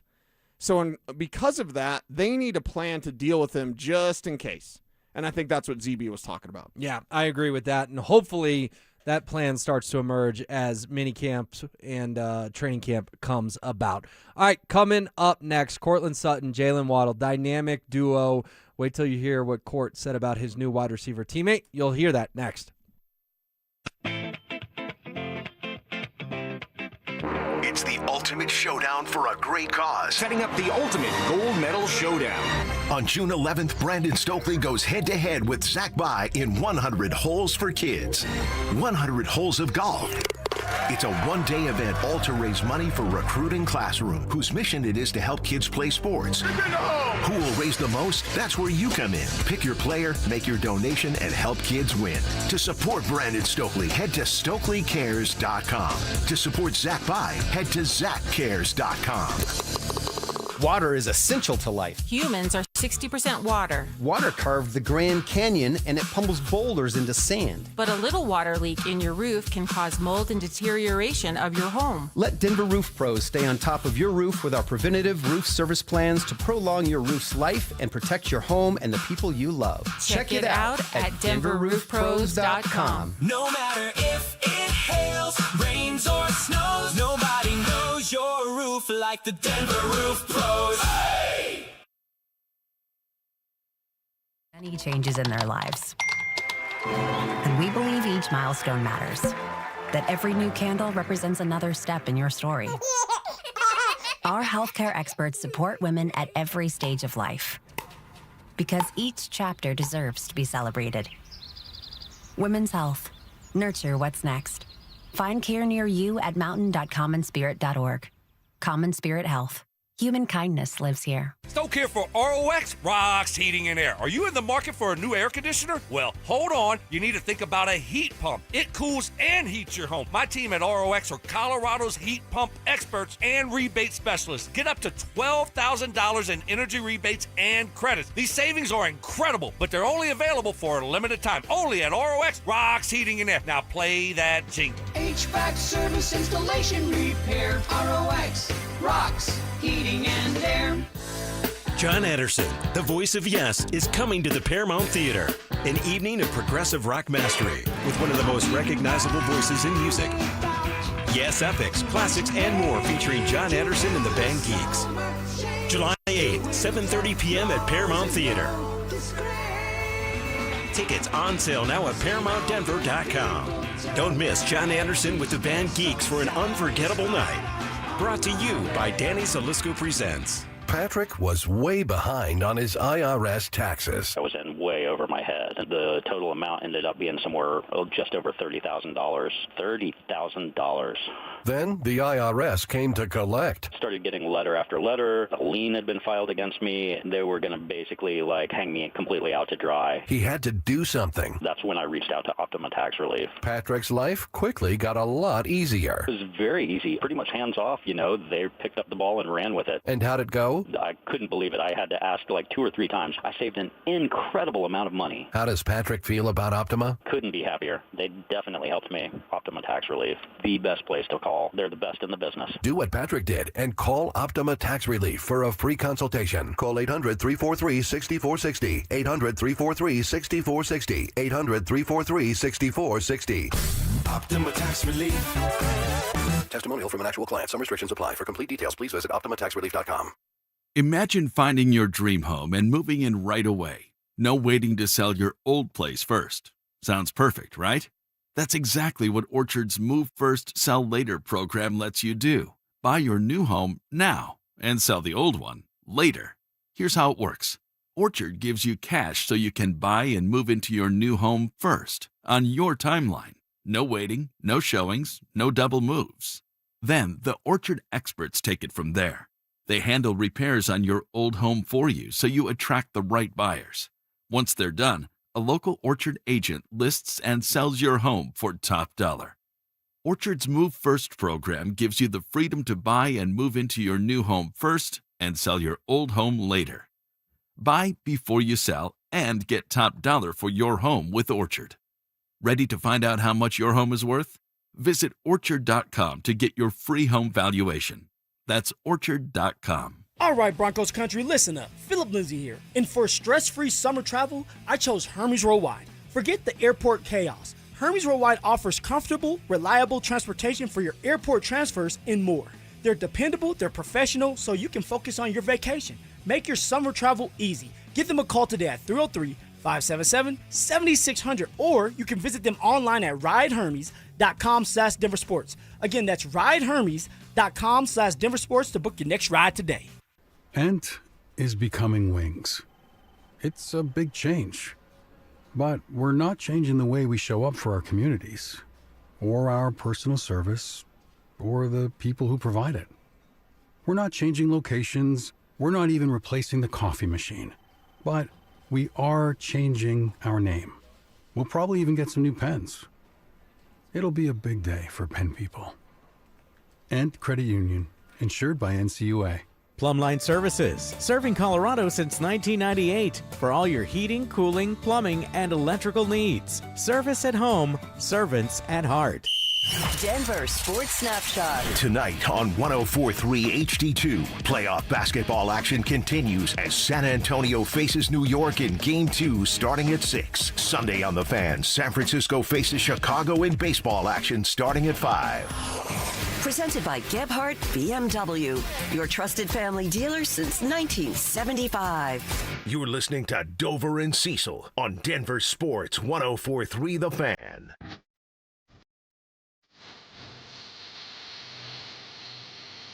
Tons of talk today about Broncos OTAs. Hello. It's Will Peterson in for Josh Dover, hanging out with Cecil Lammy. We'll get the drive in here in about a half hour. Jonathan Cooper, Broncos outside linebacker, was arrested today as well, and he's out. Mike Kliss came on and told us that about an hour ago, that Jonathan Cooper has been released. He was arrested early Friday morning on domestic violence charges. He was being held at the Douglas County Jail on suspicion of criminal mischief with a domestic violence enhancer. Mike Kliss reporting his girlfriend was arrested as well, and this dispute was over a cell phone. So we'll hear a little more from Mike in our final segment, the update he gave us about Coop, but just wanted to pass that along to people just joining the program. That said, Cease, there was football yesterday at Broncos Park, powered by Common Spirit, and I think if there was one headline, yes, people want to talk about Ingram and, of course, Bo and his progress and the running backs and the defense. It's Jalen Waddle, baby. Yeah. We got to see the new toy down there yesterday. Yep. What are you hearing about how Waddle has looked thus far? I mean, he's had 3 practices, only one open to the media, but in his time in orange and blue. I always have to fight the temptation to be a smartass, but it's better than being a dumbass. So what have I heard? He's small. What did we already know? He's small. Why are you so bothered by this? This is something that's okay, really stuck in your craw. I'll give you the Dumb and Dumber thing when he's in the bar. We landed on the moon. You didn't know Jalen Waddle was small? Okay, but can Look I at his defend? measurables. Can I defend everyone? Okay. Yes. Yesterday, for the overwhelming majority, not Sure, you, because right. you're great and you're all over the country, Ha. but for the overwhelming majority of Broncos media, it was the first time they got to see Jalen Waddle in person. Okay. And one of their biggest takeaways is that guy's small. Yeah. Zach and Phil called him the smallest player on the football team yesterday. That certainly caught my ear while I was driving around. Right. Okay, that's fair. Isn't that curious that the guy you just traded a first-round pick for is the smallest dude on your team? Can he play? He can. Okay, and that's my, I suppose, kind of hidden pushback against that, is that people treat him like he's Tutu Atwell or something. You know what I mean? Like, come on. He's a playmaker. People treat him like he's Trenton Holiday. What's he doing out there? He's so tiny. Like, okay, please. Jalen Waddle can be the centerpiece of this offense. Jalen Waddle can be the superstar, megastar playmaker that Bo Nix has been missing, honestly. He's been missing. Bo Nix is 29th in slot targets. He doesn't throw to the middle of the field. Jalen Waddle changes that immediately. So, Bo Nix throwing to the outside. Throwing screen passes, of course. Like, yes, he can do all those things, and he can excel. But we've actually seen Bo Nix. You're not a car guy, are you? So when I say governor, it's not governor like actual politician. It's a governor on a car, and a carburetor prevents you from going faster. No, I didn't know that. Okay, so there's been a governor on this offense, and that has been just the lack of that type of weapon. Sutton's a weapon. Franklin's a weapon. Mims is a weapon. And I think if You had like an accelerated version of Marvin Mims, like really the best route runner, the best hands, while still maintaining that speed and playmaking ability. That's what Jalen Waddle is. So now you take the restrictions off of this offense. You take the restrictions off of the engine. You can go all the horsepower. You can go 1,000 horsepower, whatever you want. Get it to the rear wheels, get it to Bo Nix, get these playmakers going, and that's what Jalen Waddle can be. And that's what makes it so exciting, because this offense can be much more dynamic than what people normally think about the Broncos offense. And is he the new number 1 wide receiver? I think most people feel like yes, that Courtland Sutton will be the number 2, Jalen Waddle will be the number 1. We got a chance to hear from Courtland Sutton yesterday, and this answer, this will make Broncos country excited. Here's Courtland Sutton on what makes Jalen Waddle a great wide receiver. He has tremendous speed. His speed and acceleration, paired together are top tier. His understanding of offense, his understanding of just football knowledge, being able to understand how to manipulate his speed to be able to get into these spots, and then his run after the catch, I'm sure you guys already know, is top tier. Once the ball gets in his hand, he's trying to get to the end zone. He looks and it's like, how fast can he get from point A to point B once the ball gets in his hand? And it's really fun to be able to watch a guy who has that quality and that attribute, watching him do that up close and personal. It's fun to watch and fun to be a part of, and I'm looking forward to seeing more of it through the rest of OTAs, mini camp, training camp, and then rolling into the season. And that's what I think is so key there. He's talking about the run after the catch, and I don't think we've seen anyone with this kind of run after the catch ability since the late great Demaryius Thomas. What was a staple of the Broncos offense 2012, 2013, 2014, even 2015. Peyton Manning getting the ball to DT, just right on the side, little dump-off pass, and then DT, boom, he's gone. 60, 70, 80-yard touchdown pass. Yep. Courtland Sutton doesn't have that in his bag. We love Courtland. He's been a great Bronco for a long time. Really hope he gets a Super Bowl ring from his time here in Denver. But I don't feel like, Courtland just got the ball 5 yards away from the QB. He could go to the house. It's not in his bag. You're hoping for a first down. Whereas with Jalen Waddle, if Bo Nix throws a little bubble screen to Waddle and he gets a block or two, he could be gone. And again, Broncos fans have not seen that since Demaryius Thomas more than a decade ago at this point. Yeah, and it's something that single element, what you describe, he can score from anywhere on the field. Who had, we always call it the pucker factor, like who makes defenses nervous? If you're facing the Broncos just a year ago, are you really nervous about Courtland Sutton? You're going to bracket him. Sure, defenses did that a lot, but were you nervous? Like, oh, man, don't let Sutton go off today. No one in that offense had me shaking in my boots if I'm an opposing DC. I had a healthy respect for them. They were a great team. Bo Nix was a great quarterback. Maybe JK, when JK was healthy, because JK was like a top 4 rusher, so maybe on running back's a little bit different. But I'm thinking about those guys. You get the football in their hands, and they're gone. Yeah. And Jalen Waddle is that guy that the Broncos have not had in a long time. I think the best way to describe it is, where's the fear factor? Like, I know you need to know this about me, Joe Rogan, I smoke rocks. Like, no, it's fear factor. Where's the fear factor for the Broncos offense? It is clearly Jalen Waddle. Clearly now. Well, and it's what made the Chiefs scary for all those years. Yeah. Why did they infamously do the 13-second thing against the Bills? Because of Tyreek Hill. Yeah. And Travis Kelce had a part in that as well, obviously. But anytime Hill got the ball, he could go to the end zone. And I feel like we're going to get treated to that this year with Jalen Waddle. There's going to be, I don't want to put the over-under too high, but let's put it 2.5. He's going to score more than that, but there's going to be 2.5 of his touchdowns. Say he scores 9 touchdowns. Call it 3 of those are going to be plays that you didn't think had any shot to go to the end zone. Yep. And you're sitting on your couch or you're at the game or you're at a bar, whatever, and 15 seconds later, Jalen Waddle's dancing in the end zone. You're going, how in the world did he just take that football, navigate his way through the defense, and score 6 for the Broncos? And what you're describing is merely this, game changer. He's a game changer. He is. I mean, who else really on this team was a game changer? He's a game changer. You're down by 14. You got no shot. There's 3 minutes left. Jalen Waddle just went ham. Broncos win. That's a game changer, brother. I'll give you one more name to throw in that conversation. Marvin Mims does have that in his bag. If they liked him more, he would. But Mims at any moment can score. Yeah. He can. They just don't like him enough on offense. Yeah, I don't get it. All right, summer is calling, and we're sending you to the lake in style. Go ahead and download the Denver Sports app. to enter our Day at the Lake contest for your chance to win everything you need for that perfect lake day. Here's what you get: 2 paddleboards, 2 chairs, a cooler, pop-up tent, Bluetooth speaker, and a $250 gift card to fill up that cooler. Download the Denver Sports app now and enter today. All right, I mentioned we had Kliss on. He's got the latest on the arrest of Jonathan Cooper, and you will hear that coming up next. With their recent run of good play and the Nuggets and Avalanche being done, are the Rockies playing for something more than just wins and losses right now? You've got, how many weeks before training camp? End of July? You've got almost 2 months now as a Rockies team to recapture the fascination of a sleeping giant when it comes to baseball. Denver Sports 104.3. The Fan.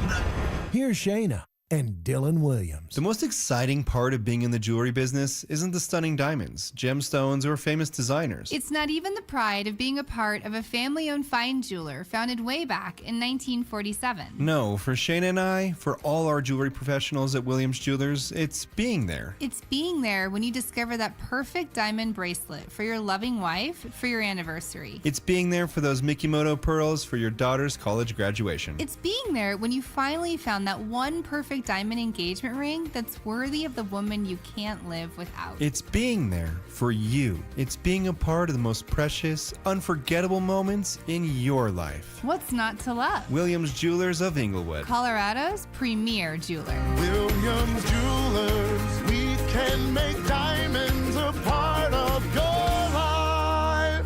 Williams Jewelers of Inglewood, on the corner of Bellevue and Broadway, the official jeweler of the Colorado Avalanche. Switching your account numbers is hard. Being forced to switch, even worse. That's why at Belco Credit Union, we want to pay you to switch. From June 1st to August 31st, we're offering a $300 bonus when you open a new checking account with a qualifying direct deposit of $500 or more. They're changing your account number. You can change who you bank with. Go to belco.org/switch for full offer details. Insured by NCUA. Membership eligibility required. Conditions and restrictions apply. Belco. Banking for everyone. When disaster hits your home, it's game time. Water in the basement, fire damage, mold creeping in. Don't sit on the sidelines. Call Able. Able Restoration is your first round draft pick for emergency response, mitigation, and full rebuild. We move fast, protect your property, and fight for you with insurance start to finish. This isn't practice. This is your home. And when it's time to step up and protect what matters most, bring Able to the table. Call 303-590-5600. That's 303-590-5600. Go Able.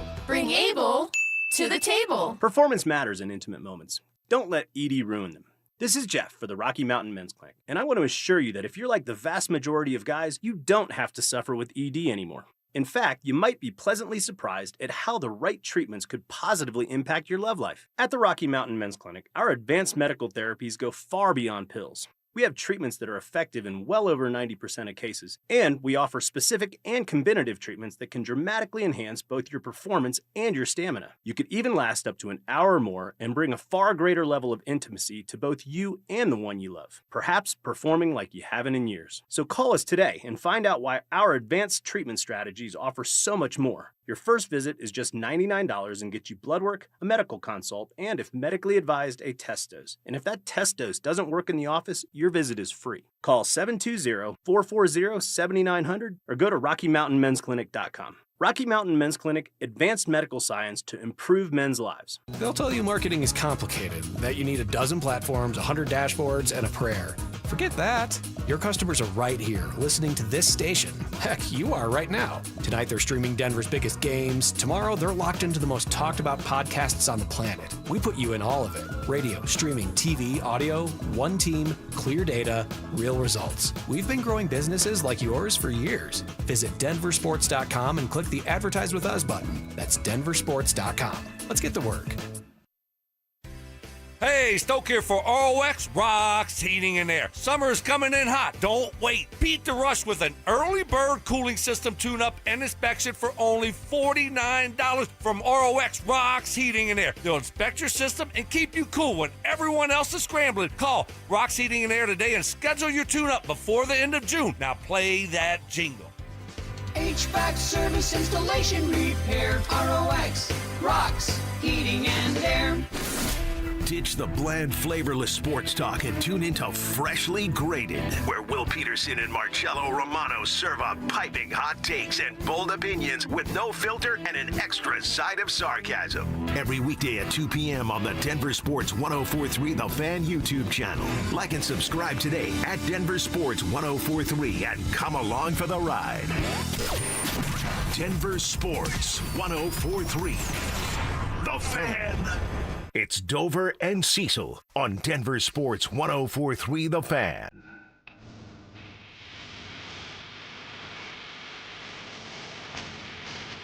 Final segment here on a Friday before the drive and Denver Sports Tonight. We'll get you home. Will Peterson in for Josh Dover. Want to tell you about something very cool coming up. The Ultimate Showdown for a Great Cause. On June 11th, Brandon Stokely goes head-to-head with Zach Byen. 100 holes for kids. 100 holes of golf one day, all to raise money for Recruiting Classroom, whose mission is to help kids play sports. Who will raise the most? Well, that's where you come in. Pick your player, make your donation, and help the kids win. To support Stoke, head to StokelyCares.com. To support Zach, head to ZachCares.com. Great event, 100 holes of golf. I'm good after 18. These guys are going to do 18 times 5 and then some. So get your donations in because the money is very much needed and goes to a very cool cause. All right, Cease, the news of the day is that Jonathan Cooper was arrested and in the Douglas County Jail. He is since out. Our 9 News and 104.3 The Fan insider, Mike Kliss, joined us earlier to explain what is going on with Jonathan Cooper. He's released. He was released. They had a hearing. It's represented by Harvey Steinberg. Had a hearing at 9:45 this morning in Douglas County courtroom, and he was released on a personal recognizance bond. You know, the biggest incident here was the criminal mischief was about the phone, the cell phone. This was a cell phone related matter. According to the affidavit written by Parker policeman, the matter was about the girlfriend accused Cooper of infidelity or whatever and wanted to see his cell phone. Things escalated from there. She threw his cell phone against the wall. He grabbed the phone and it sounded like he was trying to leave. And she met him at the front door and tried to take the cell phone away from him. It sounded like it was conflicting stories that each party was telling the police officer. He said that in the report because there's conflicting stories and because there's no physical evidence that he didn't issue any charges of assault or anything like that. Cooper in the affidavit told the officer that he just that he grabbed her arm and as they were in wrestling for the cell phone. So that's the bulk of it. They both wound up getting arrested on similar charges. Domestic violence, 2 counts, and criminal mischief was the 3rd count, criminal mischief being about the cell phone. And so he'll have another hearing on Monday morning, Monday. I'm not sure if it's morning, but it'll be Monday, and he'll enter a plea. I've been told he'll probably enter a plea of not guilty. So take it from there, and we'll see where it goes. Appreciate Mike hopping on with us, providing us that insight. Lot to learn there. Obviously, this is not the news that Greg Penner, George Payton, Sean Payton, Broncos teammates, any fan of the Broncos wanted to hear on a Friday. Yeah, it's not the news you wanted to hear. We'll see what the investigation brings up. We'll see what further anything happens here in the Jonathan Cooper incident. And until then, we just kind of have to wait and see what happens with the legal process, and we'll determine, will the league have any sort of say in this matter? Usually they do their own investigation. It usually happens after or in conjunction when police are doing theirs. So just because police will decide one thing, the NFL actually can decide something else. You can get the police to say, hey, charges dropped or whatever, and the NFL can come in and say, yeah, you made the Shield look bad, you're going to miss a game or 2. That's the NFL's policy. So we'll have to wait on that. We don't yet know. We don't know what's going to happen on the legal side. We don't know what's going to happen on the NFL side. And until then, in these instances, it's best just to go, here's what happened. Now we wait. Yep, those are the facts, and Cooper will be back in court on Monday, and we should learn more then. All right, it's been a lot of fun today, Cease. We've had a good time. We talked a little hockey right off the jump, and then we've been all Broncos all the time since then. What is your single biggest takeaway from OTAs yesterday, or you were at UC Healthy Swings last night at Coors Field as well, hanging out with a bunch of the Broncos players as they hit some dingers at 20th and Blake. Like Cortland Sutton, we found out from you and Kev, was literally hitting the ball over the wall at Coors Field. Pretty impressive feat. Yeah, multiple times. I think he got about 6 of those dongs, like just going over the fence, going yard, and it was fun to watch and a great event. Raising $260,000 for UC Healthy Swings, the most in that event's history. So shout out to guys like Malcolm Roach, Cortland Sutton, Will Lutz was out there, Chris Abrams-Drain, RJ Harvey, Jaleel McLaughlin, etc. Alex Singleton, of course, doing his thing. Michael Bandy was out there as well. I think that might have been all the Broncos. Well, we are talking about, because right now they're at 90-man roster. Yeah. I mean, you're talking about like 10% of the team went and did this. It's pretty cool. Yeah, and on a day that they practice. Right. They were out at OTAs practicing and then go do another event, which, by the way, I mean, you've been in a batting cage. It can wear you out a little bit. So athletically, especially they had the sun, kind of beaten down a little bit there, some cloud cover at Coors Field, but beautiful venue, of course, great event, smiles abound, and anytime you're able to use your celebrity and your status locally to help out those that need the help and to raise $250,000, $260,000 raised for Healthy Swings, I think it's a fantastic site, a fantastic event. Props to Cortland Sutton and all the other guys out there. Yeah, no, it was very cool, and it was cool to see the coverage from it, and certainly become an annual tradition. I know it got rained out last year. Good to get everyone back on the field this year. All right, speaking of the field, we've covered it all today. We've covered the QBs, if there's a backup QB conversation, the running back situation, the addition of Waddle, the tight ends, Jahdae Barron, the defense as a whole. Is there anything else that Broncos country needs to know at this moment in time in terms of where we at with stuff? What's stuff going on? Just biggest takeaway or stuff maybe you're looking for next week, because remember, next week is another round of OTAs, and then the following week will be mandatory minicamp scheduled for 3 days. We know sometimes there's field days in there and whatnot. James Marilat always gets real upset about those field days. Right. But come June 18th, like 2 weeks from today when you do this program, it's done, baby. It is summer vacation. We'll see you in late July for training camp. Yep. What are you looking for as the Broncos are scheduled to have 6 more practices between now and June 18th? So what we're doing in the offseason that we do every offseason, it's what I call listening for drum beats. Because OTAs, they don't mean everything. Yeah, shocker. But they mean something. Exactly. They don't mean 0%. So if you hear something, let's take, for example, last year with Q Robinson. Q Robinson was excellent in rookie minicamp, excellent on OTAs. Now got a little bit banged up at training camp, but every time they were on the field, it's like, oh, that Q Robinson kid. Hey, that rookie, Q Robinson. Hey, Q Robinson. And you're like, you do it enough times, you're like, okay, that's real. It's not a one-off. It's not an OTAs. Guys are in shorts, so I look really good. No. It's you can play. So here's my tidbit for the day. And we haven't talked about this yet. And it's about T.O. Not talking about Terrell Owens. Not talking about timeouts. I'm talking about Tyler Onyedem.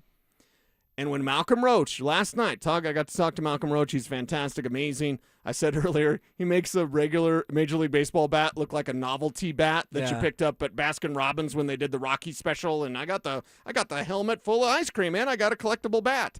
Malcolm Roach is so big. A Major League Baseball bat looks like a stick in his hand. Did you see Wemby holding the baseball, by the way? Yes. Kind of similar, exactly. Something Similar like that. thing. Yep. Malcolm Roach brings up T.O., his word, his nickname for the Rook, unprompted. And I this is the third-round pick out of Texas A&M. Yes. It's a name. First pick. It's a name we're still getting used to in Broncos country because it was such a, let's be honest, kind of a boring draft. Well, let's be honest, kind of hard name to figure out. Okay, it's Onyedem. It's Onyedem. So Tyler Onyedem, or T.O., might push Savion Jones, who I really like. Both of them similar grades, different draft classes. Of course, Jones is a rookie last year, Onyedem a rookie this year. But the fact that Malcolm Roach, in talking about replacing JFM, like, hey, they knew it's business. They knew it's business going in. JFM himself, in my conversations with him last year, he knew it was business. He knew probably he wasn't gonna be here, and he's not. So how do you replace John Franklin Myers? And I'm here to tell you, I'm just saying, Savion Jones is perhaps in the driver's seat right now. But when you hear the camp talk from OTAs, when you hear the teammates unprompted, which I always think is important, like it's on your mind. Yep. You're not asking about Tyler Onyedem. You're just asked about losing John Franklin Myers. Yeah, that stinks. T.O., that kid's pretty good. Oh, okay. That's Malcolm Roach. Malcolm Roach is great to talk to.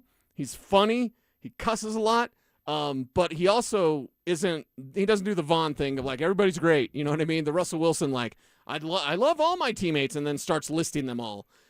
Malcolm Roach is going to be real with you. A little more selective, perhaps. Exactly. And to bring up T.O., Tyler Onyedem, unprompted, I think is just something to put a pin in. So, again, during OTAs, we're listening for drum beats.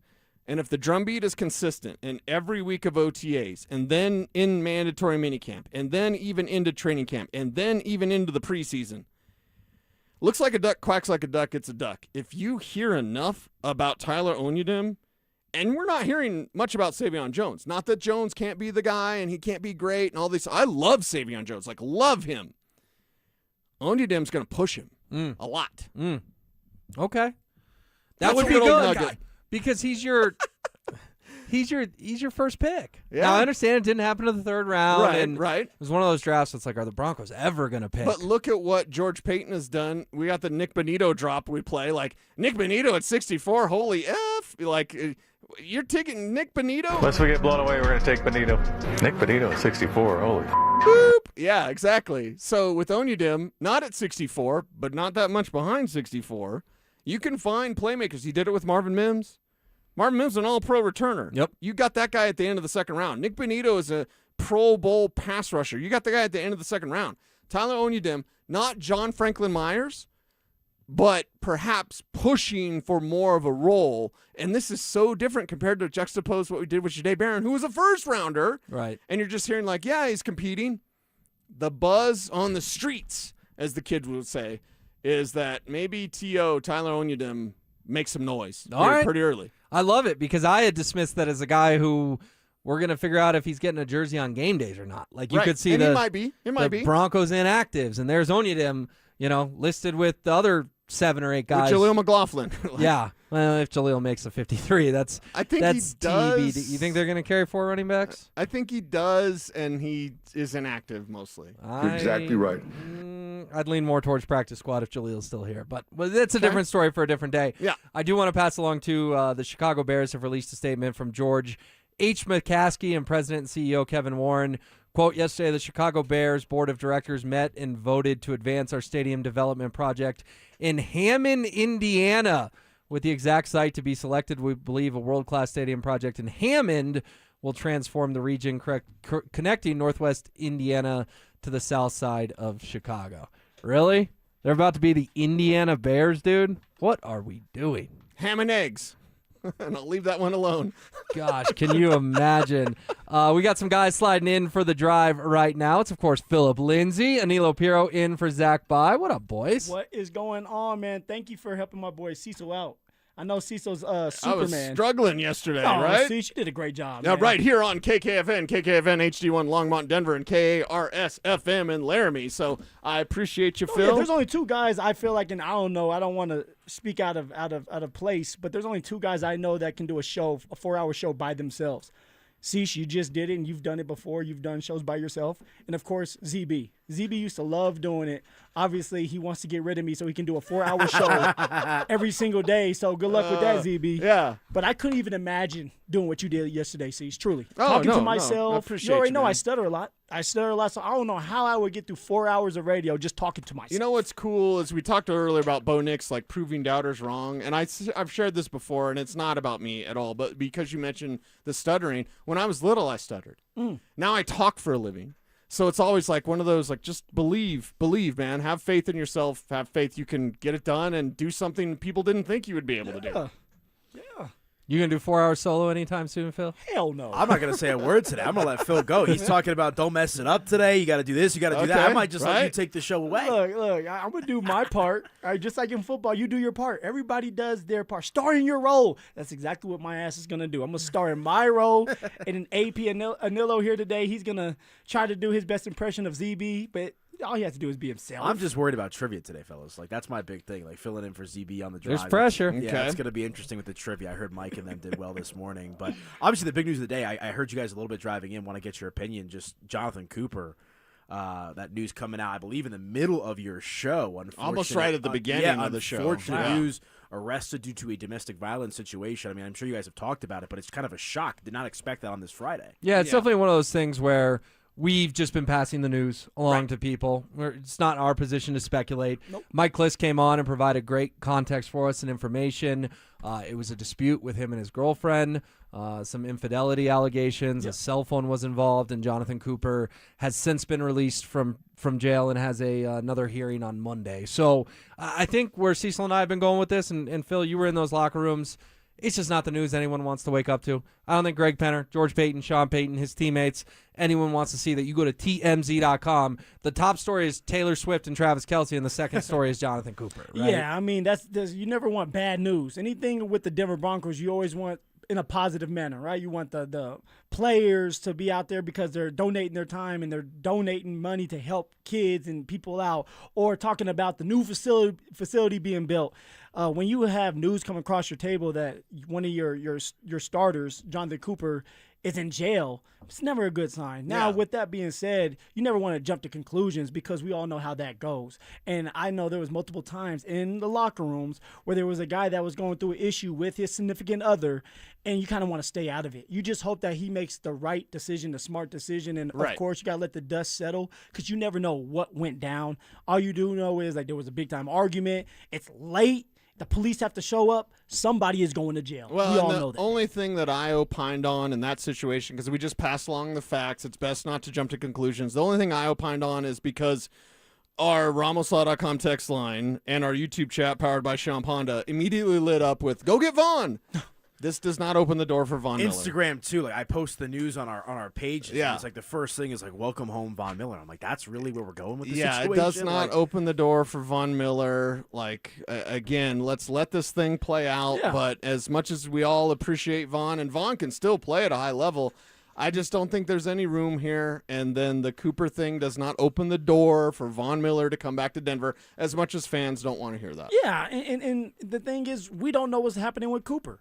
This could blow by, and then Cooper's back with the team, and it's like, hey, I know there's going to always be a little bit of attention on what just happened, but I don't believe George, Sean, and of course Greg Penner are going to sit there and just like fire him right now. Now, of course, if there's something that they really don't like, or the NFL says, hey, you need to do something about this, then there's a big-time issue. And it always sucks, man. It's like you have this opportunity, if you're Jonathan Cooper, man, to do something that everybody wishes they can do. Only 1% get to do this job. And something like this happens, and now your career could be done. And it's like, wow, man, just like that. Mm-hmm. Just like that, you make one bad decision or a bad argument, and you're not thinking with the right headspace, and now your career's done. Yeah, we don't want to speculate about what happened with Jonathan Cooper. I think it's the headline that provides kind of that shock and awe factor. And Cecil, I believe I heard you guys talking about it on my drive in. Like, very surprising. Like you've been in that locker room. I've been in that locker room. Like Jonathan Cooper's a teammate's teammate, right? Yeah, one of the more upbeat, great dude, great guy, right? And so obviously we don't really know what happened in this set of circumstances. And I think it's that wow and shock factor, fellas, of just like you wake up and it's TMZ, right? And TMZ's usually on top of this stuff and just not what you expected to see on a Friday. And ultimately, and another part of that is this doesn't happen with this version of the Broncos. They don't have guys that are in the police blotter a lot. That's another reason. It's shocking because of who it is, and he's a veteran that's well paid already. This isn't a practice squad trying to hang on guy, whatever. This is a well-paid, established veteran, a leader on your team. A lot of people call him a leader. On a team that you do not have any of these guys. You do not have any of these guys that get in trouble with the law. So, again, just kind of shocked more than anything. And then, of course, looking to see what investigations bring up and all that. We'll have more opinions when there's more facts on this situation. Now, I will say this. I was advocating for Vaughn to come back. Not now, though. Right? I was like, hey, you can have Vaughn back if somebody goes down during camp or you need a veteran body, because Vaughn can still be that guy that can get you those 7 or 8 sacks. He had 9 sacks with the Commanders. And the reason I brought that up is ZB and I were having a conversation about Cam Jordan. And how somebody should bring in Cam Jordan. Well, I'm like, well, that's like bringing in Vaughn. Now, I understand you guys are talking about personalities maybe, and I'm talking about ZB at this point. We're talking about a personality being different. But statistically, when it comes to like making plays on that damn football field, Cam Jordan had 10 sacks or 10.5 sacks, and Vaughn had 9. So I was looking at it like, hey, a reunion, if that ever is the case, would be in the middle of camp or in the middle of the season where you need somebody to come in because you're banged up. Well, and I think that's a perfectly valid opinion. I think what Cecil is getting at is Jonathan Cooper spending the night in jail has no correlation to whether or not you sign Von Miller. And it felt like a lot of, folks chiming into the show were like, oh, well, Cooper got arrested, we should sign Von. It's like, you're allowed to want to sign Von. There's a good chunk of Broncos country that wants to sign Von, but I just think we have to be careful of, like, Jonathan Cooper getting arrested does not have anything to do with signing Von Miller. They are two completely different things in my eyes. But I hope you guys have a great show. I'll certainly be listening. Yeah. And can't wait to hear more. And Phil, I think the other thing when it comes to the Von Miller situation here and the dream and aspiration from Broncos country about bringing him in is like,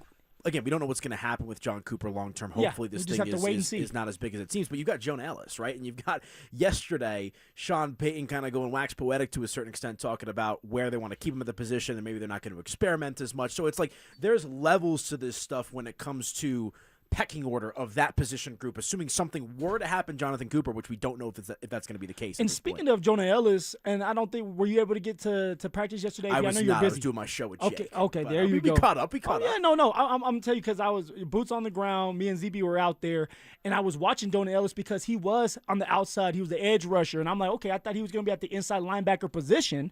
And no, he's sitting here taking reps. Now, I do know that Jonathan Cooper did not practice yesterday. He was on the other side of the field, probably dealing with some type of injury unless he had a vet day off, which I imagine that's not the case. They just started OTAs. So he's dealing with something, so he did not practice yesterday, at least for team periods. And so Jonah Ellis was out there getting a bunch of reps, and he looked really, really good. He looked powerful with his get off. He had this strong arm, and it was similar. It was similar to how Von used to do it, where he was able to get off the line, put that arm out there, lock it out like a pit bull, and then make a play. And Jonah Ellis made multiple plays yesterday. So yeah, man, having Jonah Ellis there to help with the depth with Jonathan Cooper. I mean, yeah, there's a ton of young talent that you have. You don't just have to turn to Von Miller right away. Yeah, exactly. And I think to kind of double down on the point that we heard from Cecil and Will there at the end of their program is just because there is now an issue or something is arised with Jonathan Cooper doesn't immediately mean that Von Miller will become the top option if something were to happen with Jonathan Cooper beyond what we heard today and obviously the news. So, look, I think there's a chance if Von Miller were to reunite with the Denver Broncos in a playing capacity, it's not going to be because of what we saw in the headlines today. You're talking about Jonah Ellis. Look, I have to believe that if the Broncos wanted to sign Von Miller, those conversations would have picked up a little bit more steam at this point. So ultimately, we'll see what happens with Von. But I think that's the one thing. I love that Cecil and Will bring it up because I run the social for us here at the Fan. Yeah. And I post the news today. Obviously, very unfortunate news if you're just finding out. Jonathan Cooper arrested due to a domestic situation. We should get some more information as we get to our shows on Monday here on the Fan as well. And make sure to stay tuned to DenverSports.com. But we are still a long ways away from having long-term game impact with Jonathan Cooper. This is still a situation that appears fresh. To be today. in its infancy. It's today. We're not replacing anybody today. No. And if Mr. DJ Von the Don comes through those doors into that facility, it's going to probably be later on, and they just need the depth, and they just want to have Von back because he's a fan favorite. Yeah, they've got to gather information, and ultimately we see how the situation shakes out. And again, Phil and I will keep you updated with anything else that comes across the timeline involving this situation with Jonathan Cooper. We will hear from Mike Kliss throughout the course of the program as well. And away we go. Anilo Piro in for Zach By. It is The Drive right here, Denver Sports 104.3. More Broncos